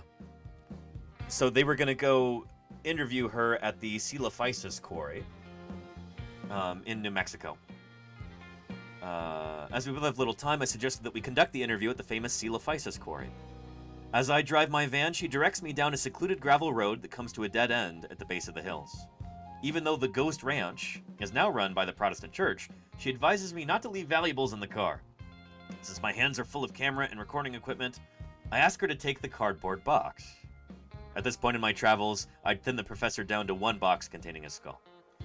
As she leads me up a hiking path to the quarry, I ask her who named Coelophysis. I'm making small talk.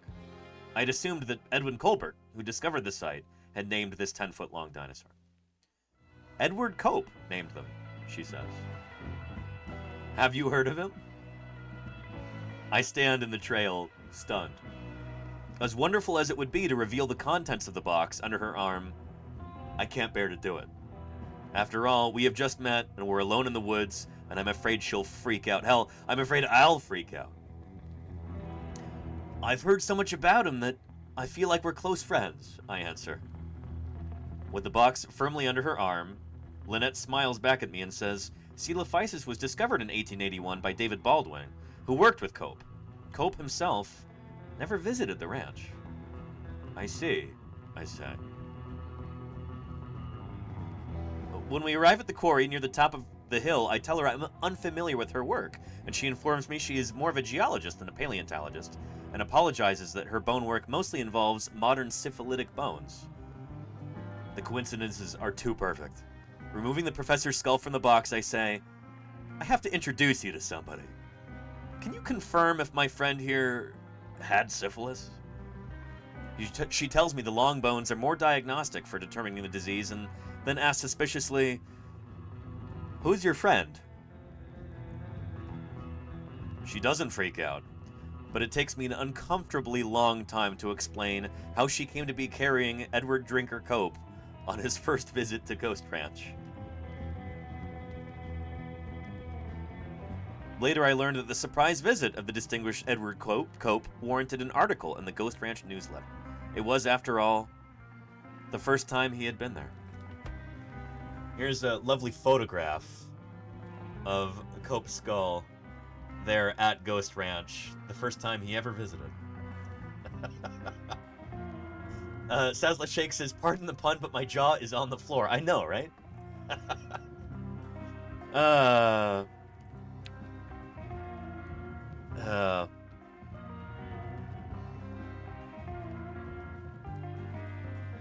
Yale was the only institution that would not part with its artifacts. So they're trying to put together this big photograph with all of these different artifacts from the Bone Wars. And Yale is the only institution that's like, no, you can't take these away. You gotta bring everything else here to take the photograph. As John and I walked to the front lobby of the museum, a boxed Professor Cope tucked under our arms. I wondered if there are any spiritual dues to be paid for the irreverent visit we are initiating. In the foyer, as we wait for John Ostrom, head paleontologist at Yale and Marsh's modern counterpart, to escort us through the archives, John and I begin muttering apologies into the boxes. Professor Ostrom spots us as he comes down the steps. After introductions, he asks curiously, what's in the box? I reach into the box I'm carrying for our ever-smiling traveling partner. Professor Cope, I'd like you to meet Professor John Ostrom of the Yale Peabody Museum. Professor Ostrom jumps back as if I just unpacked a rattlesnake. My God!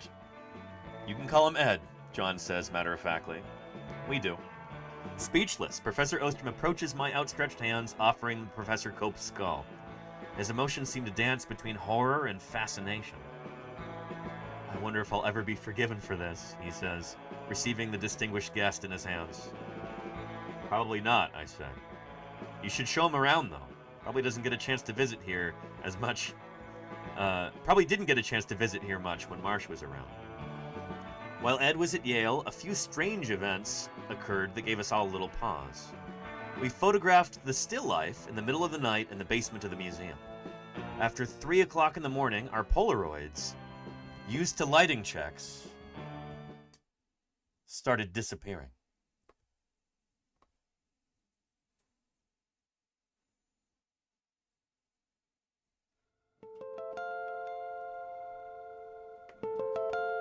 And later we learned that all of our 4-inch by 5-inch film was mysteriously loaded backward, rendering all of our work useless. On graduation day at Yale, when we photographed Cope with an oil painting of Marsh, done from a live sitting, almost all of our photographs have a weird, unaccountable blue glow around Professor Cope's skull. Then, while we were photographing Professor Ostrom in the main hall of the museum, a light next to Cope's bone box exploded into flames. Cope, however, seemed to be smiling through it all. There is a photograph of this portrait taken from life of O.C. Marsh, and there is Cope's skull, and there is a weird glow around it right there.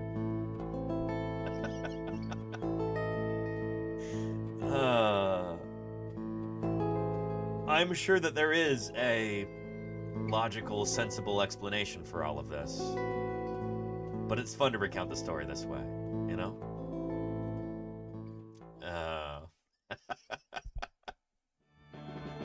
Anywho, so there's...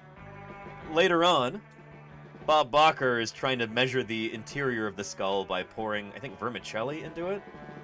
Measure the volume of Cope's brain case. And he had this box created. Instead of a cardboard box, a proper, looks like mahogany box right there. Velvet lined, only the finest materials. A proper conveyance for Professor Cope there.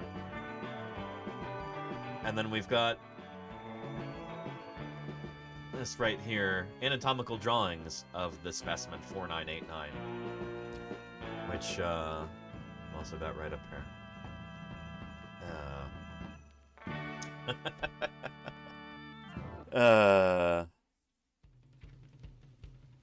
And of course, there were many different paleontologists photographed with Cope's skull, including our very own Papa Jim. Jim Kirkland right there. Now Utah State paleontologist, discoverer of Utahraptor and Gastonia, and yeah, there's Papa Jim there. At a remote dig site in Utah, Jim Kirkland, paleontologist for Dynamation at the time, this is before he got his job with the Utah DNR, mentioned that Professor Cope was one of his heroes. Really? I said. Would you like to meet him? He's in the van.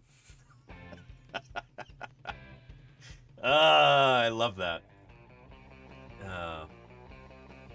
Anywho, so the posthumous journeys of Professor Cope's skull. Pretty wild, right? Again, this is an excellent book. Highly recommend it. Check it out. It's just, you can only get used copies of it nowadays, and I've had like 6 copies of this, and every single one has fallen apart. I don't know if it's the particular glue that they used in the binding or what, but I keep ordering new used copies of this, and every single time they fall apart, which is actually why I've got a bunch of these prints. Like that, this is from a cannibalized copy of that book where the whole thing fell apart. I'm like, I'm gonna keep some of these illustrations and photographs and stuff so we can put them in frames for the background of different days' streams. So yeah. Wonder where the skull is now, asked Ms. Art Rules. Presumably back in Philadelphia. But I don't know. I don't know. Yeah. Can you get a PDF of it? I could make a PDF of it, Mayor Space. I don't know if it's available. Here, let's look it up in Google Scholar. Let's see, Hoyos, hunting dinosaurs.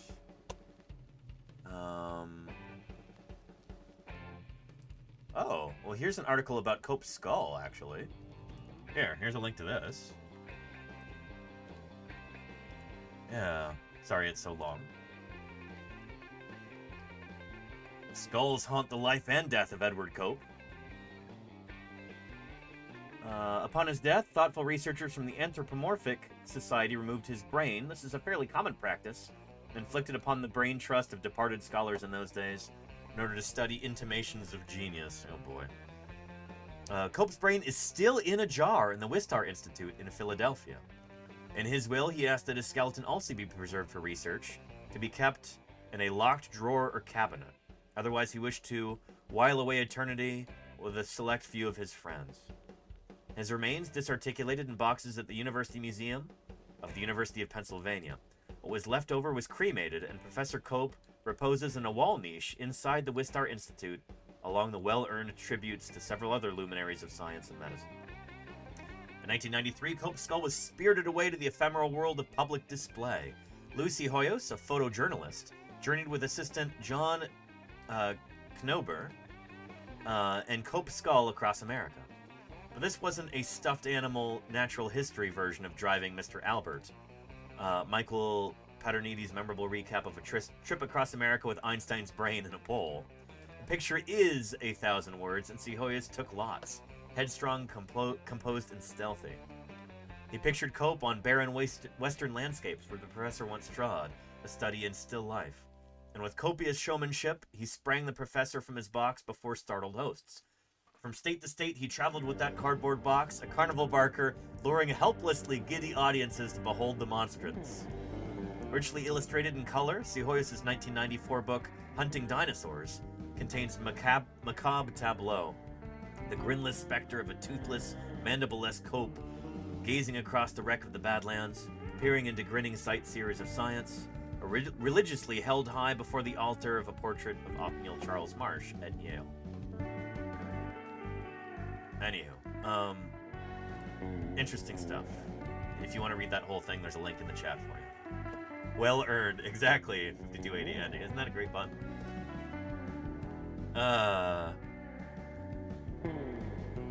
Anywho, good stuff.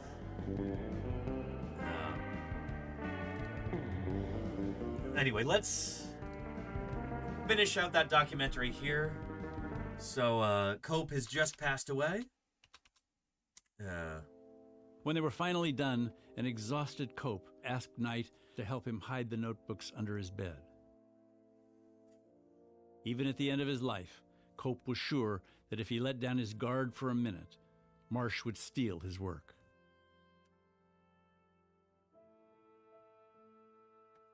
A few days later, he was found dead in his room at age 56. 56? So young.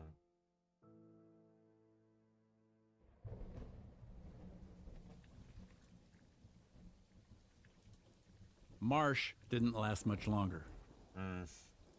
On a February night in 1899, after a dispiriting trip to the Smithsonian to resolve the fate of his collection, he walked home from the train station in a cold rain and contracted pneumonia. He died 2 weeks later, a mere $186 in his bank account. Jeez. I doubt, wrote a colleague, whether his most intimate friends penetrated the recesses, or really in any measure understood him. He was 68 years old.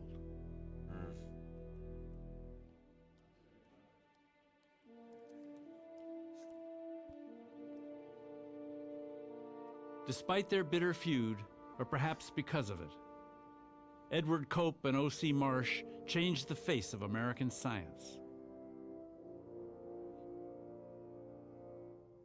Cope left behind a vast body of scholarship, 13,000 specimens, and a broad view of prehistoric life. Marsh left an even bigger fossil collection. Yep. including dozens of iconic dinosaurs. And some of the... Like the 16 that we've had in our tournament, Marsh Madness. We'll be doing our final two in just a little bit. Stegosaurus versus Triceratops. best evidence of evolution. Yeah. Most American paleontological work descends from Cope and Marsh. Yep. In a direct way. Like, we can actually trace our lineages back through what we call, like, the academic family tree. Most working paleontologists in the U.S. can trace their ancestry back to Marsh or Cope or both. I can trace my ancestry back to both if we get slightly creative. Yeah. They really do lay an extraordinary foundation for the work that will go on in the 20th century. The fact these guys got there, took these things out of the ground and put them back where we can maintain them under these museum conditions, it's great service to all of us. Yeah. And even at the time, if they couldn't see what it is that was at stake with this stuff, we sure can now. Oh, yeah. They both were called by the beauty of the big game hunt. The big game hunt in deep time, and that's a very special thing. Like we talked about yesterday.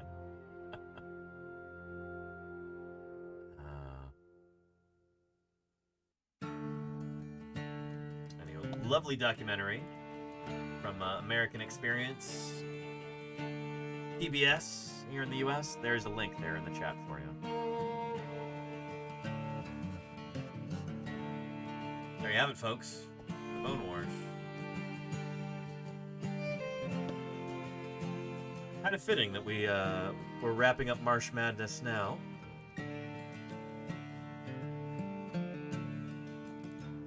Because Edward Drinker Cope died April 12th, 1897. That's in just a couple days. April 12th. This is our last stream of the week, so it's not going to be on the exact anniversary, but I tried to get it close.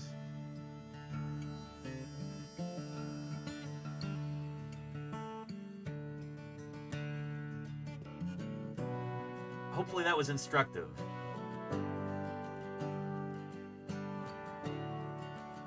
What do you think, Sweetie Pie? Oh. Yeah. It's already the 11th year, says a bad man. Well, you're only one day away from Cope's death date then.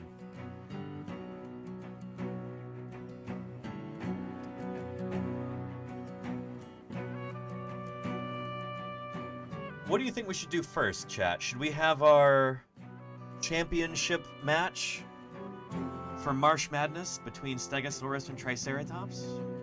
Or should we look at the Walking With Dinosaurs new trailer first? Let me know. Exclusive corporate funding for American Experience is provided by Liberty Mutual. All right.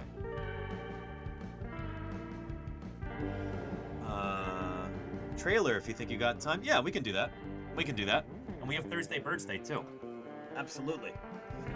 But first, I think I might have to pay my landlord here. Huh, Sweetie Pie. Yeah. Well. We'll do Walking With Dinosaurs first. Oh, is that a good spot? Is that a good spot? Yeah.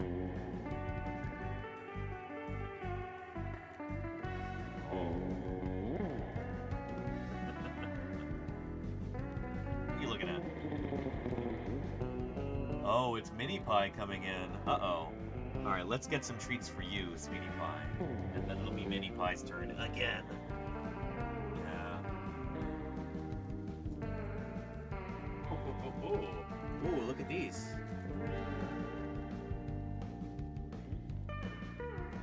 We got treats for Sweetie Pie. There you go, eat your fill. Yeah, good stuff. Oh, and Mini Pie using the scratching post. Girl, Mini.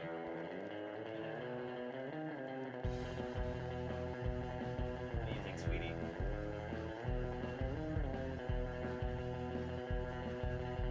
Fallen Orpheus says, my cat is very intent on watching the screen right now.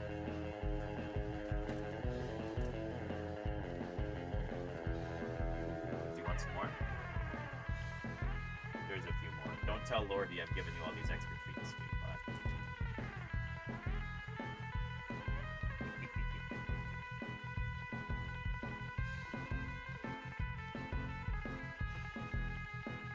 Good stuff. Good stuff.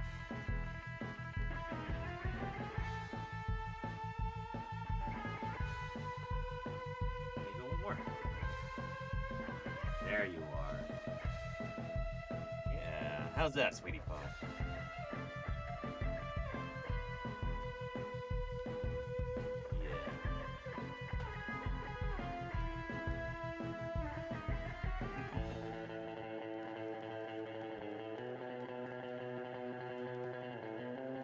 Yeah, that's it. That's all there is. You gonna give Mini Pie a turn? You gotta check and make sure there's no more? Yeah. I promise there's no more.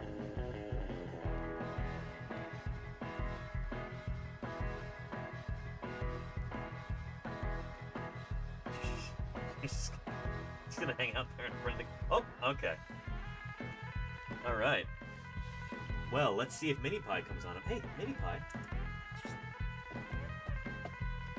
Here, if I ignore her, she'll jump right up on the desk immediately.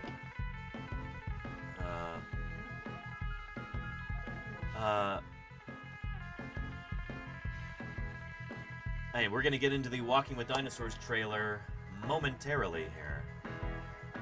After, of course, we pay our other landlord. Oh, Mini Pie. Yeah. Yeah, there we go. What do you think?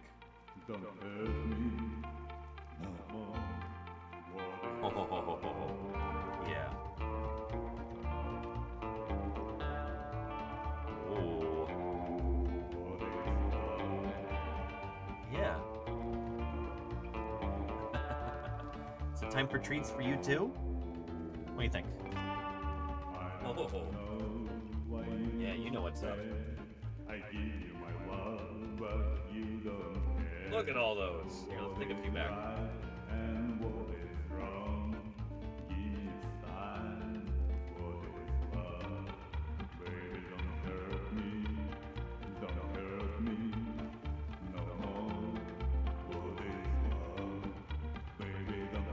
And Kunzit says, is it nonsense to wonder if there was something that filled the same niche as cats in the time of the dinosaurs?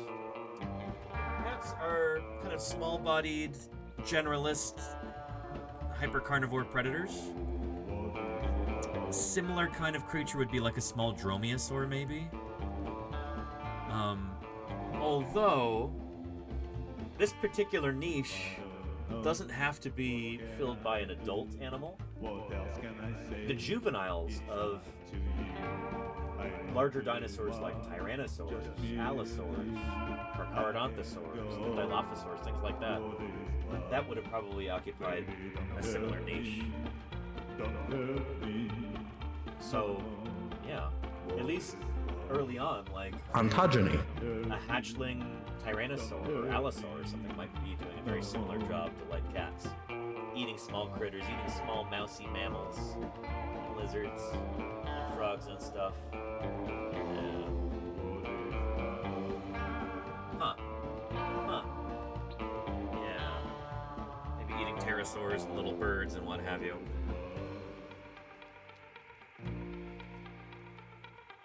What? She's like, Sweetie Pie got seconds. Okay, I'll give you some seconds as well, maybe. Here. Alright, I'll give you some more. There you go. There we go. How's that?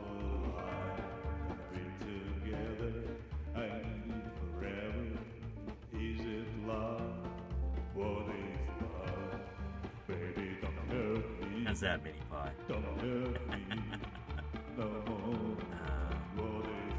And Alexander Morrison says, Xiphasuchians, especially during the Mesozoic, had many of the smaller, medium-scale predatory niches to themselves. Yeah, Yeah, I guess it wouldn't just be dinosaurs, other archosaurs too. What do you think? Good stuff? Good stuff? Yeah. Do you want some brushing? She's like, I don't know. Well, that might be a good way to get two birds stoned at once here. We can get Mini Pie brushed a little bit and also get her off the desk so that we can finally watch the Walking with Dinosaurs trailer here. Yeah. There we go.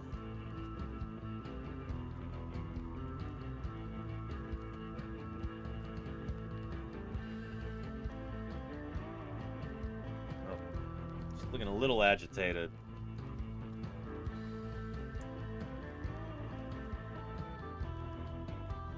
There we go.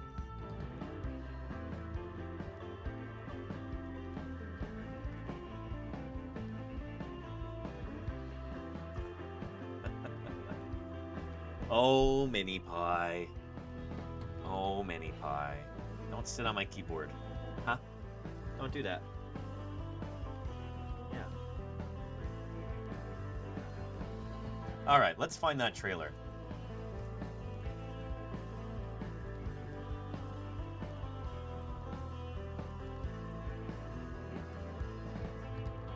Here we go. So this is... Some people in chat are not going to be aware of this yet. People remember Walking with Dinosaurs from 1999, right?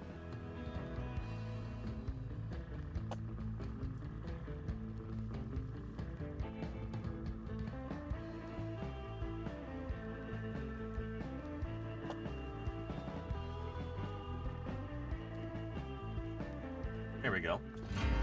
65 million years ago.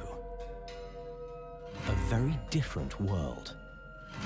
A world ruled by dinosaurs. See all the creatures of the ancient world as you've never witnessed them before. Groundbreaking for 1999, you know? Up close and personal. The hunt. The fight. The love. The show that revolutionized natural history television is back in a brand new remaster. Walking with Dinosaurs. Own it on DVD. They picked a terrible cover for it because it's not a dinosaur that's featured in one. Anyway. This is a big deal, and it kind of sparked a bunch of almost copycat programs. A couple years later, you had When Dinosaurs Roamed America, which I show clips from all the time. That had Jim Kirkland in it, too. That was a big part of my childhood. I was so excited for When Dinosaurs Roamed America. It came out in 2001, I think, on Discovery Channel. Blew my mind. I'm so excited about it. Also, things like Dinosaur Planet and Chased by Dinosaurs and just a bunch of others, kind of leading up to Prehistoric Planet, which is now thought of as kind of the gold standard of nature documentary style programs featuring live dinosaurs, you know? A few years ago, rumors started to circulate of a new BBC Walking with Dinosaurs. Not with the same team, really, but with, almost like following in the spirit of the original without much of the same team being present. I don't think Tim Haynes, who is like the creator of the series, I don't think he's involved with the new one. Anyway, it came pretty close to home over the past 2 years. Pretty upset about this, honestly. Not gonna lie.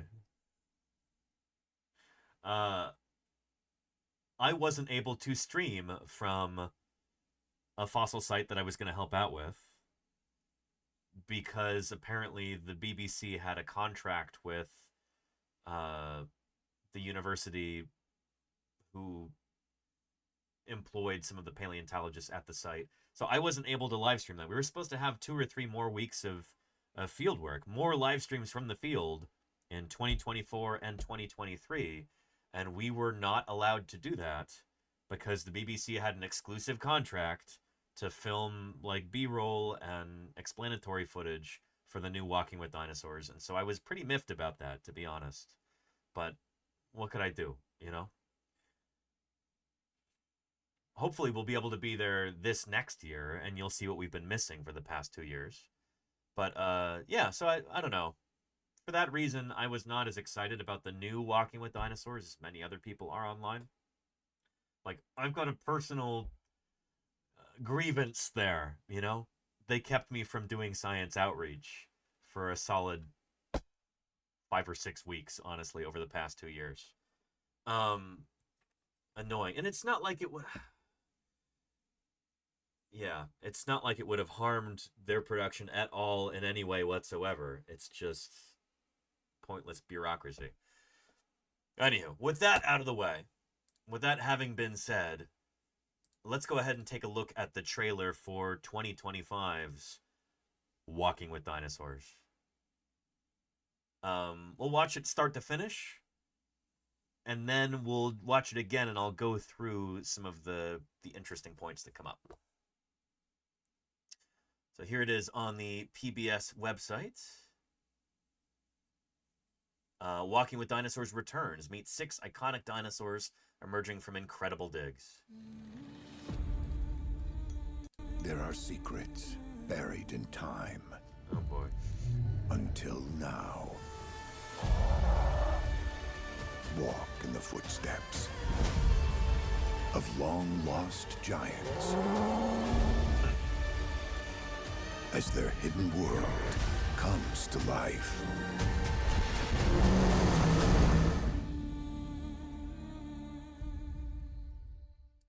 So, here in the US, it's going to premiere June 16th, 2025. So I'm going to be in the middle of the field season out there in Wyoming. We will have internet, so the crew and I might watch it. I might even bring my projector out there so that we can project it on the side of my tent or something. But, yeah, maybe we'll do a special event, actually, where we talk about some of this stuff. That could be a really cool stream event. We'll see. But anyway, our version here in the US is supposedly much longer than the one that's going to air in the UK, because there's going to be more footage from the excavation sites. Viewers in the UK and in other parts of the world aren't going to get that. But we here in the States will. I guess this is a joint production between BBC and PBS. Anyway, yeah. Let's watch that again, or maybe watch a longer one? Here. Walking with Dinosaurs trailer. Right here. 106. There we go. Yeah, this is the one. That, I think that's Josh Lively right there, potentially. No? It might be. This looks kind of like the Lori's Ankylosaur site. Might be.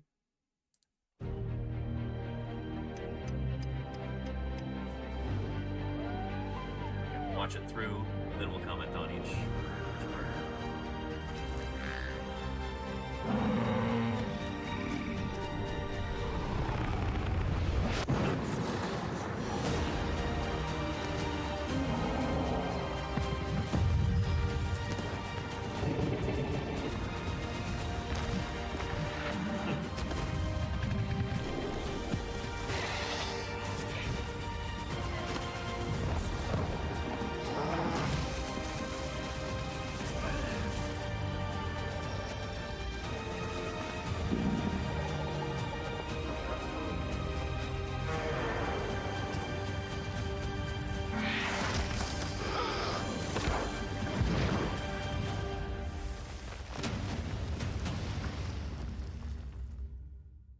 Go.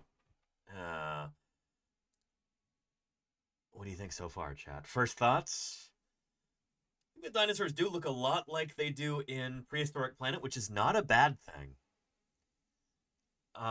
there's a similar kind of feel. I wonder if any of the same animators are involved with this, if they've got the same studio or something.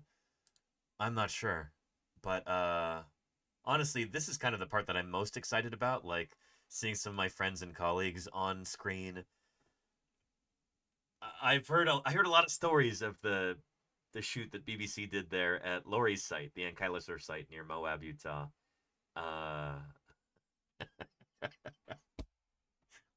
Yeah, I heard some stories. But yeah, here, let's start it over again. I think that might be Josh Lively right there. It looks like he's wearing a baseball cap, which is like Josh's hat of choice.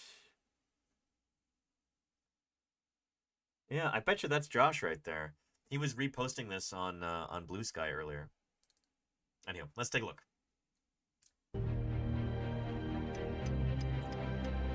So what are these right here? Long, thin bones. That could be like a fibula or something, or they could be they're probably ribs. I bet you those are ankylosaur ribs. This might be at Laurie's site too. We've got some big Asdarchid pterosaurs, kind of like Quetzalcoatlus, perhaps.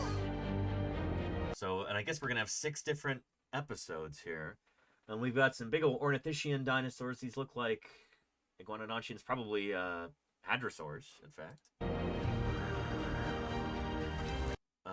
And then Spinosaurus. I'm a little bit leery of the whole Spinosaurus segment because I thought I saw a subaqueous Spinosaurus, like pursuit predating a saw skate, which they didn't do that. I work on Spinosaurids, and so already I've got misgivings about this. It's like, what are they doing here? Anywho. Lovely baby Triceratops. I love that. This makes me really happy that Triceratops ontogeny has become this. It's become a theme that you see repeated again and again in popular media. I love it. I love it. So again, ontogeny, for those of you who, well, for the millionth time, if any of you are new, these are the changes that creatures undergo during their lifetimes. So Triceratops changes dramatically as it grows and matures. And this is largely work that was done at Museum of the Rockies. Also a little bit here in Berkeley. People like Mark Goodwin and Jack Horner and John Scannella and Denver Fowler working on Triceratops ontogeny. Important stuff. I love that that's become ontogeny fodder for documentaries like this. It's really, really cool, you know? Yeah, and this looks a lot like it's not SG5. Which particular Triceratops is that?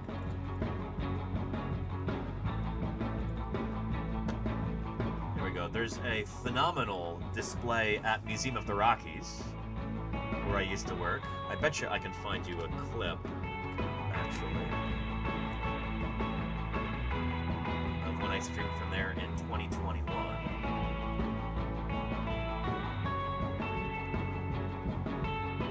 Here we go. Let's find that Triceratops ontogeny wall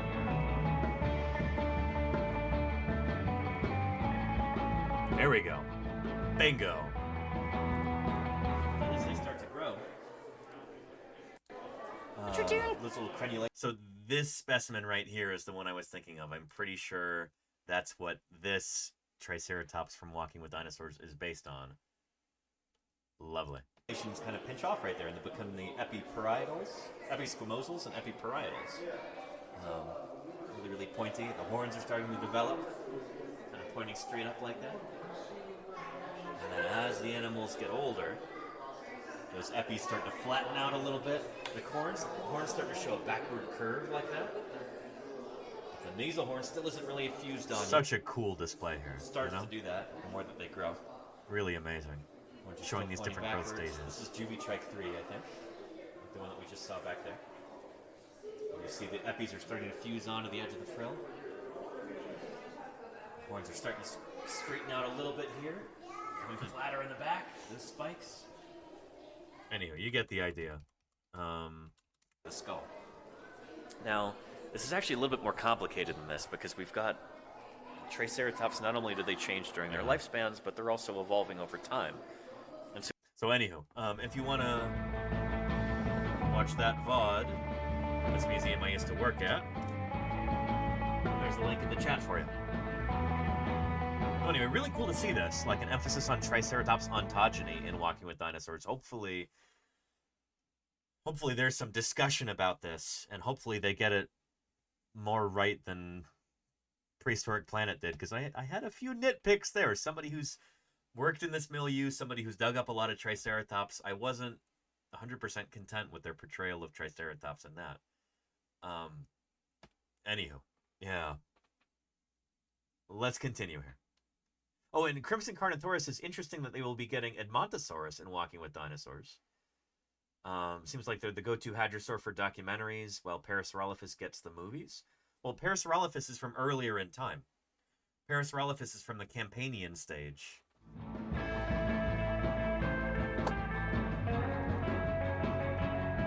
we go. So Cretaceous.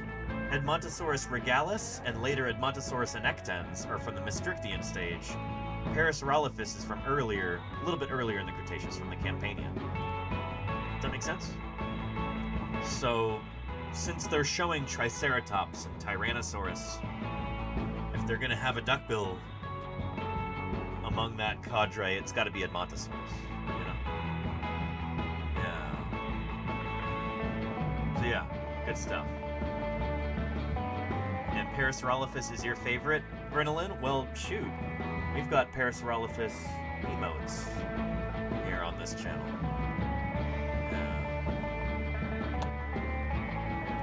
Anyhow, let's continue here.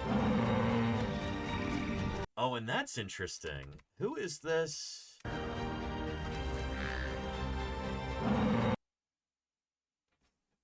I wonder if this is supposed to be Nanoxaurus. If it's facing off against, Hang on, that doesn't look like a Pachyrhinosaurus horn. Over here. That looks like a Trichebrow horn. Is that a juvenile Tyrannosaurus? Or maybe it's Nanotyrannus? Maybe we'll see.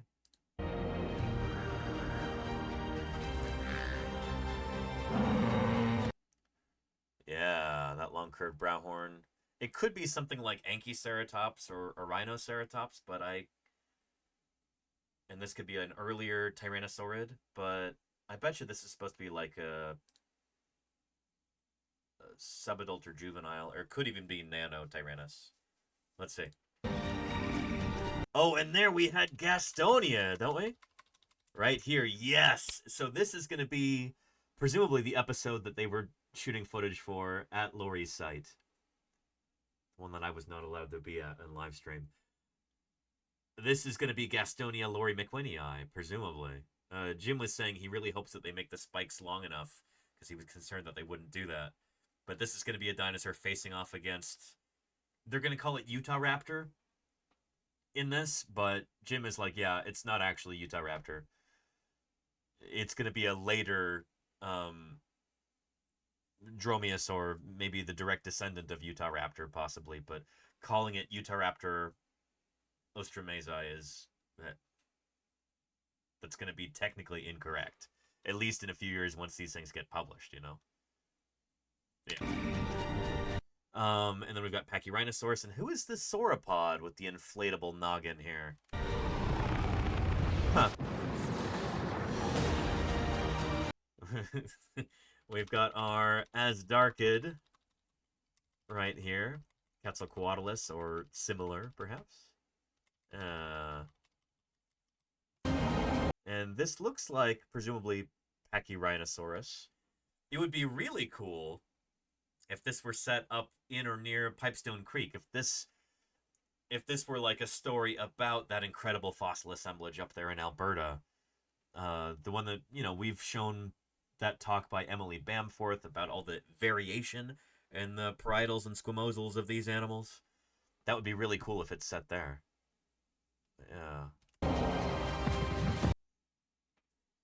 And there's some neat editing. Pachyrhinosaurus. Hopefully it shows them with their crazy amount of individual variation too. It does bug me when you've got like a dinosaur documentary and like there's a bunch of adults of the same species of dinosaur and they all look like carbon copies of one another. I kind of feel like Prehistoric Planet could have added some additional individual variation. Given that ceratopsids like Pachyrhinosaurus have crazy individual variation, I hope they feature that here. There's Gastonia, I think, headbutting. And then, little baby Triceratops here. Yeah.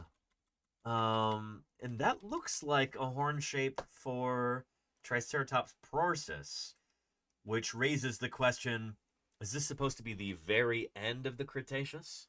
Is this supposed to be, like, are we going to see the KPG impact take place? The Chicxulub impactor? I wonder if it'll feature that, because this does look like the nose horn of your later Triceratops species, the one that was there when the asteroid hit. So could be. Could be. Yeah, and this is a very cute visual of Fallen Orpheus.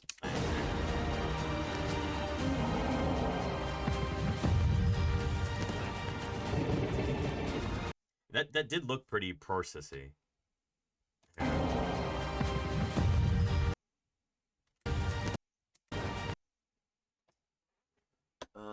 Yeah, pretty stout bases to the brow horns there. The face overall looks pretty prorsus-y, which, yeah. Again, another thing that I feel like Prehistoric Planet could have improved was, I don't feel like they were really taking into account the whole Horridus prorsus thing. I should check and see what Darren Naish has written about this, because maybe there's some reasoning things out there that I'm not aware of, but this is looking good. I'm happy with this. It would be nice if it were more brightly colored. That's always a sticking point for me. Ceratopsids evolved these crazy horns and frills and display characters like this. They should be really garish animals, and they're not often portrayed that way. Ooh, and we've got some titanosaurs here, perhaps? Yeah, big old osteoderms on there. This, to me, denotes a titanosaur. This is also probably in the late Cretaceous. And we've got a tyrannosaur. Look at those lacrimal horns right there. This is either supposed to be a young T-Rex, or maybe something like Gorgosaurus or Albertosaurus. Or maybe it's supposed to be Nanotyrannus. A lot of the Nanotyrannus depictions that I see have got kind of super robust arms for a Tyrannosaur, and it doesn't seem like they're going with that here. So I bet you it's supposed to be a young Tyrannosaurus. Yeah. Ooh, Titanosaur fight. And of course, Spinosaurus here. Interesting. The trouble with Spinosaurus is that you put it into a documentary or something and then it's going to be out of date by the time it comes out. And I feel like this has already got some things that I would dispute. But, I got to keep quiet about some of this stuff because my paper isn't published yet. Anyhow. Yeah, it's a very flat paddle/keel-like tail. So there is evidence of this in some kind of Spinosaurid from the almost Middle Cretaceous of North Africa. But is that actually Spinosaurus, though? A lot of the reconstructions that you see of Spinosaurus are chimeras. They're, you know, parts of different kinds of Spinosaur from different times and different places lumped together to make a complete skeleton. Here.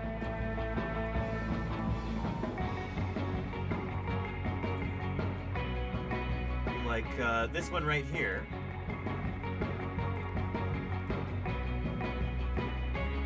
You've probably seen this exact image before.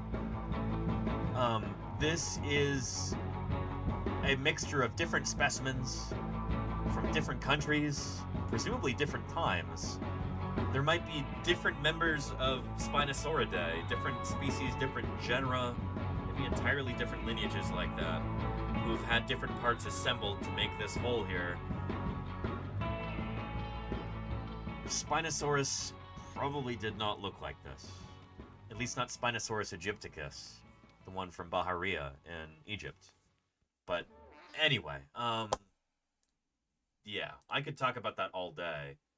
We're gonna refrain. Let's continue here. We've got Utahraptor, or the descendant of Utahraptor, not yet named, and presumably Gastonia lori McWhinney here. Very cool. This is, I love the feathered arms there. There's so many different documentaries and movies and stuff that have gotten dromaeosaurs wrong over the past few years, and looks like they really they've done a pretty good job, it looks like. So we've got an Asdarchid pterosaur and baby Triceratops here. Oh, here's our clue. I betcha these Pachyrhinosaurus here. Oh, I'm excited. I bet you this is about Pipestone Creek, about this this now famous fossil site up in Alberta, where you've got this mass death assemblage of Pachyrhinosaurus. Thought that maybe they, many of them died while crossing a river, maybe during a flash flood, maybe could be they're running from a forest fire during a flash flood. Who knows? But anyway, this gives me hope that that's what this is about, and that maybe they'll have some footage of the actual excavation up there at Pipestone Creek too. Maybe we'll get to see Emily Bamforth working on site, talking about the individual variation in these dinosaurs. That's really exciting. I hope that's what's going on here. The lightning strike, you see there? That makes me think this is the direction they're taking it in. That it's going to be about that mass death assemblage of Pachyrhinosaurus. Very cool. Very, very cool. And who is that? We've got a... I wonder if this is Edmontosaurus regalis. Or maybe it's Edmontosaurus annectens with a fleshy crest on its head. But getting its neck bit by a tyrannosaur. Huh. Could be Albertosaurus. I wonder. I don't know. I'm forgetting which tyrannosaurs are from the Horseshoe Canyon Formation and which are from earlier in the... Yeah.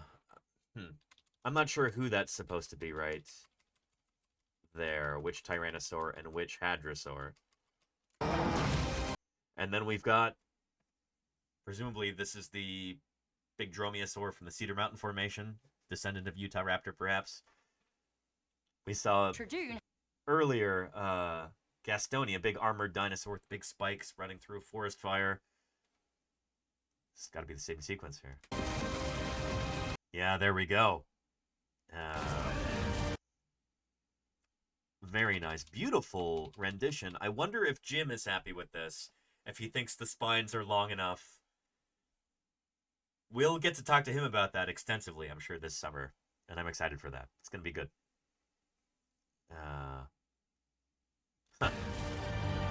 And I don't know if these are titanosaurs or brachiosaurs.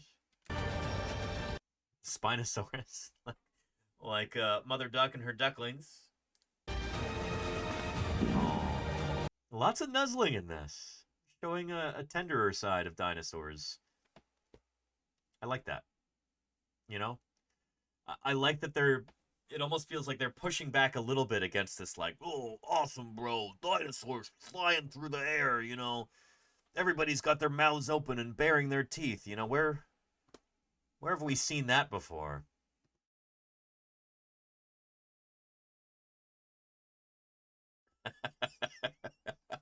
That's meant to be tongue-in-cheek. But But I like that they're moving away from that a little bit here, showing dinosaurs as, you know, real animals that do everything that real animals do. Not spiky, spiny, toothy, just monsters screaming their heads off at all times, you know? I like this. I like this. More nuzzling. More nuzzling. Legends unearthed.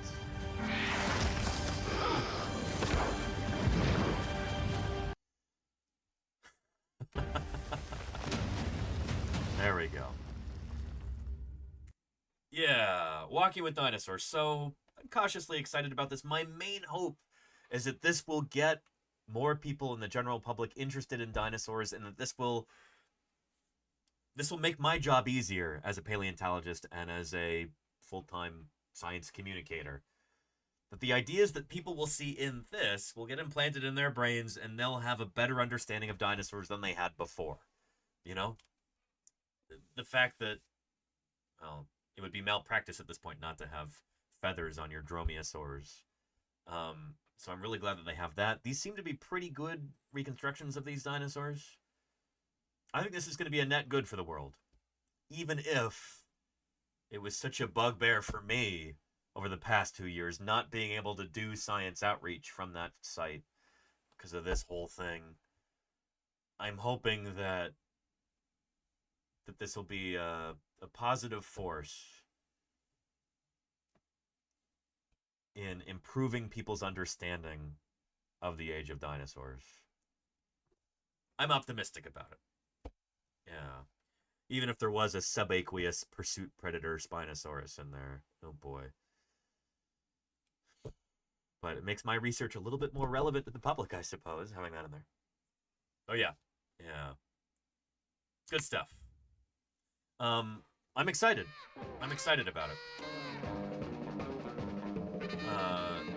I'm not sure when it premieres in the UK or the rest of the world, but June 16th is when it comes out here in the States.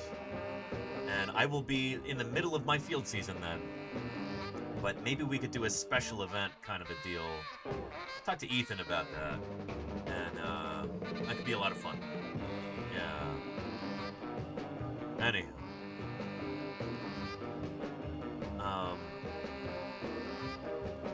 And let's see. Somebody was implying that maybe that was Stegauros there, hitting the dromaeosaur in the face with its tail. That's not Stegauros. That's Gastonia. Gastonia also has got that. Well, it's got a really cool arrangement of what Jim calls splates. It's like a cross between a spike and a plate.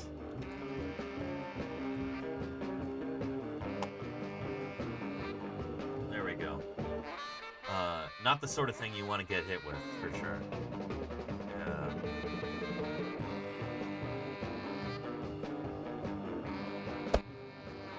Anyhow, yeah. And are they nodosaurs or ankylosaurs? So nodosaurs are a kind of ankylosaur. Ankylosauria is the big family at large. And within that you have Ankylosauridae and Nodosauridae. And according to some folks, there's Struthiosaurs and there might be some other clades within there too. But anyway, the big two are Ankylosauridae and Nodosauridae. This is a nodosaurid. A nodosaurid ankylosaur, if that makes sense. Again, Ankylosauria is the big group. Yeah. And will they have dinosaurs from all over or just Cretaceous ones? It seems like all of these are Cretaceous. I don't think I saw any Jurassic ones in there, let alone Triassic.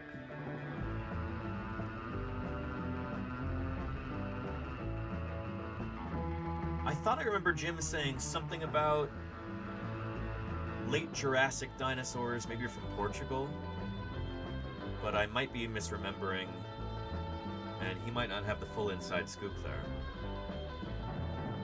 But it seemed to me like all of those guys were Cretaceous. We'll see. Yeah.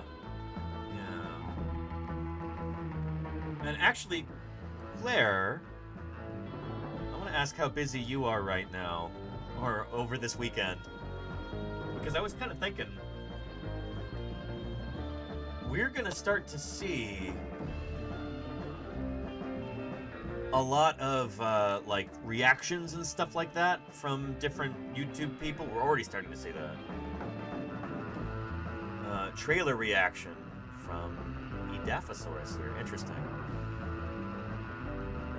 If it would be fun for you, Claire, it might be interesting to take some snippets from this segment of the VOD and stitching them together to make a little, you know, paleontologist reacts to Walking with Dinosaurs trailer kind of deal. That's why dinosaurs don't exist no more. Ditto Collector, thanks for the follow. If you're up for it, Claire, if you think that would be fun. It might be a way to bring more people to the channel, which we're always trying to do, you know? Get on that for sure. I'd really appreciate it, Claire. So I'm going to say, here, I'll try and give you something that you can clip here.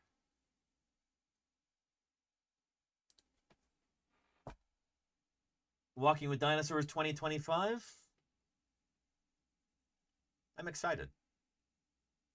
It's going to be cool seeing some colleagues in there. And I really hope that this is going to be a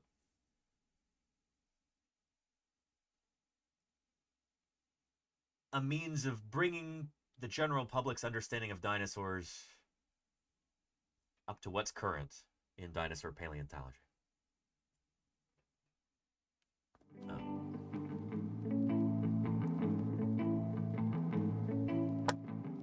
Anywho. Give us a bunch of reaction shot faces to be edited in. Give us shock. Give us disgust. Ooh. Give us mirth.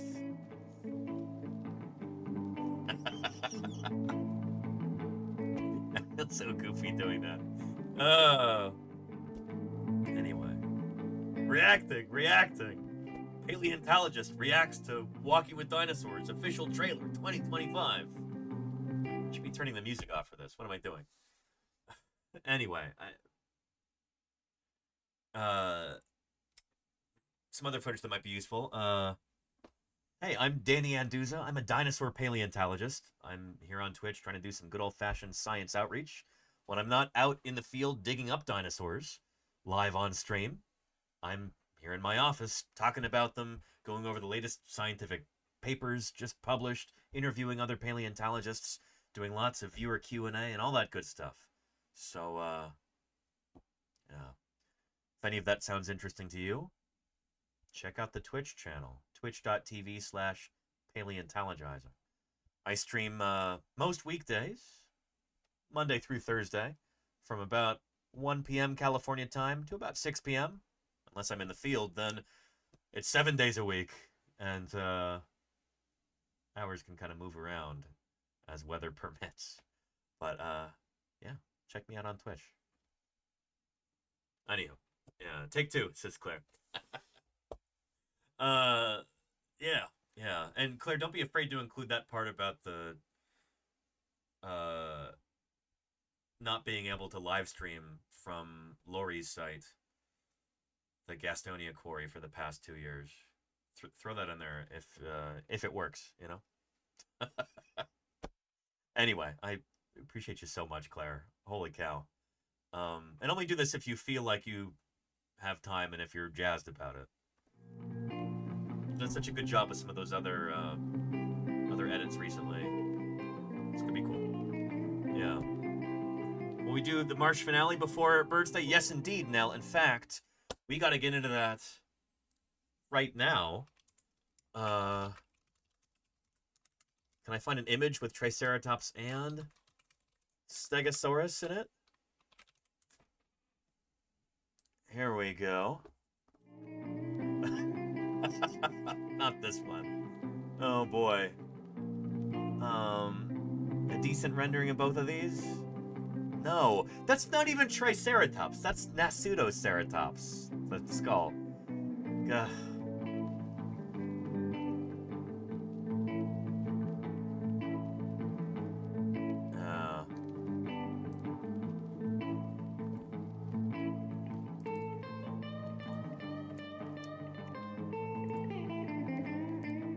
use this as our Triceratops image.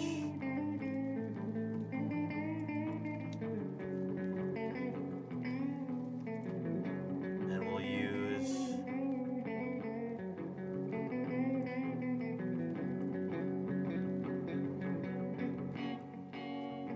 this is our Stegosaurus. That'll work. Excellent.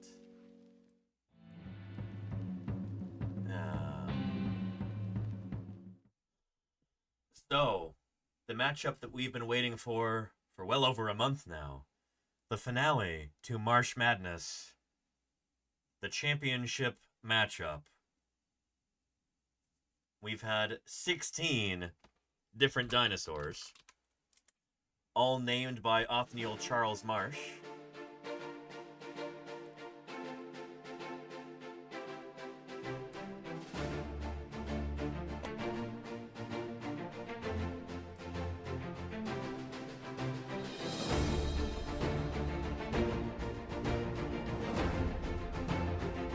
All leading up to this matchup right now. Our final two, Triceratops and Stegosaurus.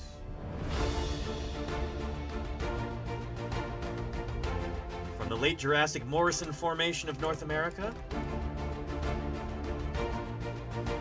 one of everybody's favorite dinosaurs, one of the largest of the Stegosaurs, one of the most instantly recognizable of all dinosaurs, especially to the general public. Stegosaurus is immensely charismatic and is our #1 seed for Marsh Madness. Its challenger,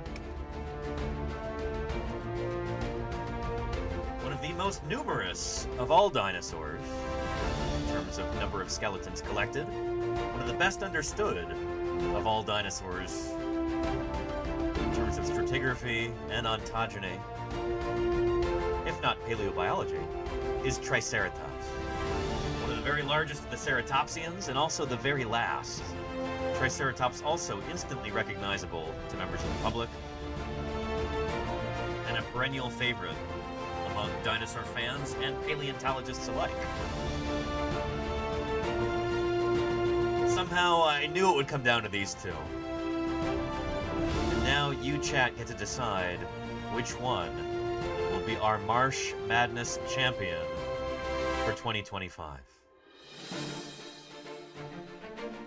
So without further ado,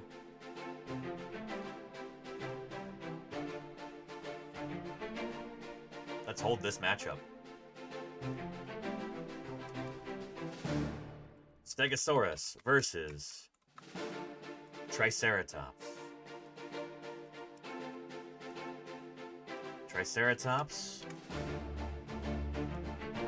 or Stegosaurus. 3-minute matchup. Get ready to vote here. It all comes down to this. Those of you who are present right now will be determining the winner of our first annual Marsh Madness. Triceratops or Stegosaurus? The choice is yours.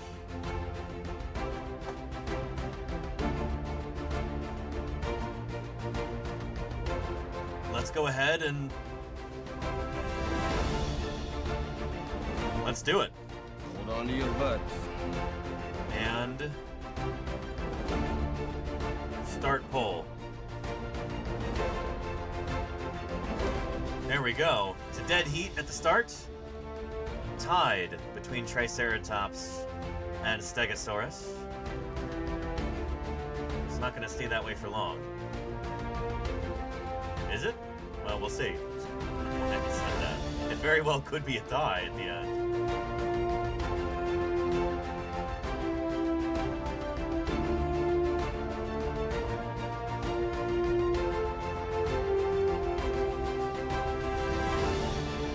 There we go. 24-25.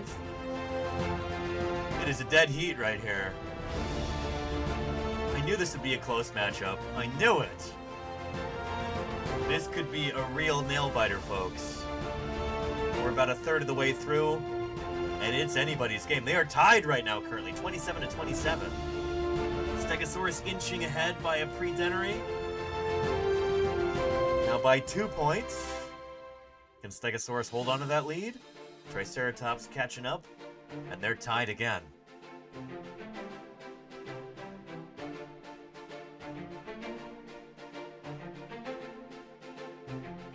I legitimately don't know which of these dinosaurs is going to win. Of course I don't.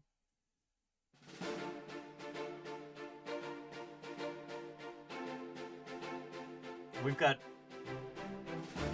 I think, almost record turnout here so far. Halfway through, and we've got a total of almost 70 votes. But we've got 259 people watching right now. We can get more votes than that. Triceratops pulling ahead, currently ahead by 5 points. Malco TV says, go Trike. Triceratops is winning right now.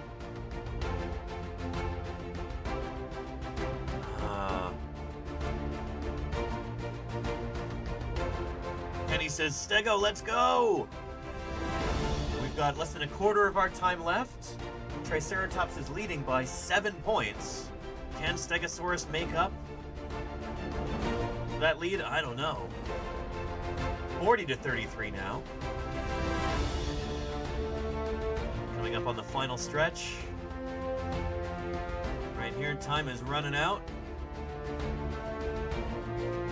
Triceratops pulling in an additional point, 41-34 now. Stegosaurus gaining a point, 36-41. 37-41. Triceratops with 42 now. It looks like Triceratops is going to take this. Final seconds here. And Triceratops charges to victory here. Holy cow. Triceratops is our Marsh Madness 2025 champion. There you have it, folks. 3 horns, number 1. It's corny. There we go. Holy moly. Triceratops is our big winner. Marsh Madness 2025 champion.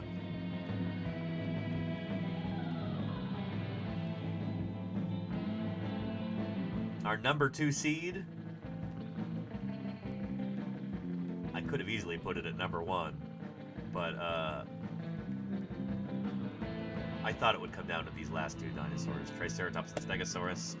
Both of them exceedingly popular, very interesting animals. I actually would love to be able to work on Stegosaurus in the future. I've got some ideas for some projects. I've worked on Triceratops and enjoyed nearly every minute of it. Maybe I'll work on Stegosaurus in the future. But anyway, big congratulations to all of our 16 contestants here, from Preconodon to Dryosaurus. It's a lot of fun. Thanks for participating, chat. Triceratops, our big winner. Holy cow. Let's, I'll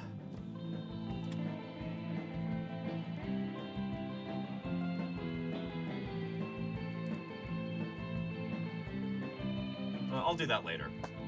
We'll do our official bracket later on. I'll try and make it pretty if I can. But, that concludes Marsh Madness. It's a lot of fun. What do you think, chat? Can we do it next year? Could we have Marsh Madness 2026 as well? Maybe include some cope taxa also? Maybe even some non-dinosaurs? Elasmosaurus? Even Uintatherium?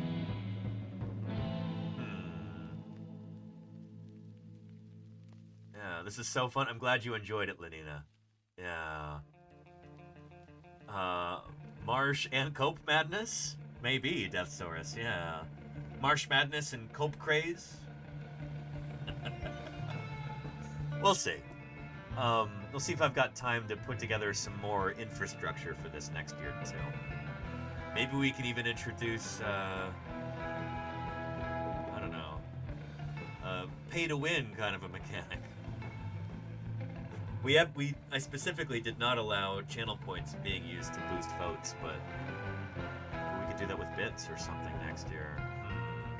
We'll see. Marsh Madness, how will you cope? Casey Snowart, I love that. Yeah. Yeah. We all know the real winner is Troodon. We could have Troodon in there next year if we include some Joseph Leidy taxa too. Troodon, Hadrosaurus, perhaps? Yeah. We could even have a Laylaps versus Dryptosaurus matchup. Who knows? We'll see what next year brings. But for right now, it's Thursday. It's Thursday Birds Day. Let's get in to Thursday Birds Day, shall we?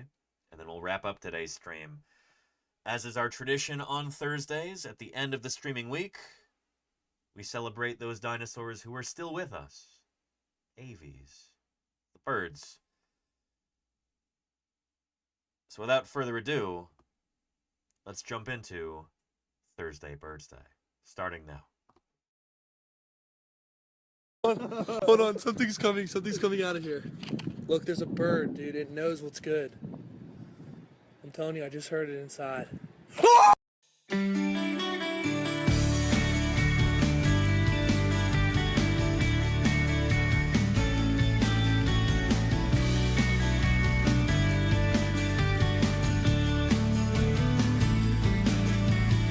I don't care if Monday's blue, Tuesday's gray and Wednesday too. Thursday, I don't care about you. It's Thursday. Thursday Birds Day. Birds are all around us in everyday life. But most of the time we hardly even notice them. Thursday Birds Day is a step toward correcting this oversight. Do you want to be part of Thursday Birds Day? I don't know. Here's how you can contribute.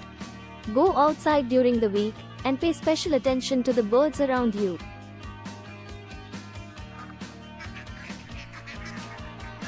See if you can take a picture of a bird.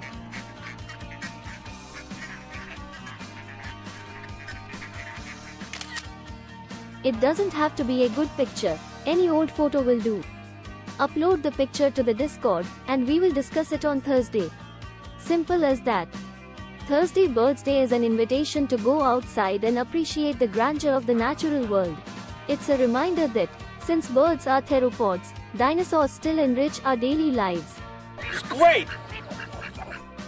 And finally, it's a celebration of the amazing history of life on our planet. So, happy Thursday Birds Day!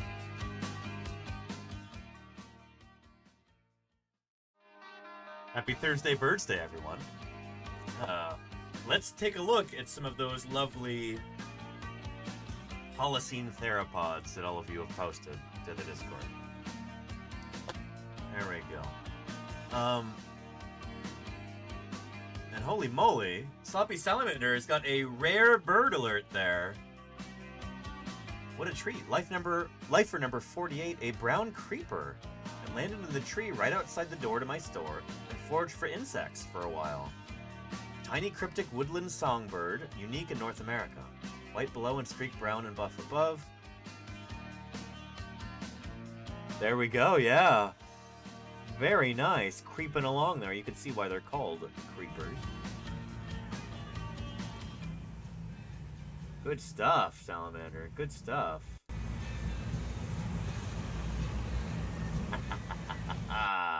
Beautiful. Well done. We always celebrate lifers here. The first time that someone sees a bird in their life, a particular kind of bird, we call that a lifer. Always cause for celebration. Good stuff. Super, super cool. Salamander, well done. Excellent. Superb.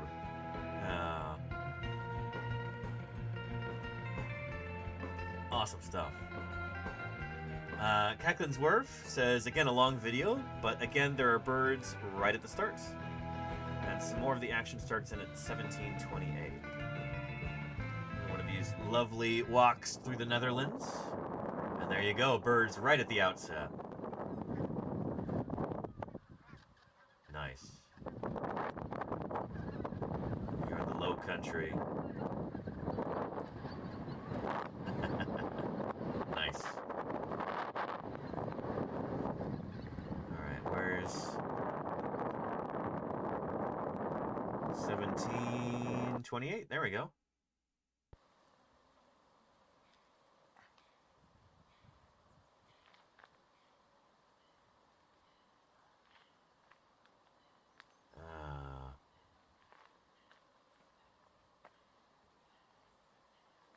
Oh, I skipped the best part? Shoot, what was the best part? It's a long video. Here, maybe? There we go. Look at all these geese.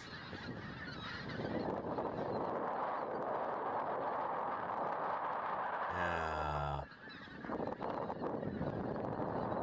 Nice. They seem pretty happy, too. They've got all kinds of beautiful habitat to hang out in. Good for them. Never been to the Netherlands, but I'd like to go someday. It seems like a beautiful place. Even if there's not much topography to speak of. And lots of water, which helps make up for it.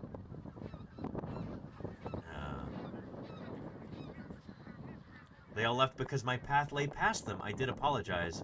You disturbed those geese? It happens. And if they really didn't want to move, you know, geese can fight. So they, you know, they could have stood their ground if they felt that strongly about it. Thank you, Cacklin's Werf, for posting. Good stuff.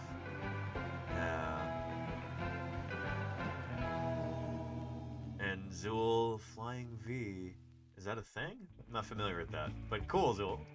I'm glad you feel enthused about birds overhead. I know I do. And Ms. Art Rules, working with some acrylics here. Oh, nice. Got some goats on the farm. Goats on the farm. And there's a chicken in there, too. Nice, Ms. Art Rules. Nice, nice, nice.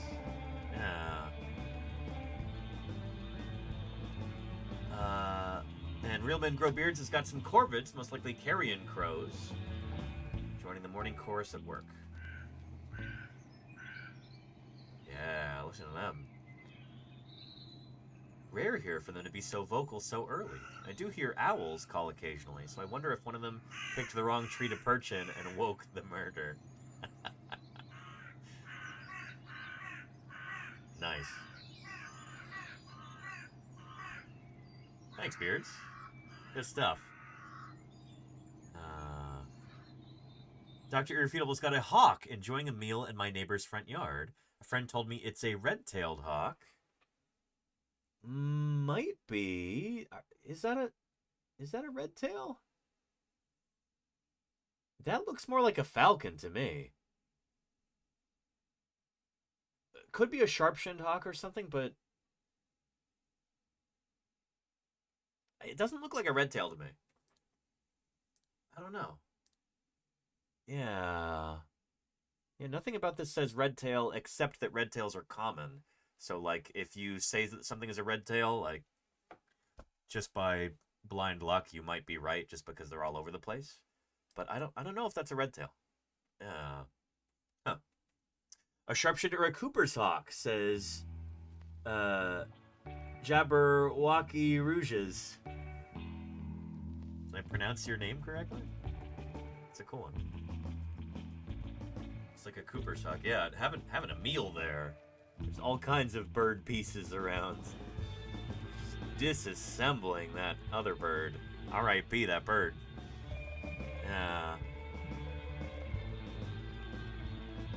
Lunchtime, yeah. Pretty much spot on. Excellent. Jabberwocky Rouges. Excellent. All right, let's continue. Alexander Morrison says, this neighboring lake that is only 5 minutes walk from my home has been a true treasure trove of bird sightings and observations. Every morning, a serenade of bird songs from a bunch of species are played out. Many of these lakes and small streams are also near my home, like this particular lake. I'll make it a goal to visit all I can access for more bird and possible alligator sightings. Music by Brian Eng. Nice. Is that great blue hair in there? Yeah. These guys are so much fun to watch. Oh yeah, son, says Alexander Morrison. Yes.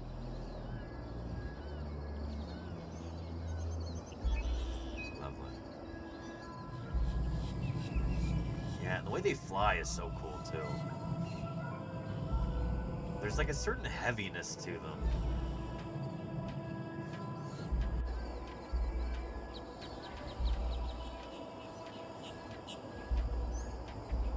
Gotta love a great blue heron.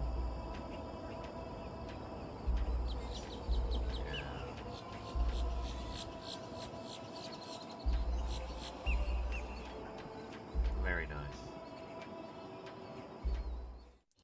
Cool stuff. Thank you for posting there, Alexander Morrison. Excellent. Charlie's Dragon. He's got some fowl for us.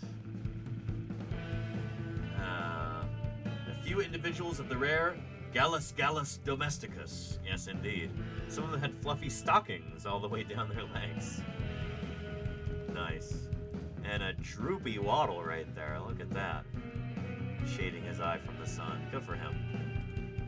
Or her. I'm not 100% sure. It looked like a male, but I'm not a chicken expert. Very nice, Charlie's Dragon.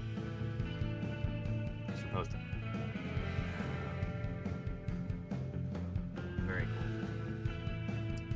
cool. Lenina's got another stop at Buck E's. Yes, it's like a place for religious pilgrimages for Texans, right? Another grackle post. Look at this majestic boy, that iridescence. Is drinking out of a... Somebody dropped some milk or something? Anyway, lovely grackles. Is that a boat-tailed grackle there? Yeah. Lenina grackle posting on Maine here. It was somebody's spilled drink, yeah. Resourceful birds. See, this is how they're successful in a concrete wasteland like we like to produce as human beings. When life gives you a spilled drink, you drink that spilled drink up. You drink it up. Yeah. Good stuff. Pretty neat. They were the reason why oak trees spread so far after the glaciers. Oh, that makes sense now. That's actually really cool. Neat. Here, I don't have too much time left, so we got to keep going with this. Nell's got a surprise for two. Oh, a surprise 2 for 1, excuse me. With a mallard and a European jay. This is why Nell was talking about European jays here. Very nice. We've got a mallard friend. And we've got a European jay. Here.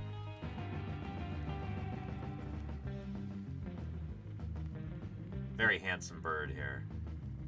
Nell says, European jays are the main reason why the United Kingdom has oak trees, as they love acorns.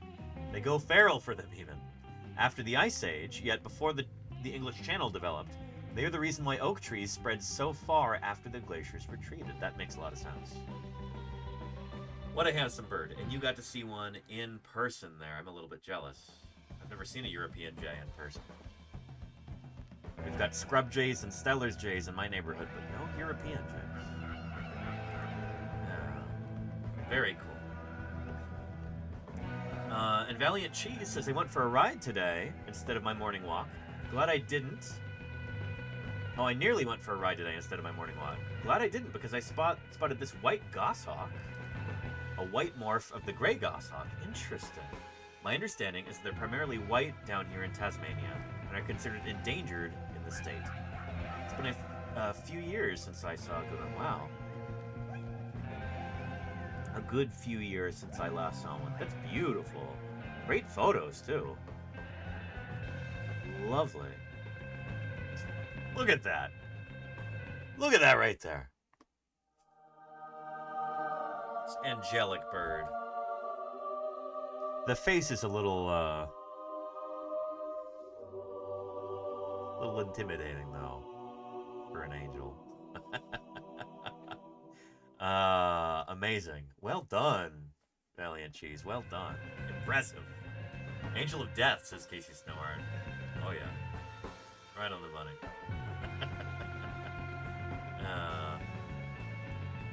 Charcone says, I've never heard a tree sparrow make this vocalization before. I wonder what this little bird is up to.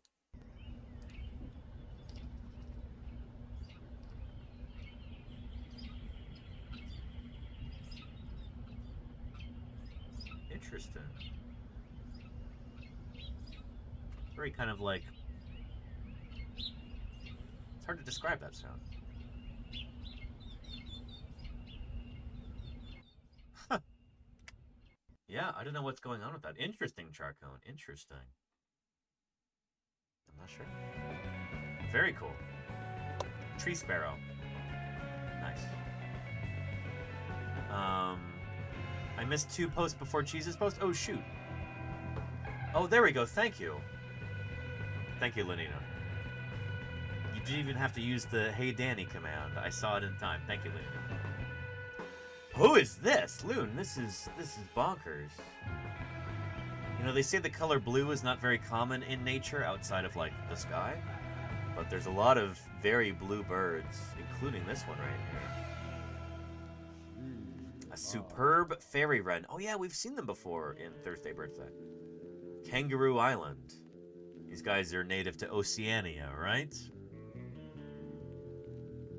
Australia and surrounding islands. It's beautiful. Yeah. Superb is the word. Agreed, Lenina. Gorgeous. Gorgeous. And that's, again, phenomenal photo here. Just beautiful. Beautiful, beautiful, beautiful. And Mayor Space has got an ostrich at the Detroit Zoo. Wow. In Detroit. The world's heaviest living bird. And they have a... Come on, Sky. Come on, Sky. Nice. Very nice. I always love seeing ostriches. Thanks, Mayor Space. It's good stuff.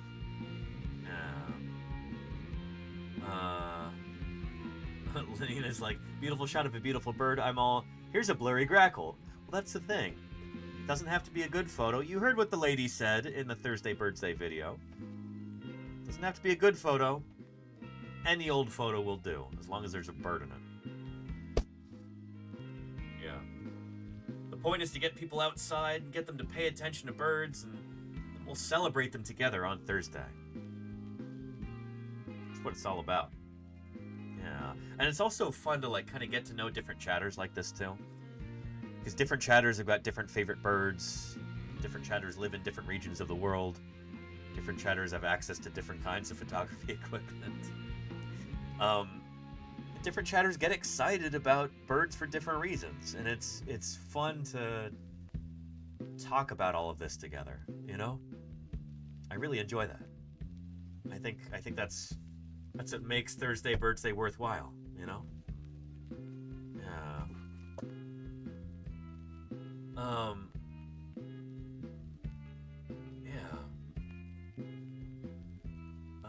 Timmer's Crutch says, I was walking down the street in Oregon and saw a random quail. Well, that's not a random quail. That's a California quail right there. Oh, yeah. That's our state bird. What are you doing in Oregon, California quail? Showing off that head plume is what he's doing. I love quails. They're so goofy. Lovely. Thank you, Timmer's Crutch. Good stuff. That is random, says Machines. Kind of is, yeah. Yeah, just walking down the street. Here comes a quail. Hey, quail.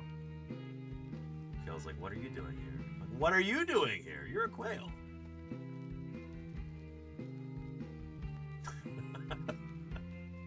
Rushwing says, apologies for the blurry photos. No apologies necessary. The wattle birds chased him off before I got better video or pictures. But this week, I learned gray butcher birds are partial to apples. Really? I always thought they were carnivorous, but this little one was definitely sampling the fruit on the neighbor's apple tree. Though it could also be that this one isn't fully adult yet, and it was just being a curious little goober, as seen from the mostly brown plumage. Well, that's actually a thing. A lot of supposedly super carnivorous animals also really enjoy eating fruit. Piranhas are a good example of this. I think they mostly eat fruit. But, yeah, anyway, so it doesn't surprise me that a butcher bird would go against its name and partake in some frugivory here. Look at the hook on the end of that bill. That's also, I'm sure, really useful for biting into fruit. That's really cool. Yeah. Pretty neat. Thank you, Rushwing, for sharing. That's lovely. I love seeing novel behavior of birds in Thursday Birds Day, like a butcher bird eating some apples. Very cool. Very cool.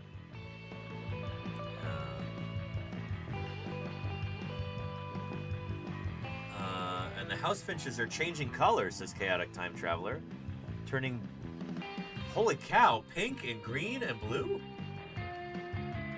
Oh wait, no, never mind. There's the house finch in the middle.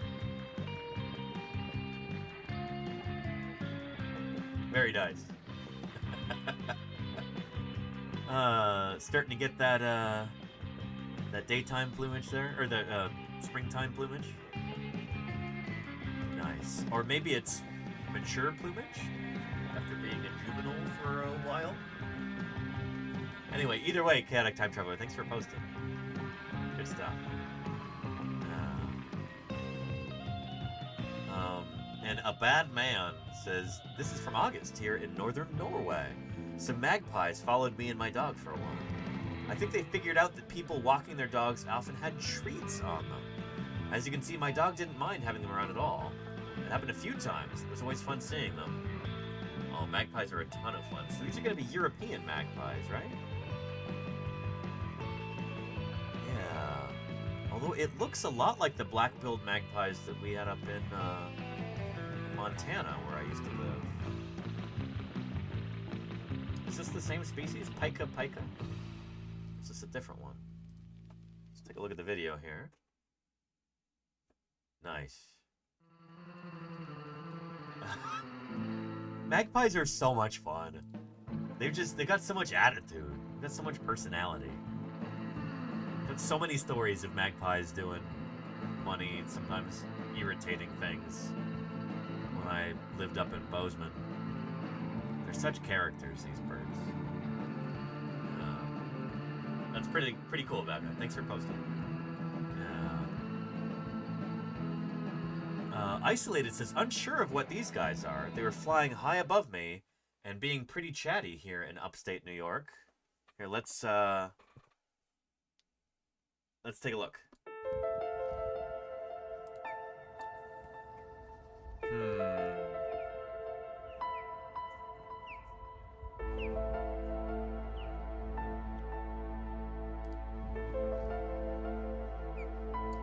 Some kind of raptor.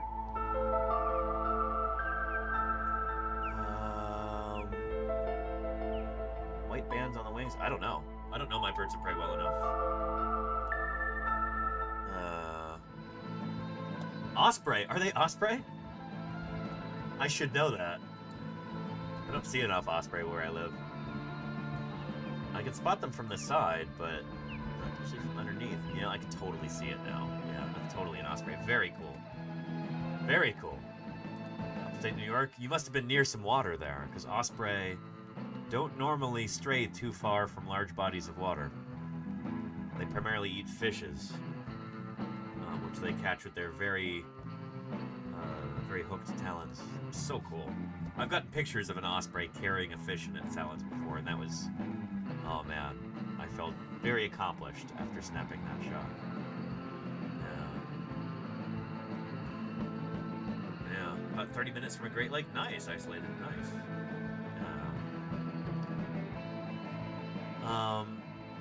Chivalrous has got a pair of ducks just hanging out. I was excited to get the right angle to see the purple on the female. Oh, XVR27, nice. Chivalrous, okay. They look pretty chill there. Good for them. Love ducks. Anis platyrhynchos, if memory serves. Genus and species. Yeah. Good stuff. Thanks for posting. Nelfa's got a black-bellied plover. That's no joke. Like, its belly looks like a black hole. Like you could just fall into it screaming. Just never stop. It's just an abyss right there. Vanta Black, says Clary. No light can escape. A black-bellied plover standing for a snack mid-migration, soon to be nesting in Canada. Nice.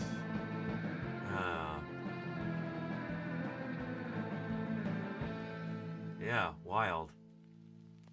Could picture like a big flock of these flying overhead at night, and you've got the searchlights trying to figure out where they are, but they're so dark you just can't spot them. I'm sure that's not why that black plumage evolved in the first place, but it's a fun thought. Yeah. Huh. Very cool. Very cool, Nelf. Thanks for posting. And Spartan has got, a Stellar's Jay. Stellar's Jays have been visiting consistently since the end of winter, usually bringing their loud friends and arguing constantly. Yeah, they're not quiet neighbors, Stellar's Jays. I've got Stellar's Jays and Scrub Jays in my neighborhood, which is really cool. I live in one of those places where their ranges overlap, and they are fun. Used to see a lot of them up in Tahoe.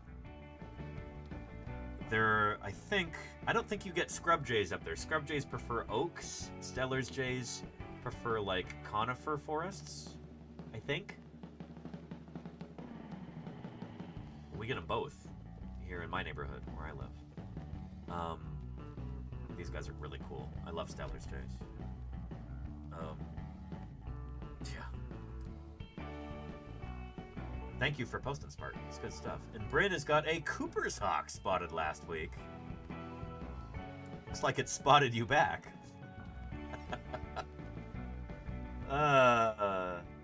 They know what's up.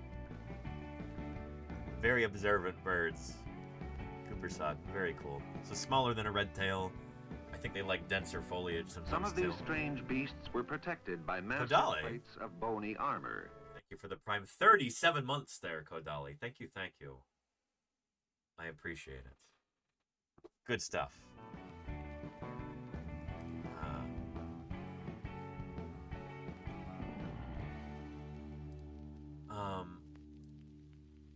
Good stuff. Thanks for posting, Brad. Neverwinter Fool has got a yellow warbler, Cetophagia pitacea, John Hines National Wildlife Reserve in June 2021. Yellow warblers nest in the refuge in the spring and summer and are very common visitors. And look at this photo here. Look at that. A yellow warbler. Gorgeous. Neverwinter. Fine work here. Always impressed. Good stuff.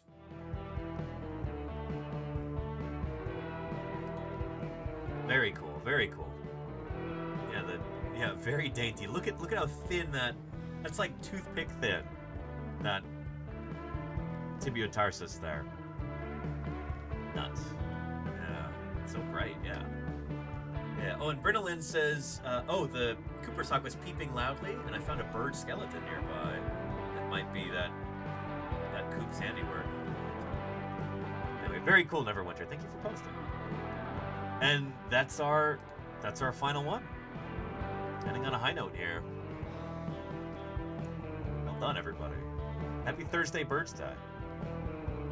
We will probably not be doing Thursday Birds Day next week because I'm still going to be out in St. George, Utah, streaming live from the field. So we might have an extra long Thursday Birds Day the week after when I come back. So just be aware of that. If any of you are looking for a break from Thursday Birds Day, if the stress of taking a bird photo every week has got you a little flustered, feel free to take a break this next week if you'd like to. We'll be back with Thursday Birds Day, not this next Thursday, but the Thursday after. With that said, it's time to wrap up today's stream. We've had a fun one today, and we're coming up on 6 hours. Shoot. These are supposed to be 5-hour streams. So, there we go. We'll start our wrap-up procedure here. And don't go away just yet. We're going to raid into somebody else doing some science, if at all possible. Thanks Hey, to there's a Edmund thought. for my You subject. could hire a dinosaur to put a swimming pool in your backyard. All you'd have to do is show up for 5 minutes, whop, instant swimming pool. Rakadactylus, thank you for the 13 months of support. Thanks to Murph for that sub-gift. Beautiful. Appreciate you, Murph, as always. Who else have we got on right now? Doing some science. Oh, Nerduino is on with 781 viewers. Let's go contribute to that. Watching a spacecraft launch, evidently. Good stuff. Nerduino is a former NASA scientist. If you're feeling a bit cheated, try blaming the dinosaurs. Does a lot of cool science outreach, and thank you, Hogan, for the 100 bits. We've got a hype train going in the last few seconds of our stream. Everybody, thank you to everybody showing up in our credits, from those beloved moderators to the quietest of lurkers, the question askers and the enthusers and the chatters. Thank you to the raiders and the followers, the subscribers and the gifters and the cheerers. I appreciate all of you more than you know. Thank you for everything that you do to keep these streams going, whether it's just by watching or by asking questions and participating, or whether it's by supporting the channel financially. I couldn't do this without you, and I'm deeply grateful. I'll be doing my best to bring you excellent science outreach content tomorrow, or rather next week, starting on Tuesday probably, from St. George, Utah. Our emergency fossil excavation going on there. So I don't plan on streaming on Monday, so don't panic when you don't see me come up live on Monday. I'm probably driving out to Utah. Anyway, you all have a wonderful weekend. Take care of yourself.